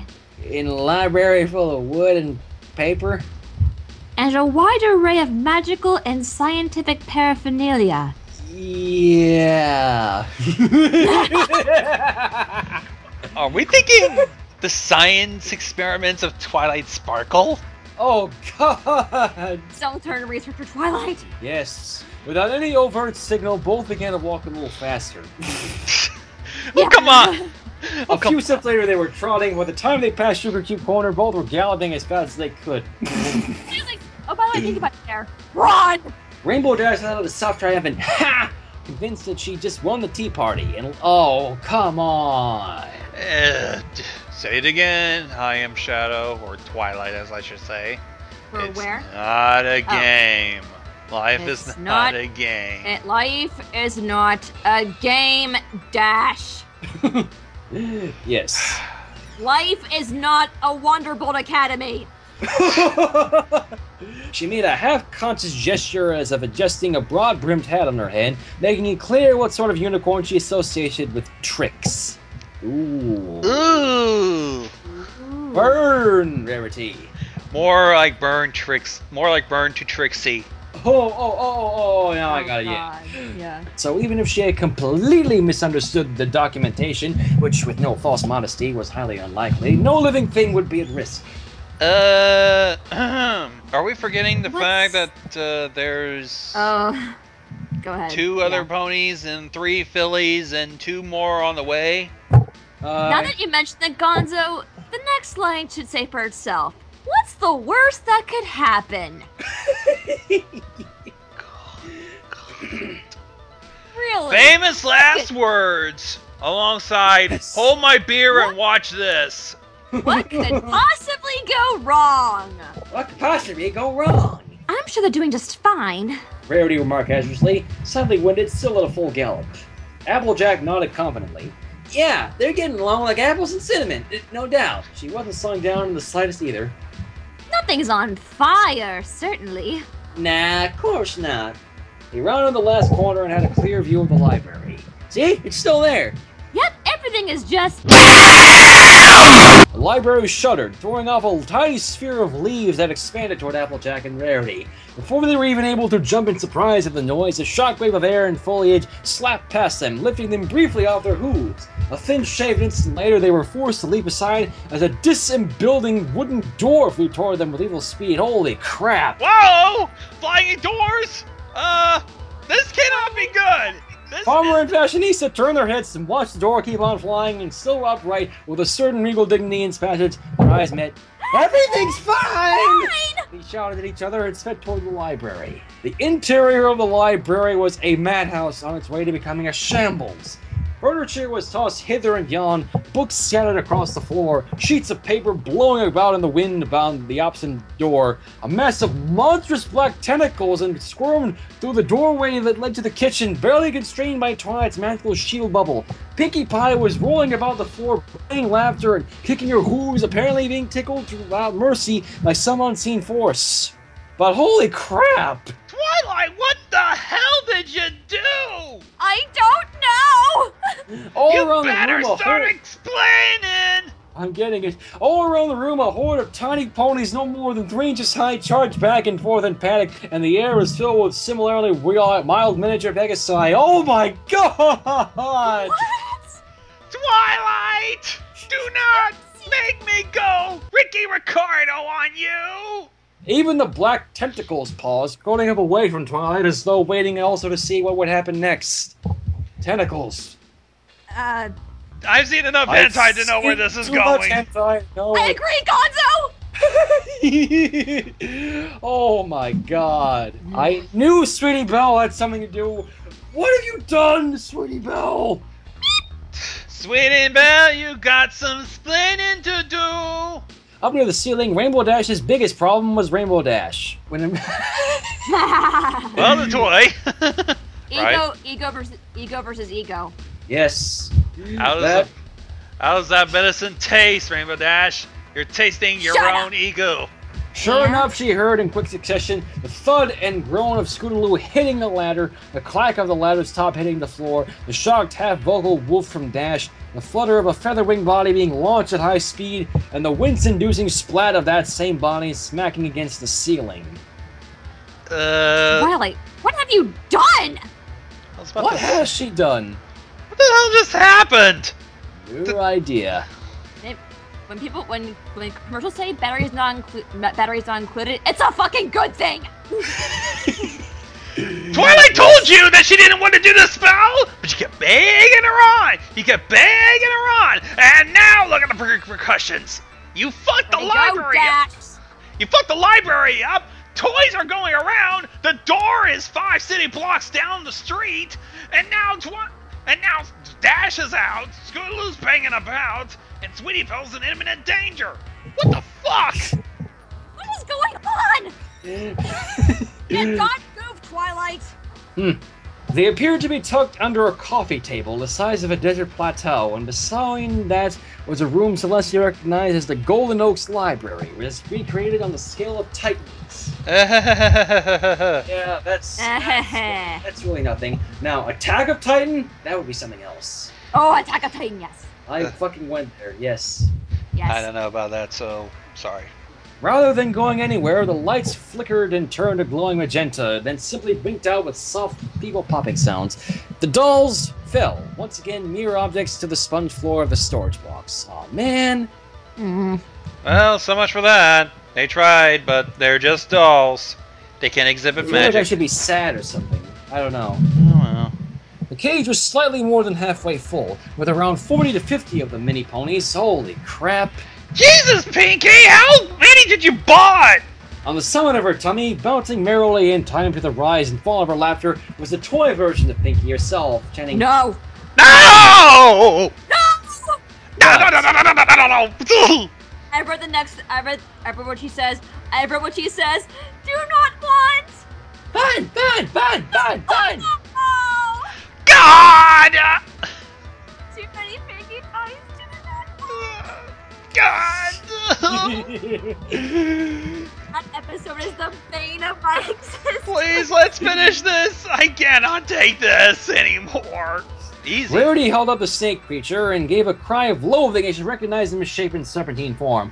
She almost lost her grip on it, then tightened her magic firm enough to make the toy monster's eyes bug out. Wait a minute. Oh, Pinkie! Rainbow Dash exclaimed, identifying the creature as well. Why do you even have a Discord doll? What? I want this ice cream now! Of Discord? Yes. I don't want! Get away! Get off! Ugh. Hurry it up! I want to end this! Well, duh! Without the established existence of credible threats providing a total substrate of importance beyond the personal, even potentially potent domestic and interpersonal conflicts would be reduced to mere anodyne sentimentality. Pinkie What? Pie? Huh? What? Wait. What did Pinkie learn to talk like that? Has she become discorded into being a egghead? No! Oh god, no. Oh god, no. Bad thoughts. Keep going. She dropped the hat, ending the squeaky debate and imprisoning the toys at the very final plop. Your argument is invalid. I am the real Rarity, and I have a huge hat. Your argument is invalid. Thank you, Internet. Yes. Fluttershy would be, and often had been, first to admit that she wasn't the most Pegasus-ish of Pegasi. Adoy? Think! Oh, alright. Well, Fluttershy, I believe that we are both your parents. We both say, duh! Anyways, but she had enough of... Drawn together for the win, by the way. But she had enough of the sky in her soul, and enough fat under her skin, which... What? What? Enough fat? Could you Am I run that? reading this correctly? Wait. She had enough of the sky in her soul, and enough fat under her skin, which the Pegasi wrote fewer poems about, not to be bothered by a little ordinary rain. What? I do not get it. Neither do I. Let's just go on. He didn't appear to be playing for attention with his antics. Something was genuinely bothering him. I wonder what could be. Shot in the dark and maybe a little meta, you think maybe he can sense what's going on in the Ponyville library right now? I feel a disturbance in the force. With a sigh, Bunny senses tingling. the little alarm bells in the back of her mind rang a bit louder. Unnatural was the word that echoed through her thoughts. That's odd. Angel, is there some sort of bunny holiday going on? There ain't none. This one wasn't the sort of nervous that made her want to squeeze into a small space and squeak, but rather the sort that called on her to move forward and take action. Oh, don't squeak. I've already had Discord do enough of that to you. Yeah, not only that, are you still recovering from Trixie's little problem? I remember that. Oh! It's too bad I couldn't voice Trixie in that. I'm gonna exploit the living shit out of it. She trotted out along the path, Angel holding a couple strands of her mane and peering out around her cheek like a ship's captain at the prow, following the trail of rabbits as more and more of them emerged from the thickening grove, all hopping towards central Ponyville. Ponyville? Why go there? One does have a good idea. Twilight! Twilight! Is that the decal boiling? Pew! My idea, there is quite simply not a single part of which that is not insane. Thank you! Yes! Come again? What? I was trying You to... said, there's quite simply not a single part of which that is not insane. Well, that... I was trying to understand that, but then again... slipping my mind. Can't summon a Twilight using fancy magic for a silly game? I thought you had more sense than that.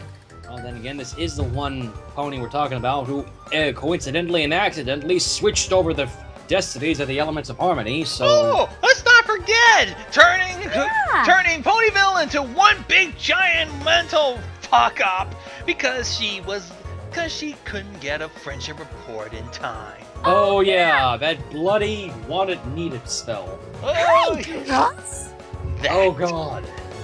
Lay off her, AJ. We talked her into it. Yeah, but you, I didn't think had more sense.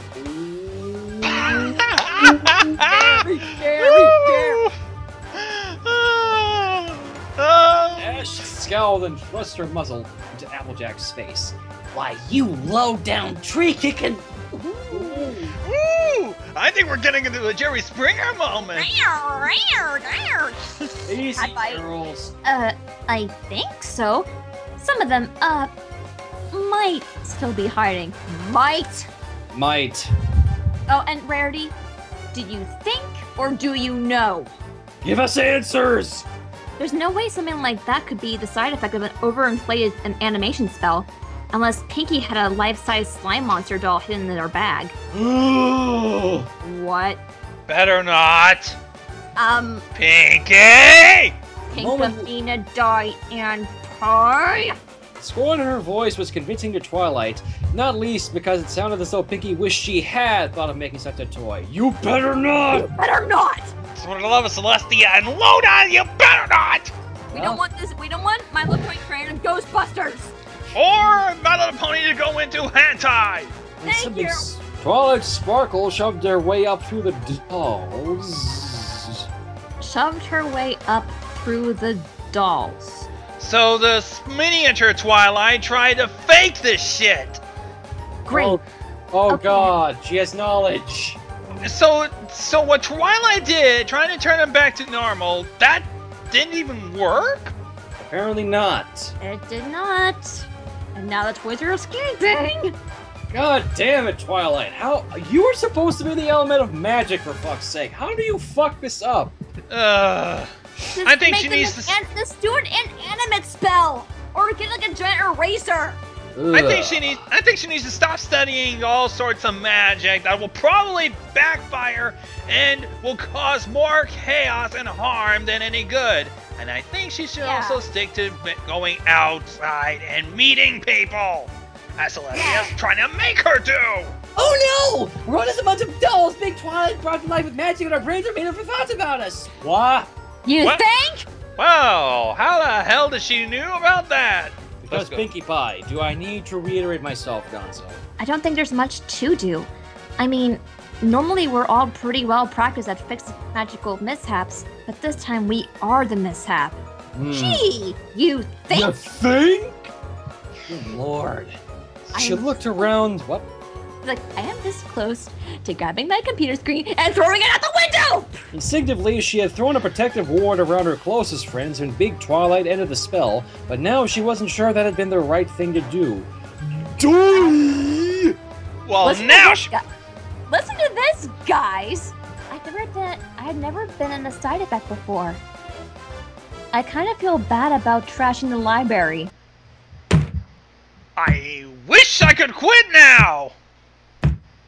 But right now, I really can't afford to. I think she lost. See, Bet, I think I heard somebody bash their heads on the desk. Which one are you? It's my fist. It's my fist. Did you broke a bone? No, I'm fine. Let's continue. Surprisingly, it was Fluttershy who spoke up first. I think we need some Pinkie Pie style. Did she just say that? There is no bloody way that Fluttershy just said Pinkie Pie style. There are no words. Gonzo, I'm scared. Don't hide behind me! God damn it, man! What did I ever do to you? Just keep reading. Yes, ma'am. Sweetie Belle, what did you do? Uh-oh. Uh-oh. What did you do, sweetie? Oh, God, I am Wait, Shadow. what? I am Shadow, you are not going to like this. I was just following the recipe for mate tea. It's in some kind of foreign language, but there's pictures of ingredients and I could set out the words. I want to kill that little marshmallow now! She slammed the book shut and stared at the cover in revulsion. This is the Equinomicon! What? Ah, son of a bitch! Shit! Okay, Sweetie Belle, you got to ask first!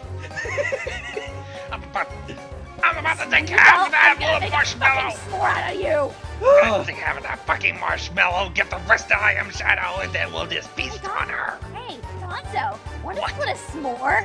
What? Wanna split a s'more? A marshmallow out of Sweetie Belle? Oh, I haven't had a s'more in a long time. Might as well make her the center. I thought maybe it was one of those Nightmare Night Party books. I want the Joker so fucking much! Wonder what marshmallows look like when they chirp. Did This is strange! God! What color would Sweetie Belle turn if we choke her? Will she turn blue, or will she turn black? Oh, I hope it's black. It'll be black as my heart when I'm done with her. Fine, I'll go first this time. Twilight, I'm sorry that I talked you into trying out an unpracticed spell just for playtime. Having fun is no excuse. I shouldn't have poked you into breaking the rules about your real work. She shot a meaningful look toward Rainbow Dash, who hovered down a little lower and dipped her eyes humbly. Yeah, I'm sorry for the same thing. It also was me who started the actual fighting with the toy, so sorry for that too. With her eyes, Dash tossed the apology ball towards the Crusaders. We're sorry we summoned forth hordes of the utter darkness. You better be! Oh god, I think I'm gonna do this voice make. Postmaker tell your. And I'm sorry for messing up your kitchen. Ah! It went from choking her to dying of diabetes! Oh, yeah, and the bathroom. What? Came Why? Twilight's voice. Where did they even get this much mud? Did they bring in the hose? Oh. Afraid, but let's see what happened. Oh! Twilight, Shadow, calm down. Wait, what had just happened? Okay. Alright, I'll play along. Reckon I'm sorry for Applejack paused and turned to shout in that Twilight's general direction. Sorry I yelled at you, Sugar Cube! There are footprints on the ceiling! How is this possible? How is that remotely possible? Spider Pig does no, whatever no. a spider No. does. It's Spider much Billy, worse. Spider Billy does whatever a Spider Billy does. When she's not upstairs, we can get Twilight to apologize for how this is all mostly her fault anyway. What? This ain't her fault! She wanted to do a fucking report! Blame it on the marshmallow, Billy! No, listen, this isn't Twilight's fault. Twilight was trying to do a freaking report. She was stuck on an assignment. Everybody kept in. They distracted her from the fucking report and caused this whole mess. Rarity coaxed Dash closer and began tugging at the sections of the torn garment. Yes, I can see it. Just a few little adjustments and we can make these rips look deliberate. Sort of a toga effect. You've always looked better in Toga party! A little brushing will get your mane back to looking darling when blown instead of just ragged too. Brushy, brushy, brushy! Ah! Oh fuck! She's frou-frouing! Frou-frou! I've been frou-froued! Run from the frou-frou! The former snorted a chuckle and came over to put her hoof on Rarity's shoulder. Now, Rare, she's had enough prettification for one day, don't you think? Frou-frou! As Rarity had said, it now seemed more like an ancient Pegasus toga. Toga! Toga! Toga! Toga! Toga! What's next? Boo fight! Put your hat in before you going out. Nobody will see who hasn't already seen Rainbow Dash in a bonnet. Hey, yeah! I got frou-frou. Now it's your turn. Frou-frou! When she heard the weirdly deep, booming voice of Big Dash say the uncommon, and strictly speaking non-existent word, frou-frou. Frou-frou! I'm afraid Big Twilight is an idiot. Ugh. Irony! Racing back and forth in rapid ovals, she began to lecture at full speed. Add Astra's second principle of similarity, colloquially stating that as like affects like defines an intrinsic connection between symbols, or in this case, effigies, and their reference leading in instances like this to a standing amplification of ambient ethereal harmonics, using the effect force to apply magical energy, amplified further by inadvertent invocation to parry Rizal's narrative impetus and combined with an unanticipated influx of raw potential through a temporary perceptual aperture in the kitchen. The result was a veritable explosion of virtual energy, which crystallized by a effect of applied energy, not only led to a massive amplification of which the intended effect, but to a self-sustaining sentence spline bursting with an active interior harmonics, which was not countered by a careless catcher who didn't follow the checklist. What the fuck did she say? English, motherfucker! English, motherfucker, do you speak it? No! Well, alright then. We're not even gonna get this in layman's terms. That was pretty much a mind rape. Rarity, you ain't braiding things back there, are you? Oh, just a little experiment. Experiment? Oh, Nelly! Oh, Nelly! Oh, Nelly. Any minute now, she'll start cackling and making atrocious puns. We better get started on step 2 right away. Frou frou! Mary bubbled, baring her teeth in a most worrisome grin as she twined the several braids she'd made of the Earth Pony's mane into a complex arrangement of loops. Frou frou! Again! It's the rabbits! Bunnies! Bunnies! Oh shit! With Fluttershy hunched up into the juncture of wall and ceiling, Dash was able to close in and grab her shoulders, trapping her. Fluttershy let out a pathetic whimper and drew her head back, terrified by the uncanny emptiness of Dash's eyes, almost certain that the fastest zombie in Equestria was leaning in to bite her face off. It is! The story's trying to go! In a dizzy, blurred instant, he felt something like a full-grown dragon's breath blowing on him hard. He felt himself changing direction in the air to fly back over Rarity's head, felt himself slammed against a bookshelf, felt his breath rush out and abandon him, and then everything went rainbow. Fuck! I'm confused. As we all are. And that's the end of the chapter. Seriously? Yeah. Did Spike just... What? What in... I don't know what to say. I don't even know what to make out of it. I seriously don't. The legal definition of Equestria's territory was in fact everything Celestia surveyed by naked eye from her lofty palace, aside from a few divots of land ceded to lesser but respectable thrones such as Minotaurus, Flutter Valley, and France. France? Wait, what? I think the writer had a little mindfuck, because I think it might have been, I don't know. And even less inclined to discuss the whole fat layer thing. She got a fat ass! Well, she has been eating too much cake. I can't help it, it's so yummy! I was about to say totally irrelevant and did not belong in the story at all, but... Oh, lighten up, Gonzo. You know you had that Molly thing coming. Poor tired Lulu. Shall I have them bring up some of those chocolate drizzled cream puffs as well? Ooh! Chocolate drizzled cream puffs? I want one! Me too! And whose cutie mark region was of greater disproportionate consequence. Wow! So basically, who has the fatter ass?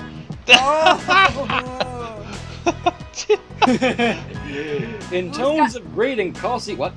Who's got the plot? Who's got the plot? Who's got the plot? Do Luna got the booty? She do. Booty, booty, booty, booty, rocking everywhere. Okay. Let's go. Some pony thinks it is. We'll hear about it in the morning. I don't hear any explosions, and I don't think your aunt has dropped the moon, so... Aunt? Rarity is so wonderful. What? What? I think it's about time we make like Nick of Left 4 Dead 2, grab a frying pan and whack her up the head. Chapter 5. All's well that ends. Eventually. Eventually? Yes. There better be a way to end this, seriously. And she twitched in surprise to find herself right up in Fluttershy's face, lipped just a shadow's width away from Fluttershy's muzzle. Ooh, they were about to gizzy. Flutterdash supporters, now is your chance to speak up. Yep. Hey, what happened to Spike? Fluttershy covered her hooves with her mouth. Oh no, he's hurt! Spikey Wikey! Ah! Shit. So we're going with the Sparity pair. Sparity supporters, now it's your chance to speak up. Ship it like motherfucking FedEx. Ship it like FedEx! Ship it! I think we got it now. We got a lot of shipping going on. It's her. Only her, who had cast an untried spell without following procedure. She had failed to check for unwanted influences and failed to clear the ambient in Ethereum. She had left a dangerous book lying around, and even though it shouldn't have been possible for an untrained filly to summon anything just by sounding out words without intention and throwing together only those components that were available in the kitchen, there was still no evading the blame. She should have been aware that Sweetie Belle was actually that bad at cooking. That little marshmallow! No shit! Sure. Do you think that we already learned that Sweetie Belle will even burn juice? And not to mention she put toast in a bowl! I think we all know what's coming now. Yep.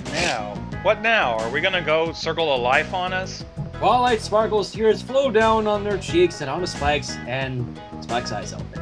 Hallelujah! Holy shit! It's that thing from Pokemon, the first movie! Pikachu tears! Tears! Hallelujah! Holy shit! The oldest cliche in the fucking book, and it's here. Pikachu tears! Who would have thought of that? Show me! Fucking show me! I feel so friendly. Friendly? Friendly? Friendly? Friendly? Explain! Wait. Elements of Harmony destroys villain. Boom! Gone. Not friendly. How does that make sense? That even blew up the fucking. I'm very sorry about this, Twilight. The Elements of Harmony freaking killed King Sombra!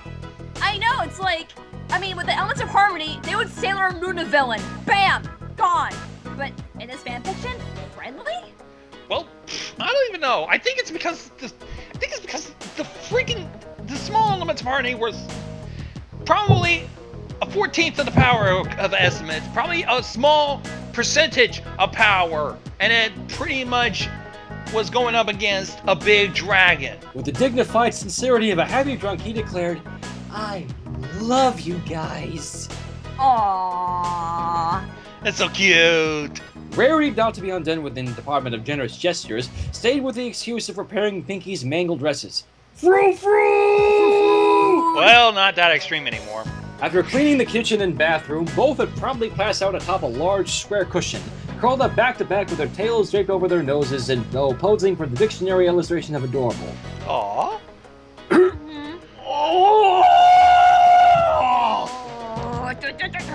Great. Sweet. Hold on!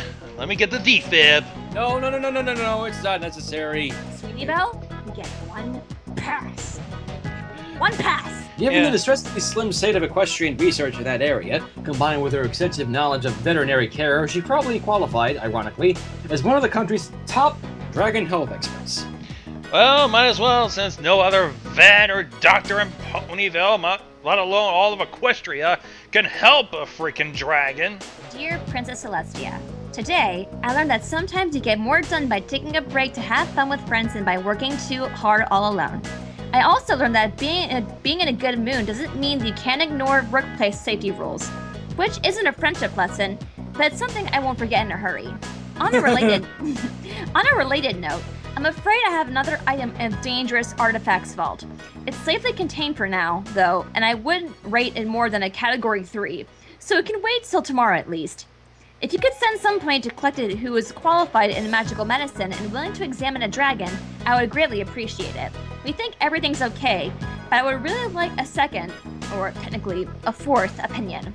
The attached essay should explain the connection between these requests and the lessons above but better than I faced here. Your faithful student, Twilight Sparkle. And now, all together now. Now, My Little Pony. My Little Pony. So basically, it's the end. Yep. Pretty much. We pretty much wrapped it up pretty nicely. And P.S. Keep Sweetie Belle away from the kitchen.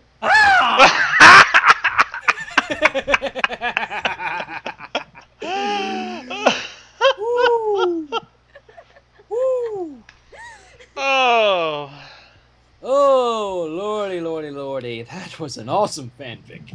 That was fun. Yes, it was. Oh, tense but fun.